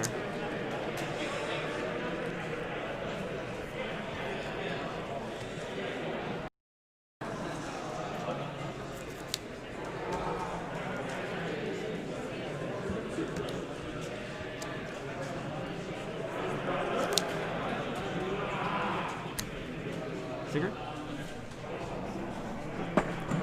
Yes? Good? Yep, that's good. Resolve. Sure. So getting the Sigurd here on Travis's side. Kind of maybe seeing what, we're kind of waiting to see what's going to happen out of this Lucifer deck. I'm not entirely sure why we've been playing it as Lucifer at this point with Adam. Oh, and we see not the greatest card right now, Loki's Insight.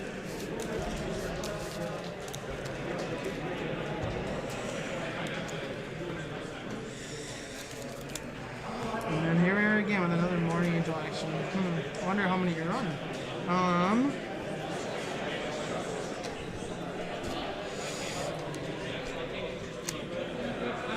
We'll tap for stone. Yep.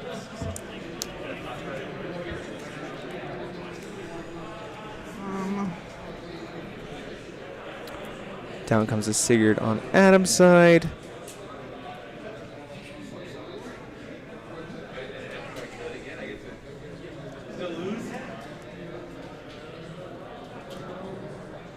Swing an 8-8.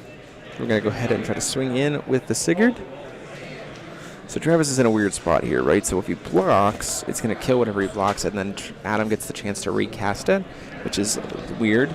Well, I'm also not sure if Travis has anything at this point to be able to bounce it. Like Optical Camouflage would be great here. So we're going to just trade Sigurds, it would seem. Okay.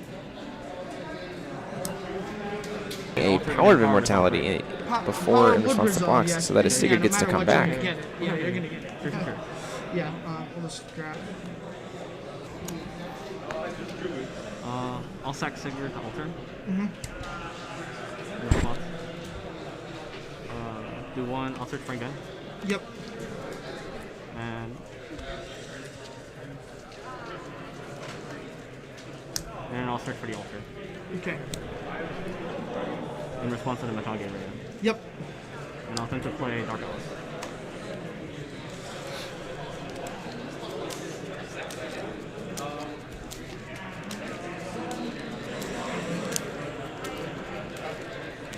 Yours resolves first.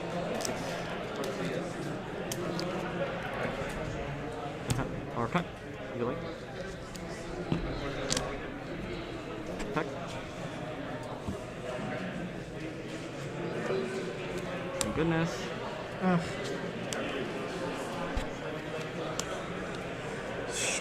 Ooh, there's the Athenia. And we finally have access to some parts of True Power.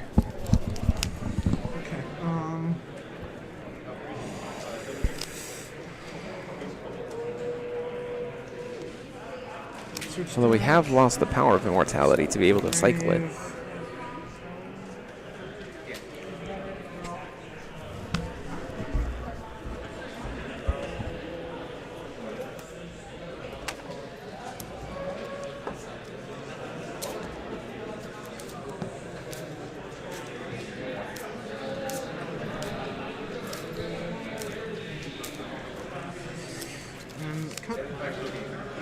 Search for Griffin? Yep.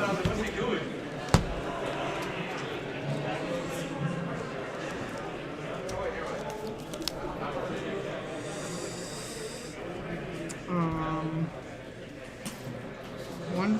I'll play Look of Corruption. Since we're still on Adam's turn, we're going to go ahead and see a Look of Corruption here before the turn is over. 2 Part of True Powers. 3 Part of True Powers. An Athenia, a 3-drop Athenia, a Death Scythe. Just a lot of things to be able to make use of there. And you don't want to discard the Athenia because it just means with Part of True Power he can be the most will efficient. Oh, choosing to stand corrected. Choosing to discard the Athenia. I think that was a little bit of a mistake.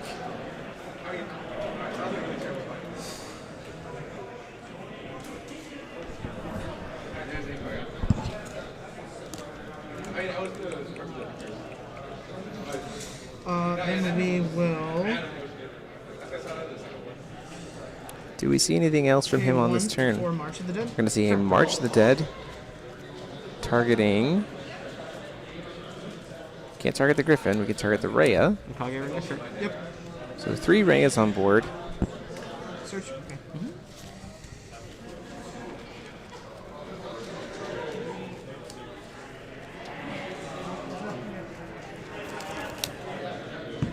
Put part in.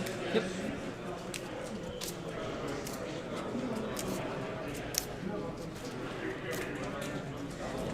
What are we doing with these Rheas? Setting a Part of True Power, but we can cast it to maybe grab the Griffin. Yep. Gosh, here we go. I know what's gonna happen. I already know it, and I'm playing into it. The problem is Travis seems to be playing some cards that can really potentially mess with the play line of Part of True Power. Play from grave. Advantage target? Pay the additional cost. Targeting Griffin. Sure. Okay, Travis doesn't have anything there, so the Griffin's gets to come out. Cost 2 tones. This is a position where, like, I'm not sure what Travis might have in his graveyard, in his deck, to be able to deal with the grave other than another Athenia, but he's tapped out, so there's nothing really that Athenia could even do.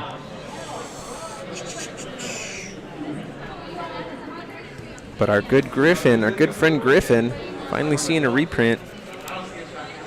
Can come into play and ramp 2 stones. Okay. Do something.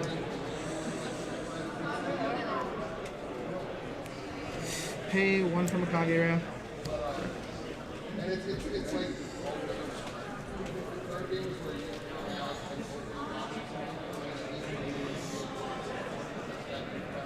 See if I can brighten our camera up just a little bit here, guys.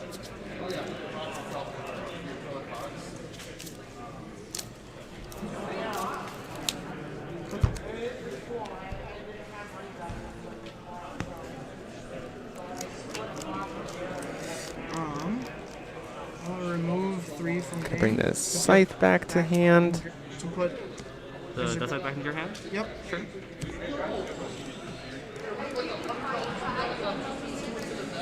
I'll go. And then at that point in time, we're going to pass. I think the play line might be here to, after draw, just go ahead and cast the Loki's Insight, just to see what you might be able to take. I'm not entirely sure what else you would want to do there. Okay, yeah. Oops. Left the wrong ones up. Damn it. Okay. Okay, so the ones that came in this turn was it the 1 or did I think it was 1. That's kind of your responsibility to know. It's 2. Yeah, it's 2. 2 came in. Yep, 2 came in this turn. Okay, so we'll swing the 1. Sure.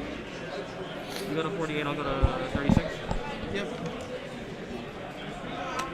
Down to 3,600. Finally getting a swing in with the Rhea. Okay. Pastor. Pastor? Sure. Draw? Yeah.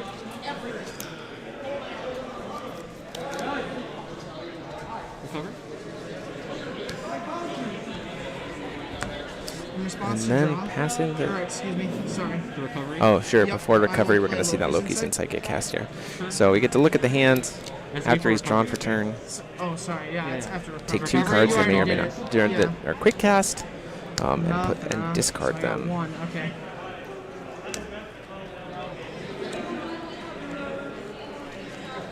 In this matchup, not too sure how much discard stuff there is outside of the Reyes, but we did hit 1.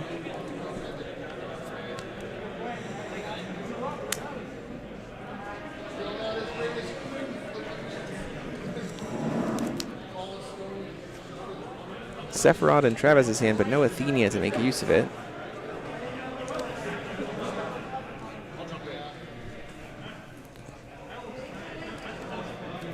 Watch foot. Going to be joined by Cal Tuma, who told me he was going to help me commentate today, but apparently has been doing well enough that he's not going to. Hi, Jeremy. Oh, Cal, hey. Sorry. How are you doing? I'm doing well. Good to have you here. We are in the middle of a very interesting game 1 with Travis Tran, Goodness me. Adam Witt. There's a lot of stuff going on both boards. Yeah, that's an understatement. Jeremy. Yeah, for sure. We've got 3 Reyes on one side, along with a Griffin. Just a casual triple Rhea. You know. Yeah, casual. We do know that Travis has an Athenia in his hand, the 5-drop Athenia in his graveyard, and 3 copies of Part of True Power in his hand. Only 3? Yeah. Man. So. Okay. Interesting. If we had a second Athenia in grave, I'd say we'd be in great shape. Right. That would certainly be true. Let's see. It's Travis's turn. Yes, it is Travis's turn. Okay. We're going to be Response? sacrificing. Oh, we've got a I will response. sacrifice, or excuse me, banish. Yeah. We're going to be Pass the cost for Sigurd. sacking in response to the cast to target the Athenia. We're going to sacrifice a couple of the Reyes. Okay. To the sack altar. Okay, there's a sack on here. I imagine it's And then I'll sack my altar. 3 right now. going up to 4. To search deck. Or it might just be getting a copy. For Athenia. Sure. Or an Athenia. Okay. Oh, it gets Athenia. It gets the graveyard. We can't hit the graveyard because we've got a Dark Ellis on the field for Travis's side. Sure. Mode. So, and we know he doesn't have removal in his hand. Sure. Okay. That's, yep. He can't remove his grave. Untap 3. What's the card in his hand? And I think it's a Rhea. go to RFG grave. You can't, yeah, you can't remove the graveyard because of That's what I was Athenia. doing first. Needed to kill that. We kind of wasted our altar there a little bit. Gets Travis in a much better position. Much better position. I wasn't sure if So Adam you was target playing from, copies in the deck gotcha. either. That's Yes, me either. I wasn't quite sure. I don't think so. okay. So Okay. Oh, Athenia. Oh, the 3-drop Athenia we're getting, not the 5-drop. I thought we were getting the 5-drop. no, the 3-drop makes far more sense because this allows you to start doing the silly combo shenanigans. It also allows you to hit your opponent's graveyard, so Yeah. that's very fair in this matchup. So there's an Athenia, a sack altar. He's got a Sigurd I'm in the going yard to- now because he sacked it to Part of True Power. He also has a Sephiroth in his hand. Travis Okay. does. He has mana to cast it. Okay, interesting. I'm presuming that Travis is playing in some Yeah, way, in shape, or response to form her perfect enter, I'm because going to he can shuffle use that all to of mine clean the into board deck. up now. Yeah, Sure. I would All your imagine. cards- No, You it's can just shuffle. also- It's to the bottom. Doesn't even have to To leave the bottom. You're right. option. You're He right. just has to like, In any order? just Put any number of cast cards from your Sephiroth, discard graveyard to the onto the one bottom of your deck Adam's in any order. Okay. Yeah, that would be what my thought was too. So your record is currently what? You 3 have and 2. I'll respond to that. I'm still in with a shot for So top you're 16. doing it before recovery, right? Yep. Okay. You know, I finished in In response to 15 her minutes. entries. Yeah. Good old Melgus. Good old Melgus. That means you'll just be commentating with me tomorrow. It's fine. I'll do my best. Or I'll put you with someone else for commentary tomorrow so I can take a break. I'll go and rope Billy in or something. How's Billy doing? He's still in it with a shot. I think he's at X11, yeah? Yeah. Billy Buttons? His glorious return? His glorious return. He's still kicking it. And he's on the Brunhild Alter package, which has proven to be quite the deck for this meta. It is quite the deck. Cal is super low. Let's make it not so low. Okay. Oh, that might also be part of the problem, is I'm not talking directly into the microphone. Hopefully that's a little better. I just don't want to blow you all out with my very beautiful voice.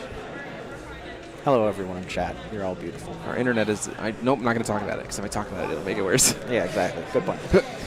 So we have a harvesting season from Travis. That's a card that still exists. Interesting choice here. Why? I have heard something about this deck with the harvesting season, being that we are going to be setting up to be able to play a Pharesia and loop her effect a bajillion times for lethal, for Death Scythe. That makes sense. I get that for sure. I mean, if you have enough cards in grave, you can get big enough. Rapid Growth is a card, but a Rapid Growth that's free and is also a removal spell is pretty good. But even right now, I don't even think that that's necessary. You just perfect Loki on your opponent's beginning of turn step, and then you can go to your turn and safely swing in. Yeah, correct. And it's one of those things where you banish these Sephiroths, you cycle them in, then you just get to loop. You don't even have to do much. You just have to loop on your opponent's end of draw step every turn, and your opponent doesn't get to play the game anymore. Especially because they're Rezar, they had a Judgment, and that's it. Green for Athena's effect to send cards back to the and you have bottom an of my deck. Athena, so they get one of the top 4 cards in the library. Oh, okay. That's it. Makoto. Yeah. Makoto. I mean, 7-drop Makoto. Yeah. I haven't seen the Rezard. It's been interesting to me to see how quickly the Rezard players stopped caring about 7-drop Makoto. Yeah, it was pretty fast. A lot of people stopped. I think the biggest thing is that your biggest and best reanimator spell is part of 2 power, and that can't reanimate Tokos. Yeah, for sure. Immediately they moved on to other better targets, and also you get a Motoko in your hand and you're never casting it. That's why a lot of people have been moving off of Griffin and stuff like that. But you can do all the same things with Griffin, but more efficiently. Yeah, for sure. He plays a Sigurd. He gets another sack altar. He can do... He can play to all of his outs. I'm not sure what he's afraid of. I don't think so either. Travis is asking, how are the others doing, Cal? How are the others doing? Yeah. Oh, Derek's basically in top 8, I believe. I think so. I believe he and Steven would draw to each other for 401 at this point. And then other people are still fighting for it, but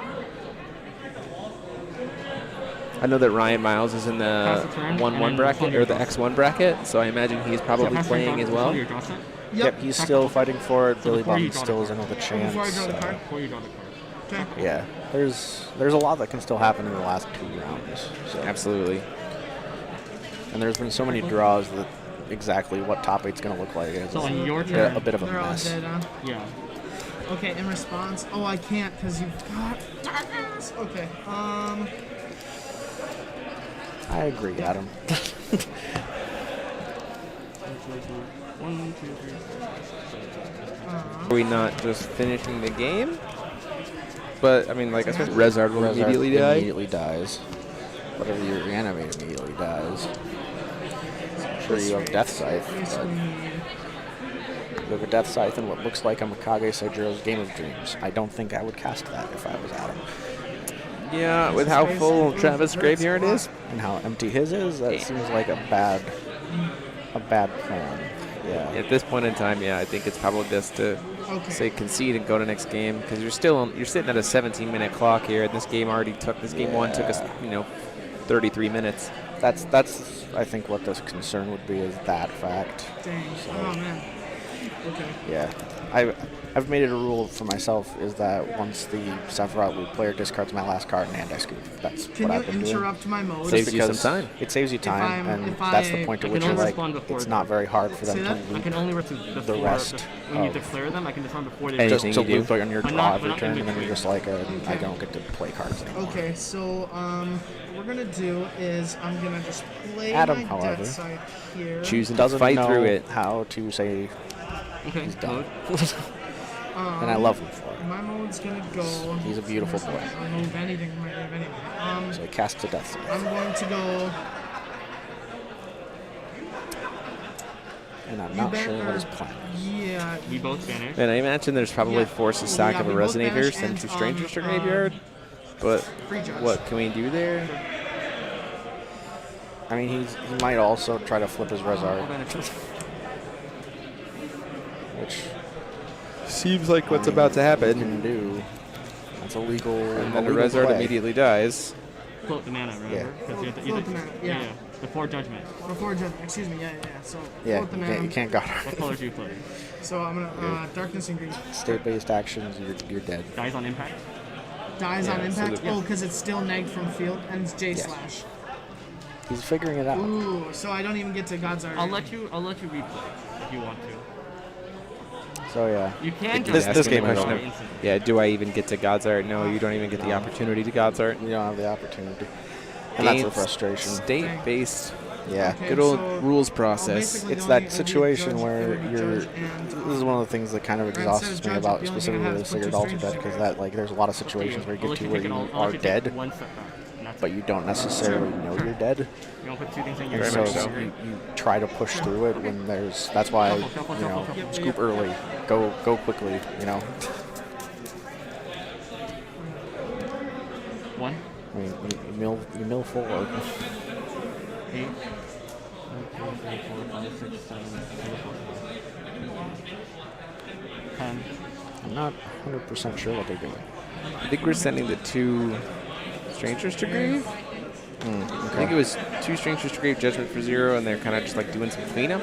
Yeah. I mean, We'll look to Mikage Saijiro Game of Dreams. You want to revive So- an X amount of creatures? Yep. I hate it. I hate it. Yep. But it certainly is flashy. That's true. Okay.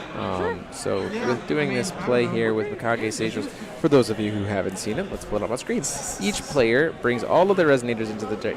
Here's a good- Oh, here's so figure that's first very anyhow. interesting because there's a Loki in there. Well, let me see. Everything that's in Travis's graveyard gets to come to the field and then get RFG'd. RFG'd, even if the Loki's going to die. I respond. That's I'll a respond I to you. don't hate that actually. That's I've interesting. stopped hating it back. Oh, he let him take him back. He let him take back a judgment. Yep. It seems like okay. Well, no, I think he Another Morning Angel. he judgmented for free. I think they just sequenced it wrong because you don't judgment for 0 immediately. What's that? These Yeah. 3. Those 3. Oh, you want Okay. you're just gonna scoop? Oh yeah. Okay. Let's scoop. What? What happened? Oh, he had Morning Angel in hand to like get the last few cards up there, I guess. So, okay. The sequencing there is awkward, but we're gonna move on to the next game. Yep. Okay. Cal, you're playing Melgus. I believe in you. Okay? I am playing Melgus. What made you decide to play Melgus? I didn't want to do this. It's a fair statement. If I'm being complete and honest, I didn't know the Sigurd loops, and I didn't want to play Sigurd mirrors all day. And would I have? Probably not, but it was still something I didn't feel comfortable doing in any case. Yes, So we had this conversation on the Teacher's Lounge talking about how Sigurd Altar is definitely a deck that you need to put in the reps with So bad. yeah, to really be able to rock it because it is complicated. it is very complicated. It's falling over and making one mistake that just kind of lets everything fall apart, which just happens when you have a deck that complex with so many lines. That's why I'm playing Melgus. You have 2 lines. You go face. You turn things sideways and you or go face. You turn things sideways, or you shoot things at face. There's all your plans. That's all you do. Yeah. And most of my losses today have honestly been to bad luck more than anything else. So, Fair enough. You know, that's what happens when you don't actually test your deck. Maybe someday I'll learn. Or maybe someday I'll just always come and just commentate with you instead of... You're more than welcome to be here, buddy. Alright, so... One would presume there's at least a small amount of sideboarding that occurs.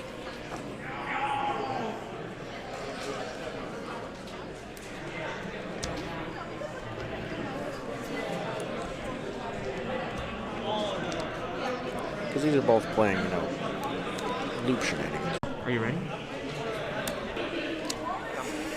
Keep commentating? Cool. Well. Go for the turn 1 death It does side. look like it's going to be sure. the turn 1 death side for Adam. Fairly We're gonna go 2. He's gonna Two mill engrave, 2. one hand. And go 1 Yep. to hand. You know you can't target anything. Oh yeah. You know you can't target anything. if you That's do that. okay. That's So it's okay? got to be okay. Because you have to target beforehand. So okay. As long as you're okay with it, okay? Yeah. So it's just going in the grave. Just going to grave, you pick up nothing. Right. Okay. Go ahead and jump Having over. a discussion of some kind on it. Yep. Actually, How the cards exactly look. that was a nice shuffle. But in any case, looks like we're going 2 to the grave. Send and 2 to the 1. grave and 1 back to his hand. Yeah, 2 to the grave, 1 back to the hand. Intriguing. I was usually just sending 2 to the grave, but... And forcing a sack for no reason. We did see Usually I a just- black wizard. There we go. Excellent start. Oh, it does seem like we just left them stay both in the grave, potentially. Or maybe he's choosing which one to bring into his hand. Yeah, I suppose it is an up to 1, isn't it? I think so. Or it's just put a resonator in your hand. So if you just choose not to put a resonator in your hand, I mean, okay. Okay, interesting. Okay, ready? I usually Is just... black wizard. Generating that extra will per turn, and we can use it right now to cast Look of Corruption. Yep. Rhea in response to throw something into the graveyard for Travis. Black Wizard's pretty good. Yeah, for sure. I can imagine in the mirror as well. There are other silly shenanigans that you can do with it as well, so.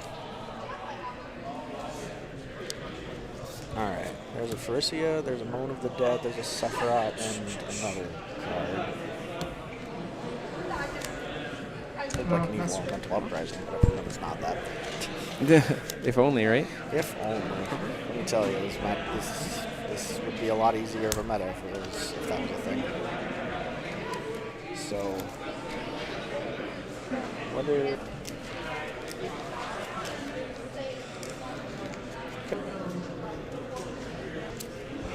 Okay.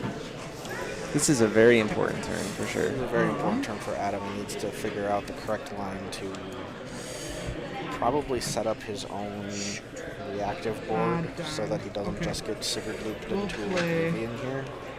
Yes, absolutely. Especially with only 6 minutes left on the clock, though. Oh yeah, that's also very relevant. Like, this deck does not kill you quickly. No, that's one of the things about it is it's a very slow kill deck. So the lines to win here are small. I will play a So Pharisia for 2. Pharisia. Cast a Pharisia. Coming in. That is the thing that was cast.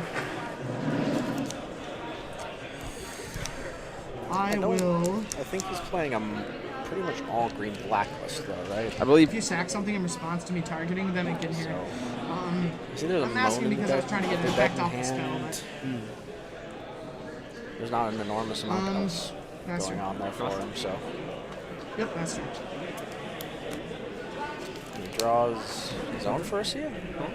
Looks like it. That's a bit spooky. And also, because he's certainly got some good things going on. Stop. Good? Yeah. Yep. So, combat? Yep. casts Pharisia, and he's going to start pushing I'll damage tap to here and attempt to target it with March. Oh, you want to do Moan of the Dead. I mean, you can Moan of the Dead Sigurd. That's a thing you power? can do. Is it good? Oh. Yep, that's good. I'll sack the altar in response. As So soon does, as the, as does soon my as the power spell is off. fizzle then, and I don't get any of the trigger off of it? Oh. So we're casting the Moan of the Dead to You wanna target the kill something? Sigurd? Is that what I'm seeing? When I target something? Yeah, and I think it he's gives me asking a about stranger getting the engrave? stranger to the yard. No, you do as out much as possible. Oh, So okay, gotcha. in Force of Will, you do as much as possible, In and then others- even if in one part fizzles, Just you just rules complete as discussion. much as you can. Gotcha, So gotcha. If Travis it's not right, is he'll ping us, but powering that's how the it works. Sigurd in response to And then I'll sack the that altar. banishing it to Okay. altar. No, sir. So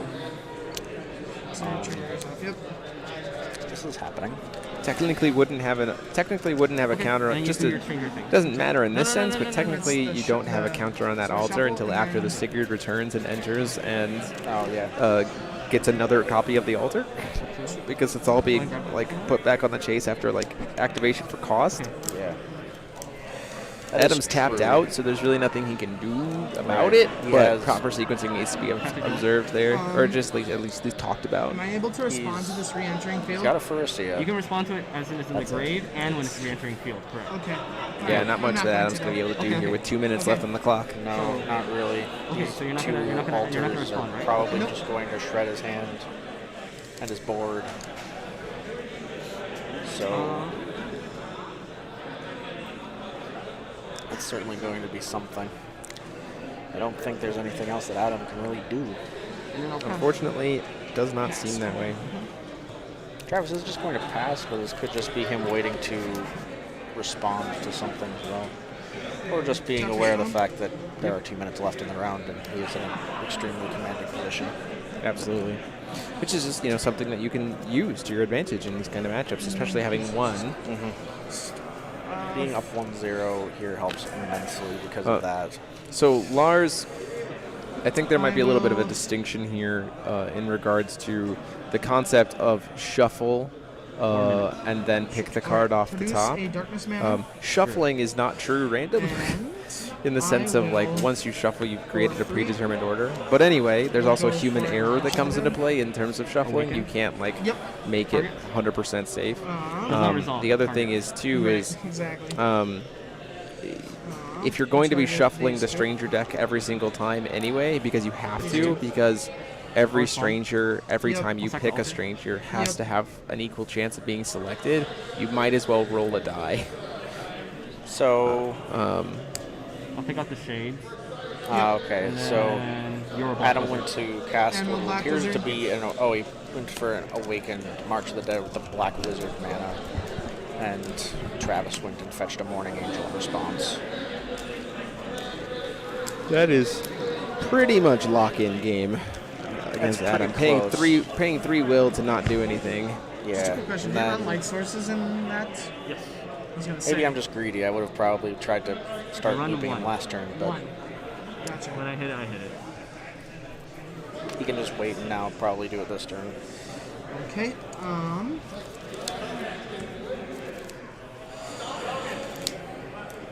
Okay. I will use the One black mana mana I and Death produced Scythe. from Black Wizard. Yeah. Oh no, I already used it. No Excuse Sigurd me. in grave. used it for- Sigurd in Yeah. hand? Used No, it that's for an end of March of the friendship. Dead. Yep, I did. That's not going to be helpful right now. Not enormously. Like That's the those- power of Altar, right? It just makes spot removal so much worse. It makes spot removal difficult to use efficiently. Because you still get value off of the stuff that you're doing with it. Correct. Pass turn. That's right. Draw stuff. Yep. So Draw for turn. Oof, and an Athenia. Oof. That's a lot of stuff. It's a lot of stuff in the fluff right there. So you call a stone. So Travis is on a blue variant. Okay. So they're both playing Bug. Both playing Bug Sigurd. Interesting. Athenia gets to come down here, gets to recover those 3 stones. Forces Until Adam to overrides tap. it. Yep. Okay. Sorry. And I'll rest. So he just floats a black mana, which can't do much. You're at 36. Unfortunately. I think I can Let's end it. see. So taps 1. Goes for 1. Athenia's love? Athenia's love. Force him to All my sacrifice a things are eternal, Resonator and and give then all you of his get dudes Eternal. Whoa. I mean, in response to this, I guess Let's you go Do what? I don't know. Cry? banish this.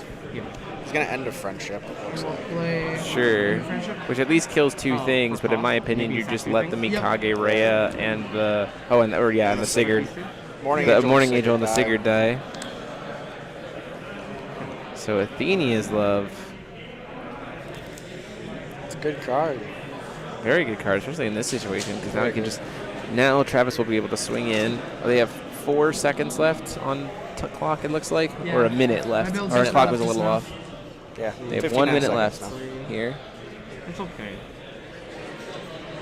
Yeah, I was missing my my Sephiroths and my dark Alice for sure. Interesting. Okay. So. Love the utility you get from that rune deck. It's quite nice. Like, you just kind of have everything that you need, and then you just kind of worry. Sounds like really they're having your Invitation to Purgatory. Yeah, it doesn't do it here either. Just produces red, black, and wins a Death Scythe. But with the Death Scythe and a harvesting season and being able to do some silly altar shenanigans,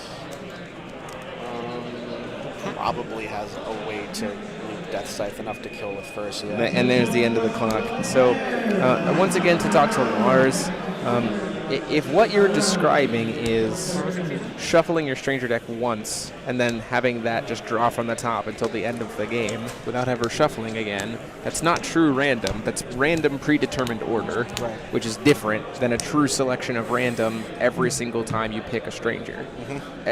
In order, you have to have a true random pick of every single time you pick a Stranger, not a random predetermined order. That's the difference. Because it means that it essentially says that for the rest of the game, your Stranger selections, yes, they've been randomized, but your first Stranger will always be this card. Your second Stranger will always be this card within that randomized order.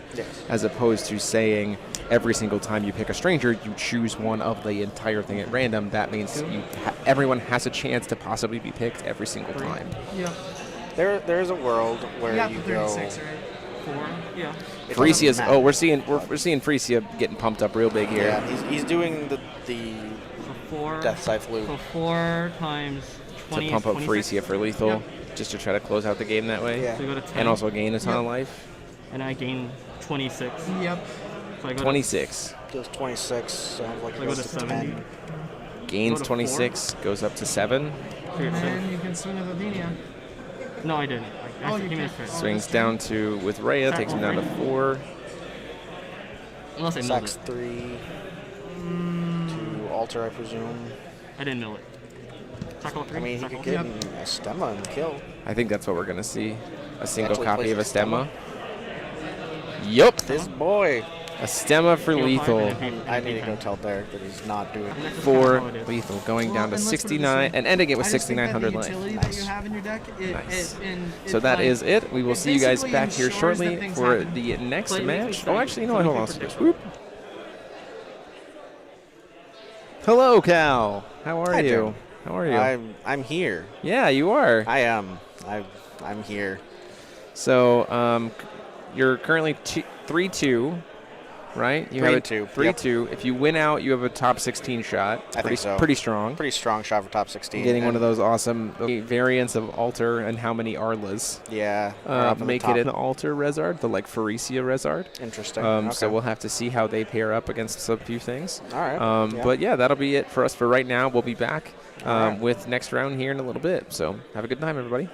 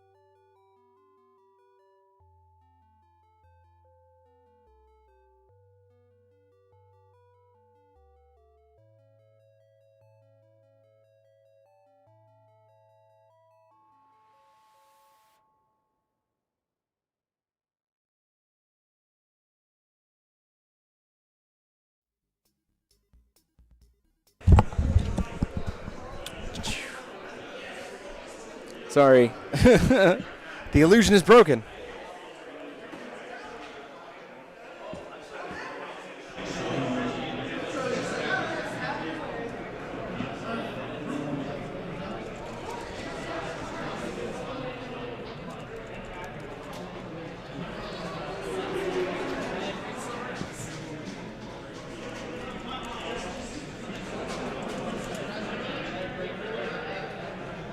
My apologies that this is what we're going to be seeing in the last round.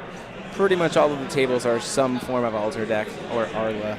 And so this was what we decided to go with. At least we're seeing something slightly different in the form of the Hanzo style. So we'll be back as soon as this starts. So we'll just leave it here for now. Be right back.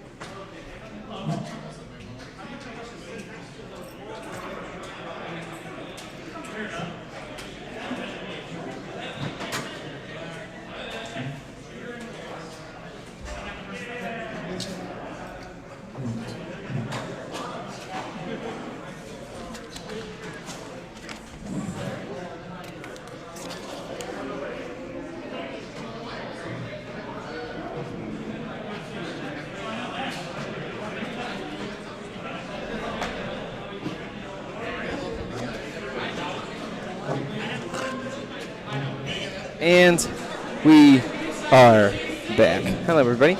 This is Gil Lapis coming back to you, bring you the commentary for the last round. We have Thomas Graham on the left. Let me update it. We are in round 6. Both of these guys playing for the win. I believe winning in for top 8.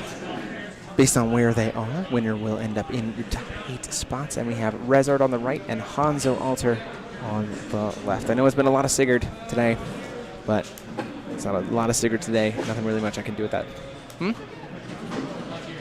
No. Wait. Maybe. Hold on. Who's... Sorry, my bad. Yeah, my bad. Whoever's playing against Thomas. I was told the wrong name. How's it going? I can't play on team. I've never won on team before. Jeremy hates me.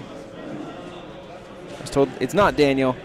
Joseph Cuevas. Let me make sure. What's your record? So winning in for both of us. Yep.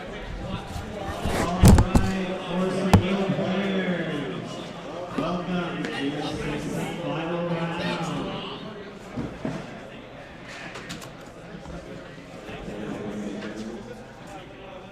Perfect. All right, as we get started here, again, this is the last round of Swiss. We're not allowed to draw in the last round of Swiss. There'll be a little bit of a change to end of match procedure. You will still take 3 additional turns after time is called, at the end of which the player with the higher game record will win the match. That's if you are in the second game, the player is 1-0. That player wins the match. If you both have a tied game record, either 0-0 or 1-1, at the end of time, if no winner has been declared, you go to highest life total. If both life totals are the same, Joseph? you play. I'm Tom. Nice to meet you. Change of life, at which point you check whose life total is higher, and then that player wins the game. Just a reminder, if this beeps, we stop play. If there is a Because it scenario means that they saw something where that wins a mistake or second whatever, yeah. game in turns to turn it into a match of 1-1, please raise your hand and I will come over and assist you with how that 11. procedure works. We have a question. 7. Absolutely not. All right, welcome to round 6. You have 50 Welcome, minutes guys, to make round it. 6. Coming in here, we've got, if it's going to let me, refresh the timer there. We have Thomas Graham on the left playing Hanzo Alter, and on the right we have Joseph Cuevas playing, I believe, Rezard, but I might be wrong. Ooh, Brunhild. Okay. I was very wrong. So I imagine it's probably a Brunhild Alter as well. So unfortunately, a Alter mirror in some way, shape, or form, but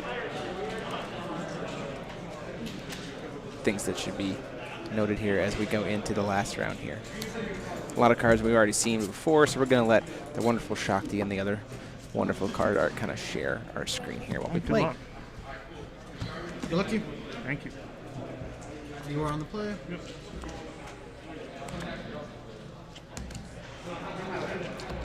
Pushing for 4. Mm-hmm.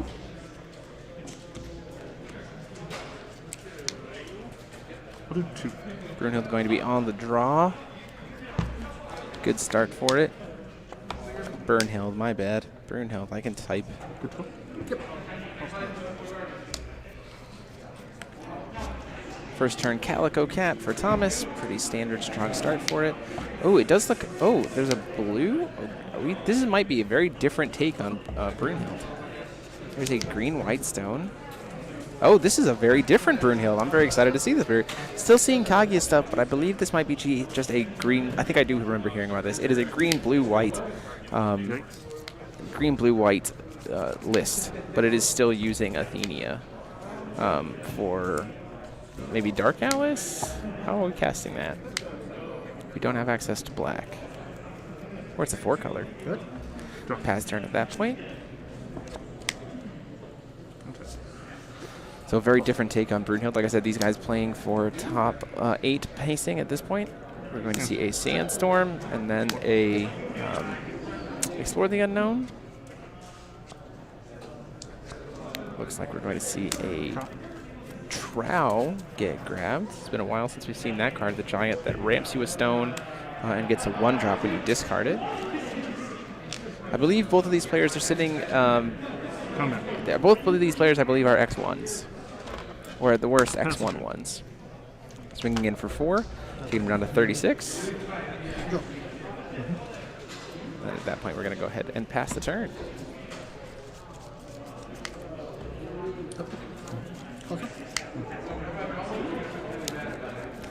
Getting green-black for Joseph.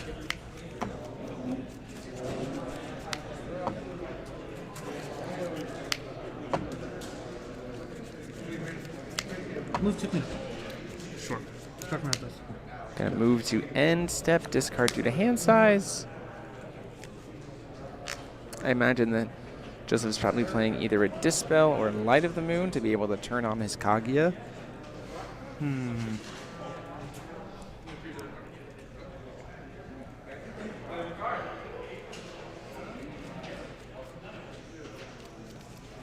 Full tap.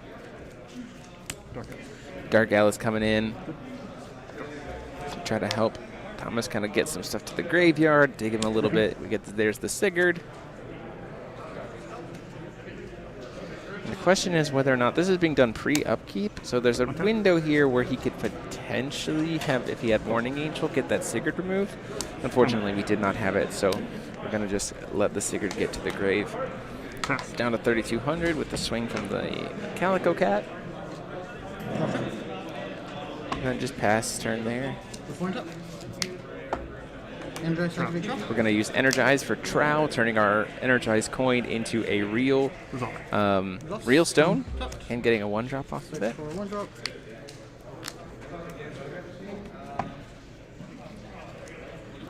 Seeing the Dark Alice.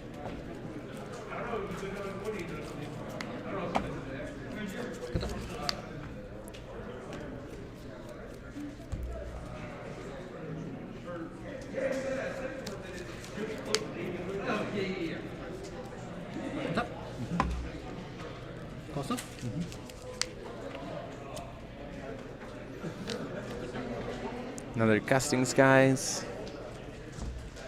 Up to 4 will. Still no Kaguya's. Kind of looks like a little bit of a dead hand here. A lot of Erendites. Do have the 1 blue for the Erendite here. Calico Cat coming down. Unfortunately, can't currently target anything that Thomas has on his side of the board. On my turn before I draw. We're going to see a Trow from Thomas as well.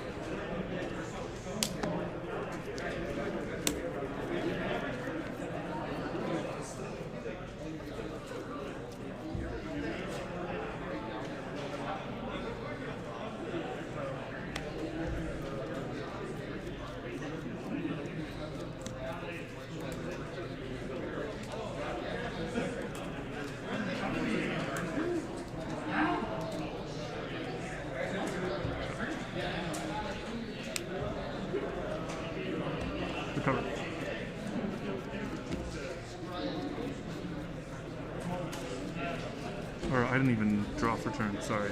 Yeah, sorry. Forgot to draw for turn here. Move to recovery. Stone with cards in hand. Hanzo here getting another Black Silence.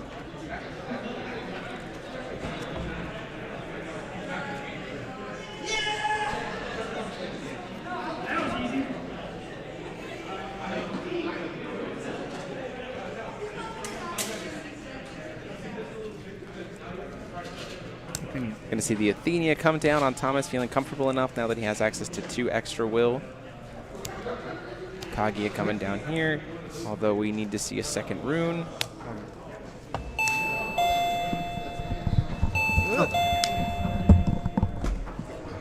That's flip this. Yeah. That's exactly what it was. I bring the Dell. They knew what was going on. The Light of the Moon needed to come down to be able to cast the Kaguya for cheaper.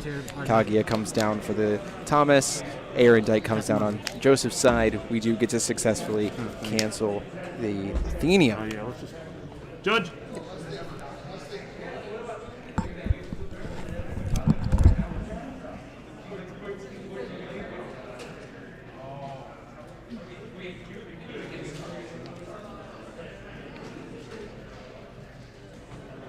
Okay, so do we rewind or do we just have him flip the... That's a good question.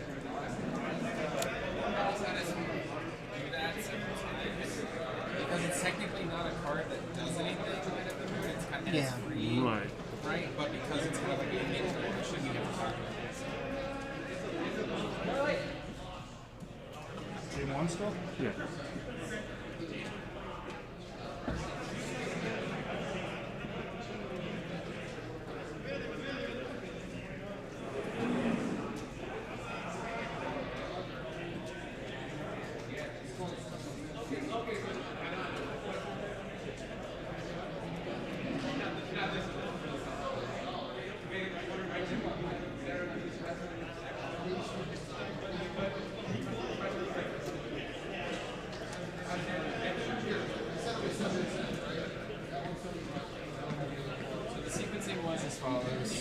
Athenia's cast, and you have to untap the stones.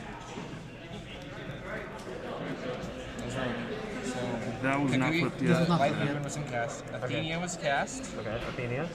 In response to Athenia, we paid 2 to produce these 2 to produce for the Kaguya. Kaguya goes on chase. We'll get there. Yeah. Then I cast Kaguya is cast in response to that. Okay. The Kaguya is allowed to resolve. Okay. Then Erendite is being paid to cancel the Kaguya trigger here. So that's where we're at, and it was at that moment where, because of my dinging, they realized the Light of the Moon wasn't flipped. Okay. So, I'm just explaining him the situation, he will repair. Alright, so this is your whole stack, yeah? Yes. Basically. Okay, perfect. So basically, this is just an illegal activation, so we just have to rewind to it, because you can't actually, the will you paid does not pay for the full, will cost, so we rewind here. So we're doing a little bit of a repair here, because the Light of the Moon was not flipped before the Kaguya was cast. At this point of game state, and now play continues. Okay. So this is on the step. Cast Light of the Moon. Sure. Results. Cast Kaguya.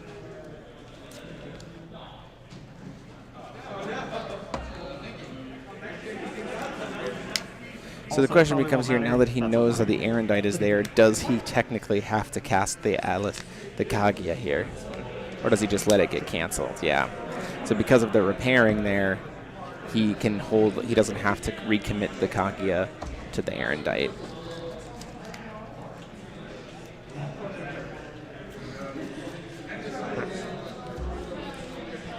At that point in time, Thomas is going to pass the turn.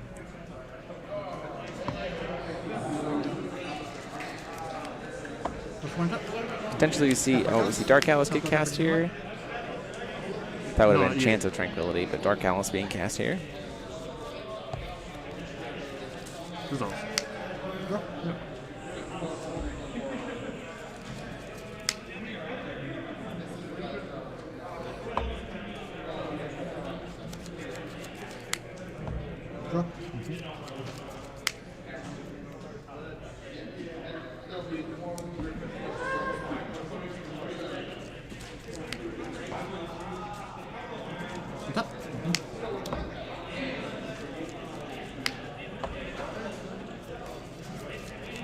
Does it?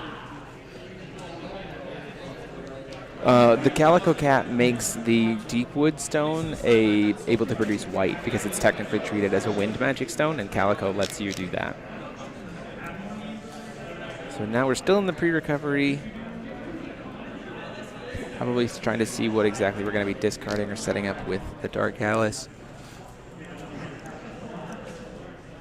Or maybe seeing if Thomas wants to cancel the Dark Alice here. Sure. Enter. Oh, we're performing Judgment. My apologies. We're going to do the Judgment to grab the Trow from the graveyard, put it into play.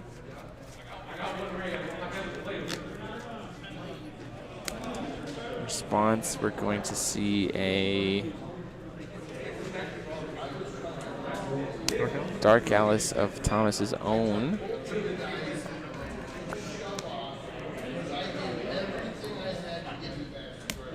Repeat.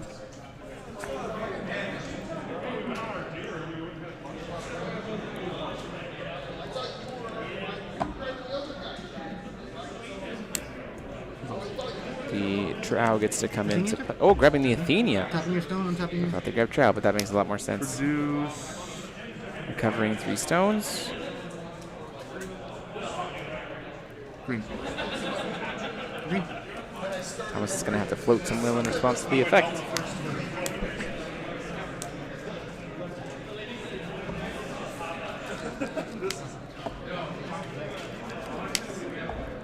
An Erendite, a Misty Woods.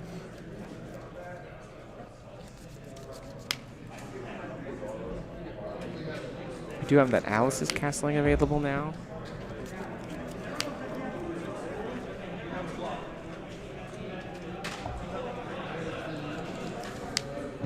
Pardon that? 5. Yeah, 6.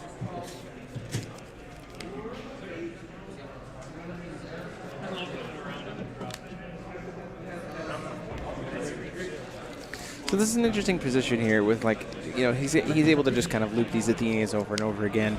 And he does have the Alice's Castling. So Alice's Castling turns an Athenia into a Kaguya because Kaguya technically casts 3. So now we have the ability to cast Kaguyas for 1.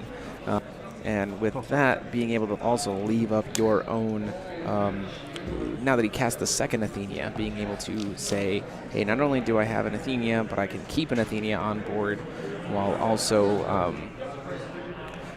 also putting into, you know, getting in the Kage to cancel for cheaper is a really good tempo play here. Plus also Brunhild herself is just, you know, she's a flyer. So we got to get some protection in somewhere. We are seeing it in the form of this Rhea.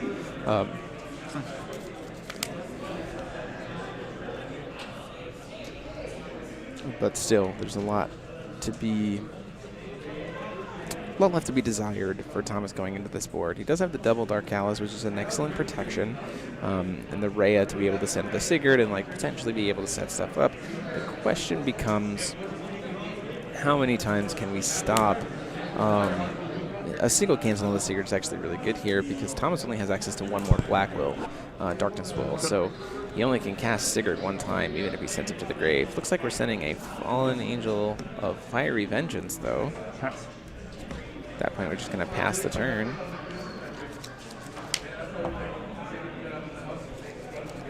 How many? 1, 2, 3, 4, 5. Doctor? Chant of Tranquility from hand, setting up for a position where we might be able to just do haikus here if we have some form of removal. Tempted to cast Chant of Tranquility from the rune deck. In comes the Don't Cheat. Sorry, in comes the Sealing Scroll. There's a world where we Alice's Castling right now the Athenia into and using the green here. We're going to cast a second one from the hand. In my opinion, there was a world where we used Alice's Castling to cancel it, get the chant, and then cast another chant. But I can see the playline here. We're still threatening, telling Thomas that he still has to try to commit more to stop this chant from happening. Otherwise, he's just going to have to worry about that. And we do still have access to that Alice's Castling. So Kaguya to cancel. And then the Erendite coming in there to stop the Kaguya's effect. Do we have another cancel on this? Looks like we might have it. We've already actually seen it. We know that there's that second one here.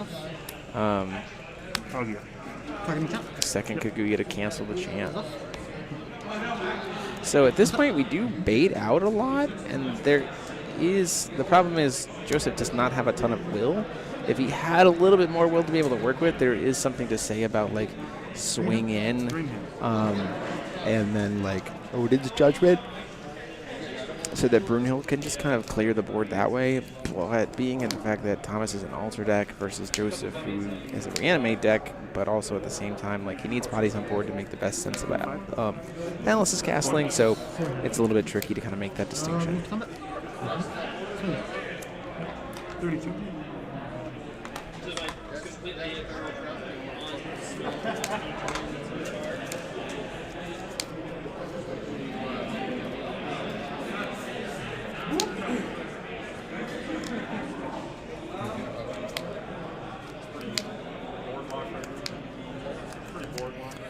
So combat there.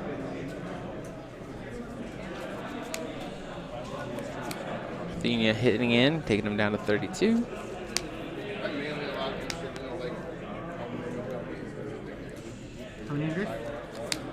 Seven. Calling Stone with a Judgmented Brunhild.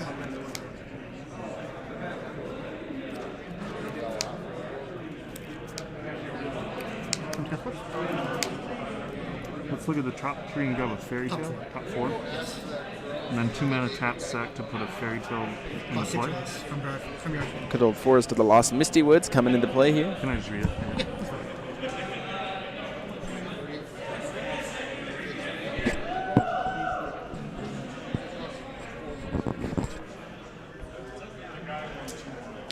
Can I see your river? Yep.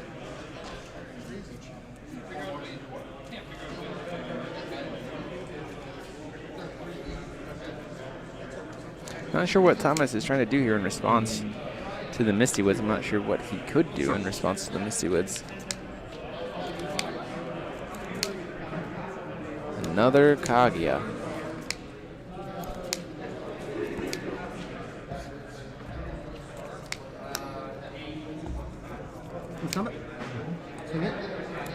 Swinging in for another 8, takes him down to 24. Good. Draw.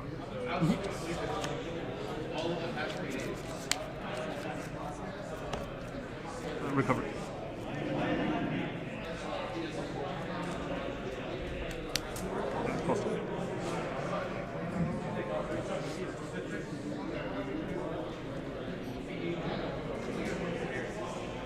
Cast Sigurd.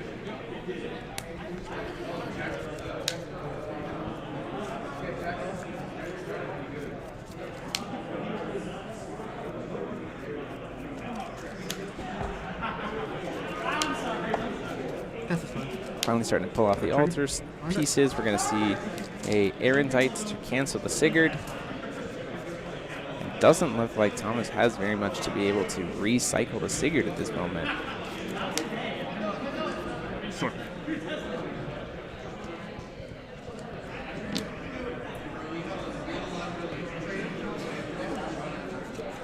Green hand? Yes.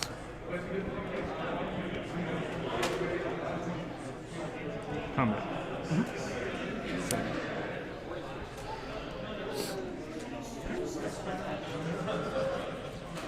No worries. 25? Yep.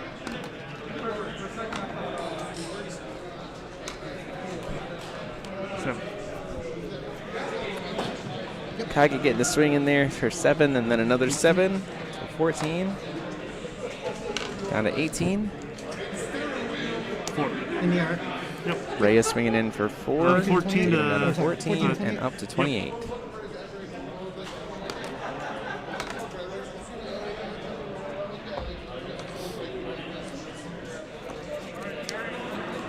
Well, if you told me that, then I would have brought this passenger with me.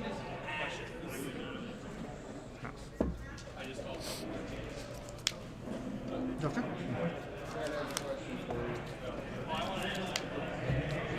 Before on top? Dive on top?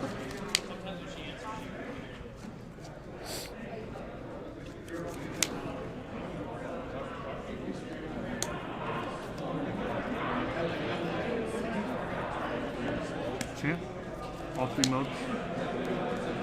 Target to return both of these.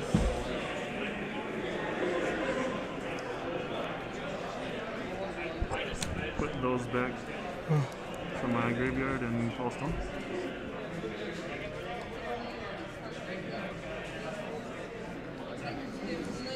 2 Kaguya's and an Alice's castling in Joseph's hand. That's fine. Back hard. Putting in some serious work. 2 altars and an Athenia. Okay.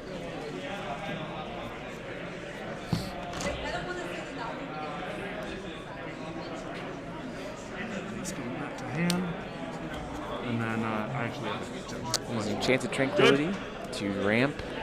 Just put his Kaguya's back in his hand. Judge! Charlie's heading over there for doing judge stuff, so let's listen in and see what's going on. I just have a rulings question if I could.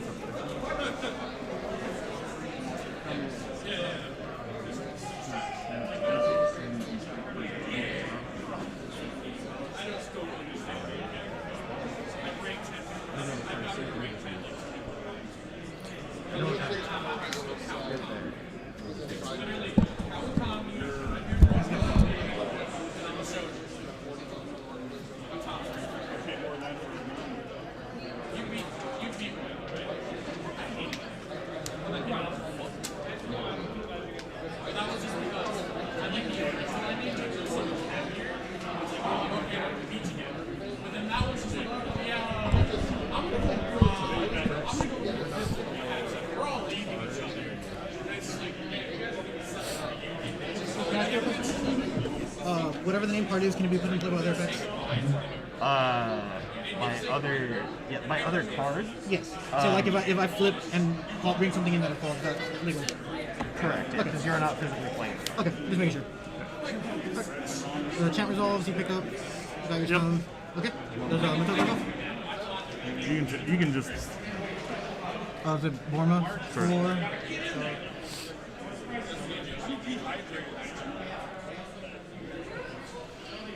Is Borma destroy all of the resonators? Destroy all resonators, cost 3 or less. Oh, okay. Thank you.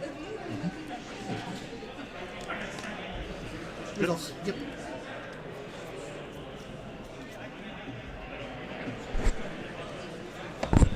Proceed to recover.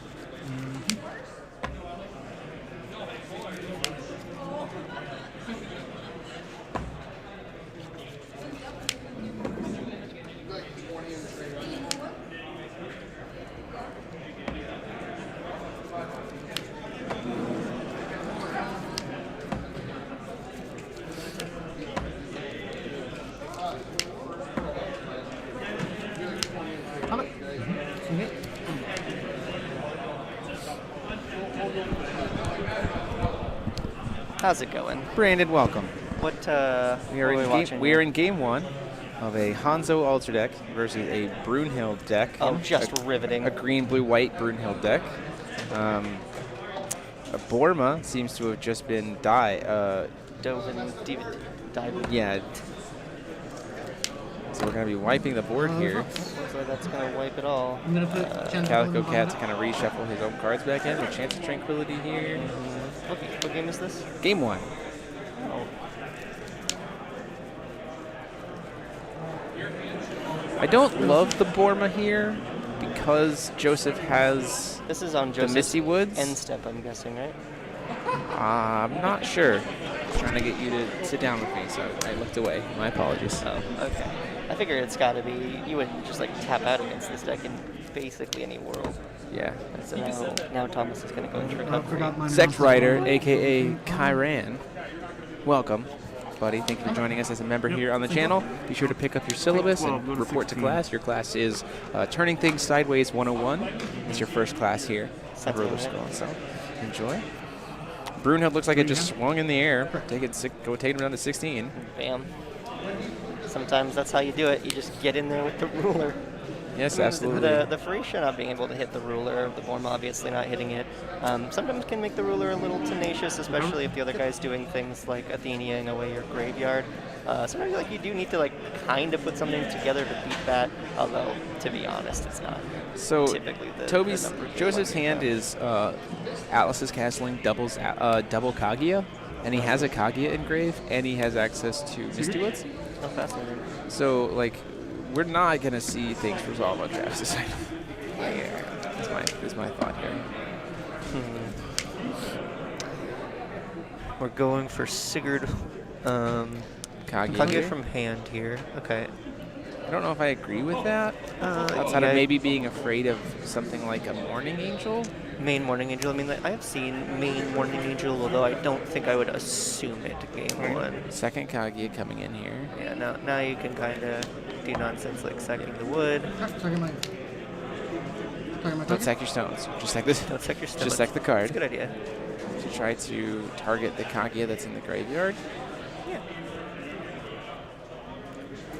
Oh, we could see a chant. Has the other guy... I don't see a chant out of the other guy's rune deck yet, so that could be coming out here. That's true. It would be a 3-mana chant to hit it, but... It might be worth the value in this situation.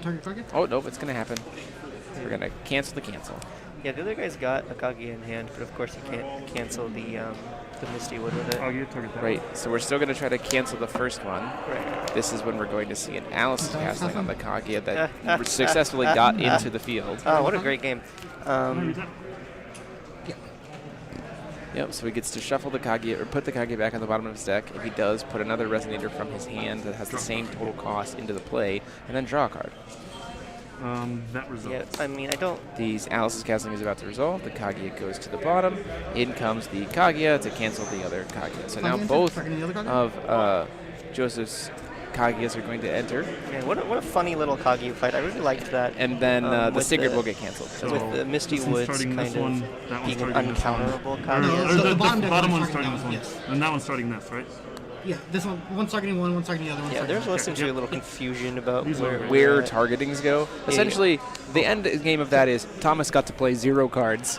Yeah. Well, I mean, Joseph's tapped out right, now. And now Joseph is tapped out. We can just recast gets the Sigurd, right? Gets the thing. He could get a 2-drop. If he's got a exactly Calico Cat in hand, then Thomas is way far ahead here, or really anything. But that's a Dark Alice. Yeah, that's good enough. He can sack 3 to get Athenia now, which can sometimes get this train rolling. Right. If he's got Sephiroths, then Joseph is pretty behind. Do you know if Joseph has a Sig in the yard? It doesn't matter because he can get Athenia anyway. Joseph is also not playing Sigurd. Oh no, okay. This is like green, blue, white Kage Bruno. Oh, okay. As opposed to Alter Bruno. Like Aerondites and Castlings. Okay. Yes, Aerondites and Castlings and stuff. Okay, yeah. Then I think Thomas is pretty ahead. He can just go get. Why would you cancel his Kage when you can just recast Sigurd? I think the point there is to try to force Toby to kind of tap out and play the Kage's, like play out his Kage outs there. So that you have safety here. So now, especially since Toby's down to 1 card in hand, right? There's merit to saying, okay, cool. You played out all your Kages, so not gotten rid of them. The Brunhild still lives, and this is Thomas's Brunhild main is dead. phase. I thought it was just he just kind of he Plokied. Yeah, but I thought he just kind of agreed with 10. I must have misheard. I thought he said 10, but I am clearly mistaken. But now, I mean, Joseph gets a turn where they're completely tapped out. So I mean, this is where you'd love to be the Sigurd, because if you can just get Sigurd rolling here against a tapped out opponent, then you just feel excellent. Yeah, right, for sure. That's not an option for him. What on earth was his hand that did not? It looks like a Chance of Tranquility and a Calico Cat. Feels bad. That is exactly a Chance of Tranquility and a Calico Cat. The great part? Cast it. Sure. Targeting your entire grave? You cannot. Oh, Dark Alice, you're right. There's a Dark Alice. We can't target anything part of Thomas's grave. Oh, yeah. Okay, so if that's the case, then Thomas, and he can't do anything here, which it looks like he can't. Then Thomas is just going to go nuts next turn with Sigurd loops. And yes, absolutely. I see he hasn't even cast his Power of Immortality yet. Yeah, okay. I think this game's pretty over.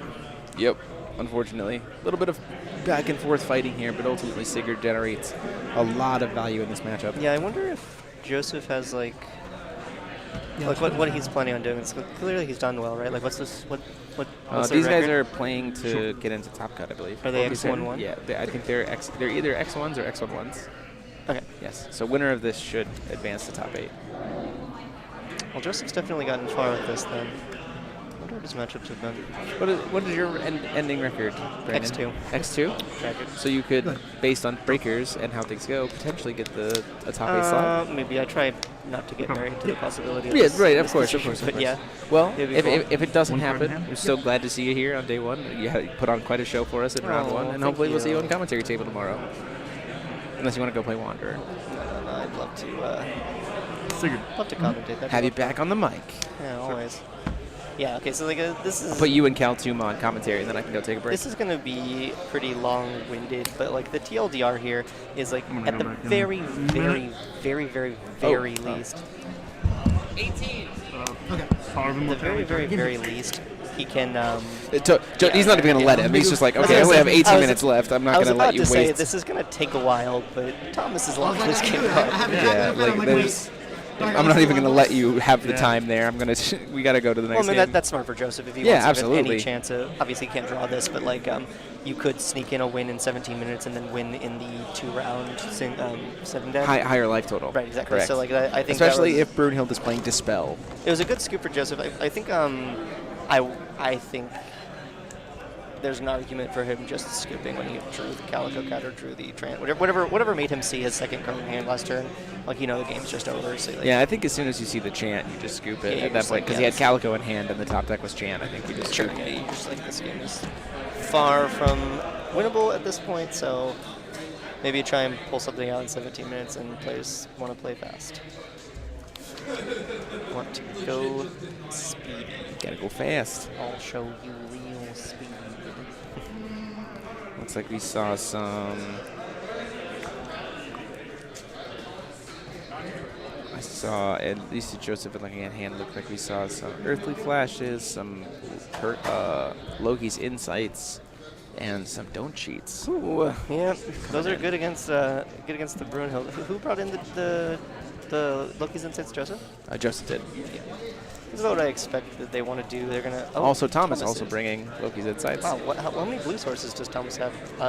2. 2, I think. Maybe 1. Wow. I guess some people just like have better stones than me, but like I could never hit my blue stones if I did that. If I had the audacity. So. That's fair. That's fair.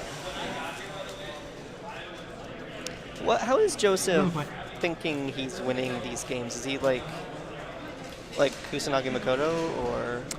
I don't know. There was an early time where we saw Joseph do a judgment into Brunhild pretty safely, and he chose to get an Athenia to like reset back up to having 3 stones untapped, but he had a Trow in the grave. So I don't really necessarily know whether or not. I mean, it feels like there's probably not much that the altar deck has to be able to remove a Trow at that point in time, and you also can't Borma it, and so like it can just block forever. Yeah, what a very fascinating. Right, so it felt weird to me that he decided to go with the Athenia instead of getting the Trow, because to me a Trow against the altar deck is like, yes, you're gonna go wide, but it's also like that thing is hardy and like exactly perfect Loki kills it. And I'm guessing like he's not Zeus Alicing or anything else. No. Okay. So I was gonna say like Bant is the best colors for beating Sigurd in terms of like getting your own Kaguya's, getting your Arondites, getting your Morning Angels and stuff. Right. Like if you're just like playing a control deck that's not trying to do the altar nonsense, then you feel like you should be out to get altar. But I'm not exactly sure how that deck is. What they're it. Yeah, exactly. Like eventually they're just gonna get a Sigurd under your permission, and then your score is the game, right? So that might not be true. I mean, maybe he's castling into some nonsense. Castling obviously just ridiculously $1,000 card. Right, absolutely. Super fun to have it back. A lot of fun decks you can build with castling.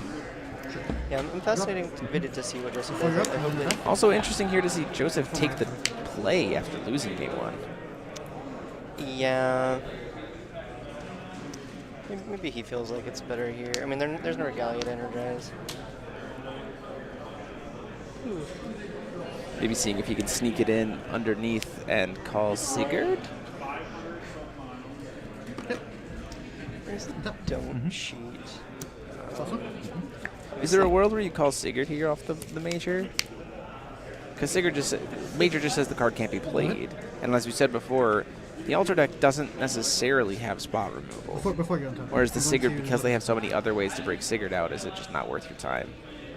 So he's Lokiing before recovery here. I'll hit the 2 Kaguya's. Looks like he's going to get...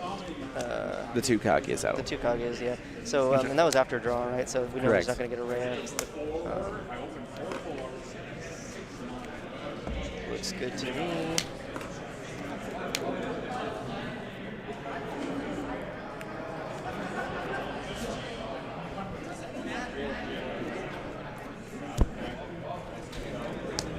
altar here. The hard cast altar. And pass. Sounds good to me. Yeah, from Joseph. Fascinating. I love that. I wonder if Joseph feels behind. Obviously, getting those two Kaguya's feels pretty rough. Here are the runes. We're not seeing that get don't cheated, which is probably okay. I wonder if they brought in don't cheats. You also aren't seeing. You're saving the Sealing Scroll for the Odin's Judgment, correct? I'm kind of shocked that the Loki's Insight didn't get Sealing Scrolled, actually, now that I think about it. You're right, it is a rune. Feels like there's not much better than that. What are we getting, a 3-drop? A 2-drop? A 3-drop. You sack the token from Calico, too. So that's 2. And Calico and its token is 2. Oh, did he not have He only had 2 bodies on board. He only had the Calico on board. Fascinating. Sigurd? Frisia. Ooh. I don't hate that.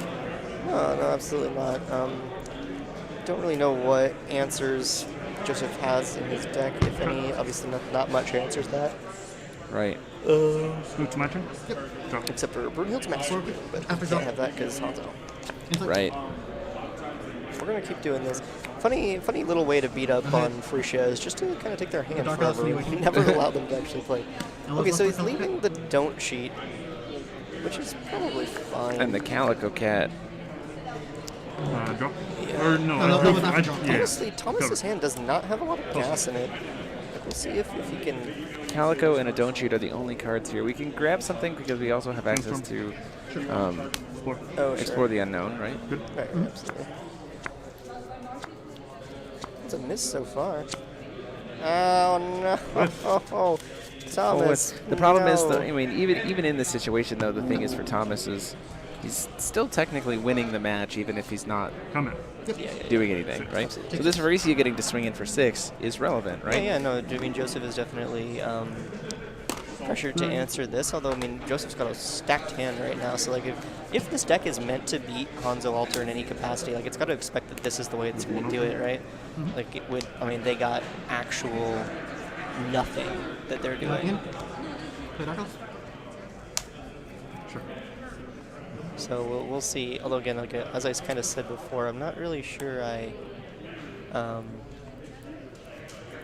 aware of how Joseph wins it. Game. Yeah. And I'm still looking at Joseph hand, and I'm like, I'm just not seeing like how this damage. ends. I'm not seeing damage is the problem. Yeah. I mean, I could be completely mistaken. Maybe he just starts eventually. Haikus? This is the last round of Swiss. Alamo. The winner of this will be, if I'm correct on what their records are, the winner of this should be in top 8. Awesome. That seems correct. Thomas making a return to Force of Will after having been absent for a while. Oh, fun. How many hit? 1. Seen a lot of returning faces this weekend. Does anyone know? I haven't seen him in a while. Does anyone know where Zach Tufford is? He left. Oh. He dropped his home, unfortunately. Alright, we're Eisenhardt summonings, and we are getting back, presumably, Makoto the Major. I don't know if naming Don't Cheat is that useful, so naming Sigurd's probably fine. And Thomas needs 2 Darkness cards in order to kill that with Furiosa, so it's feeling pretty alive to me. We're going to see... Oh, we're just going to get it canceled with the Sealing Scroll. Oh, fascinating. Sealing Scroll for that? What is that even putting? This game has left me rather perplexed, but I might. It's a good way to end it. I might not understand this matchup. Honestly, I might. Toby, so whiffing off of the Joseph whiffing off of the. So it's possible. Misty Woods. But it's possible that Thomas sees the only way that he wins this game is ripping into Sigurd, and so like the Makoto on Sigurd locks him out of any possibility of winning, and so like he just feels like he needs to answer that. Chant of Tranquility, do we have any responses? 2 hit. Don't know if we have a Kaguya. That's my thing is. Sure. Dark Alice, see if we can maybe try into a Kaguya. We can try and find one. Ooh, Earthly Flash. Earthly Flash, yeah. That seems pretty good. Card advantage here.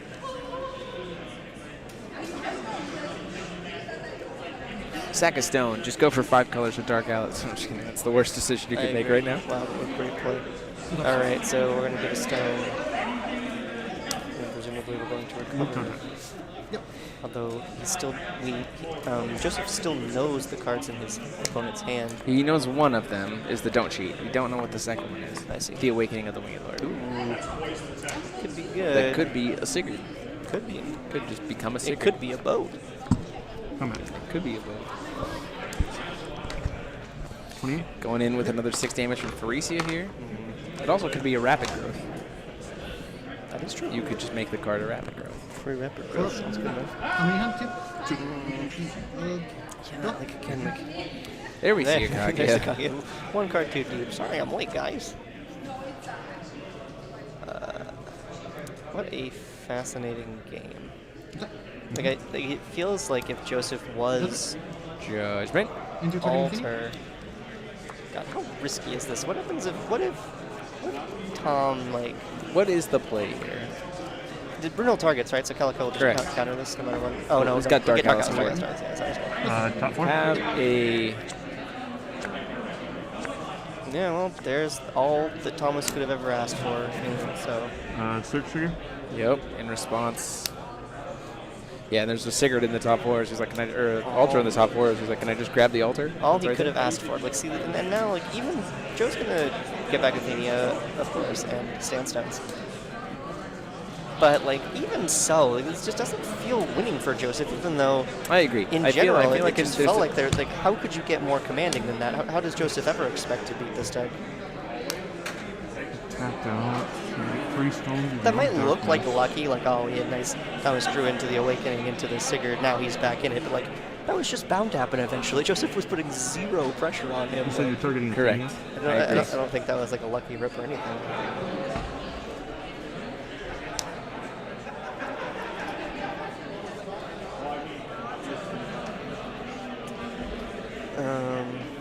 While we wait, I do just want to say once again, while we're kind of waiting to see what happens here, just want to say thank you to everybody, because we're going to see Thomas start to do alter things. I want to say thank you to everybody who's been watching the stream. In spite of all of the technical issues we've had with the internet, it's been awesome to have you guys all in here, anywhere from 50 to 90 players watching us at a time at a tournament with 61 players. It's good to be back and force a will, at least as best we can. So it's been pretty fun so far. Yeah, hope that you guys have enjoyed it. I know that there's a lot of alter. Don't get me wrong. I know that there's a lot of alter. It is what it is. I think we just happen to see a lot of matchups where Arla was the most represented here, and we just didn't get to see a lot of pairings where we got to say Arla pair up against alter, which I know is kind of the contentious, like, what's the 50-50. Alter, and then sack on it's just how the cookie crumbled today. Both very complicated decks to play. So, you know, it's been a lot of good games. The number 1 represented was Arla, right? Correct. Followed by Rezard.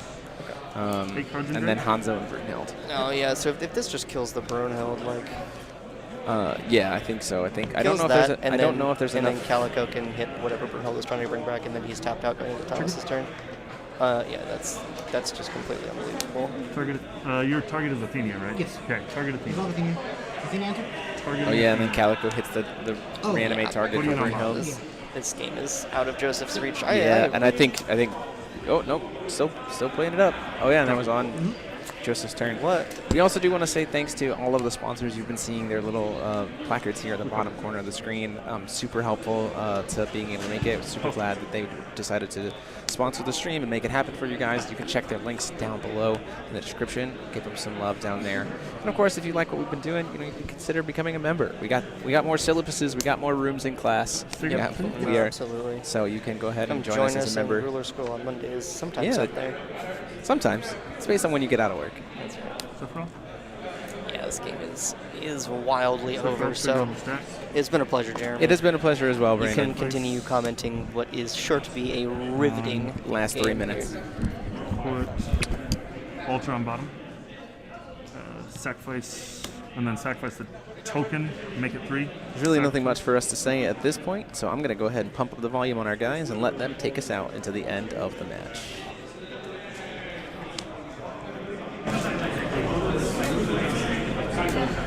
Trigger on the stack, I'm going to float a black. So float a black.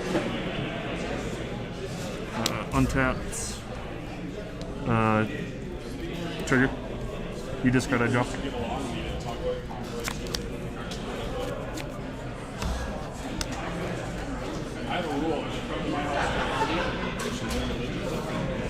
Using a floating black.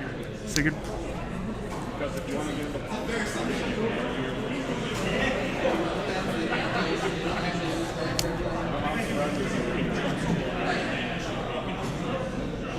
Sacrifice. Sacrifice.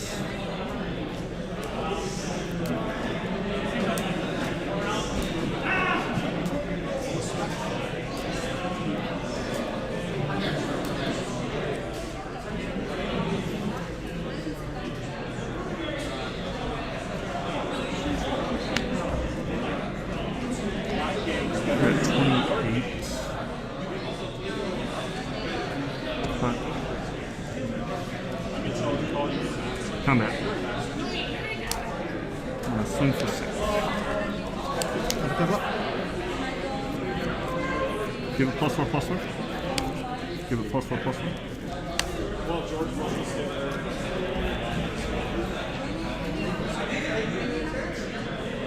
Pass turn. On your turn, before you draw,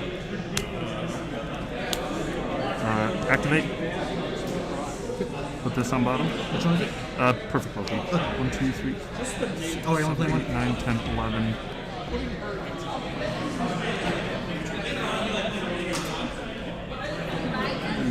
Yeah. So put that on bottom.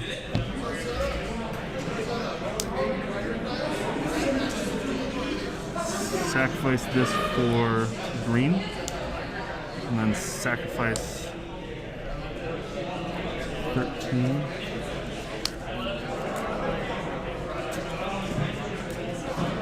So I was floating green.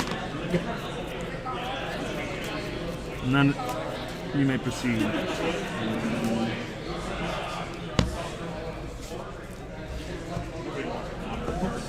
Okay. Yep. What's up? Mm-hmm. Also? Mm-hmm.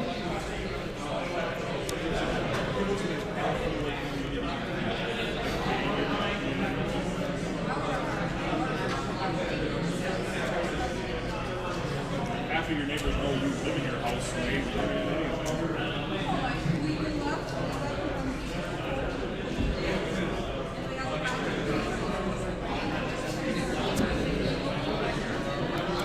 Orange is it? These are all resonators?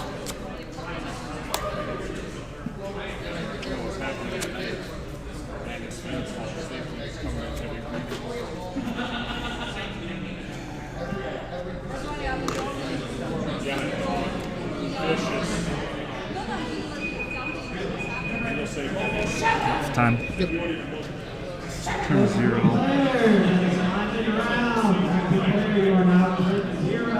Use the screen. Target. Target. Target. Target.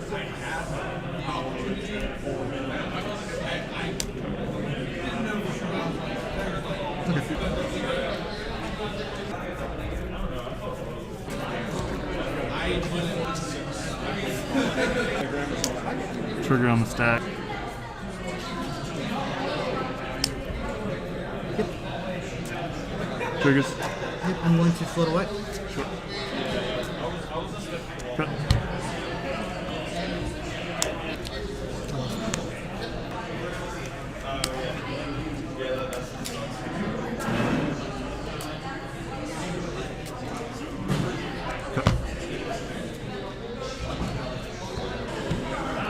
I will pass the turn on upkeep, sack these here, sack it for 2. Good? Yep, that's fine. Perfect. Yeah, I'm just playing it off the stream. Sure. What's up? Go ahead. Inside of yeah, me, I was like, okay, I'm fine. And then you awaken, I'm like, what can you hit? What can you hit? Okay, you can hit Sigurd, and I probably lose. Yeah, that was my out.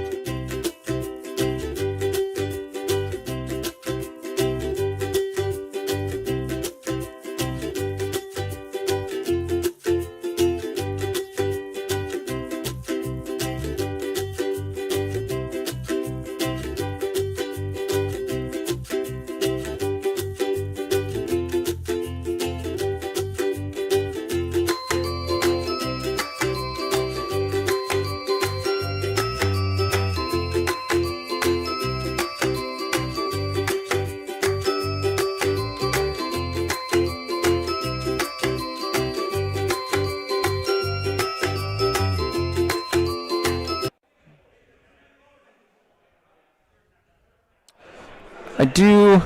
Oof, that's way too loud. I do want to come back on for just a little bit of top 8 players are. Top going on, there are 2 drawings that we're going to be doing, like single one of the international and win. It might take a card for Dark Alice or Gil Lapis, which you'd like to see reprinted in next set, to rulerschoolcontent@gmail.com. Hard to type with these gloves on. I don't know how I should get ours. So please, thank you guys so much. We will be back shortly as soon as we hear the top 8 pairings, or the top 8 placement, to be able to tell you who it is.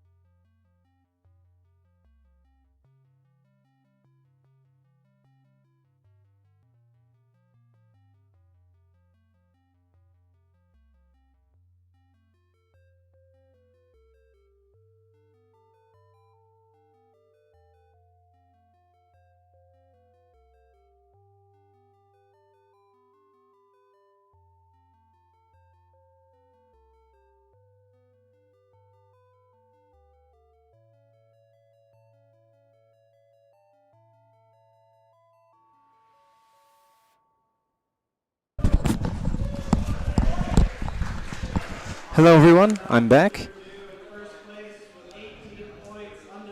First place undefeated is Derek Mugwaneza going into day 2. Coming in at 5th place here.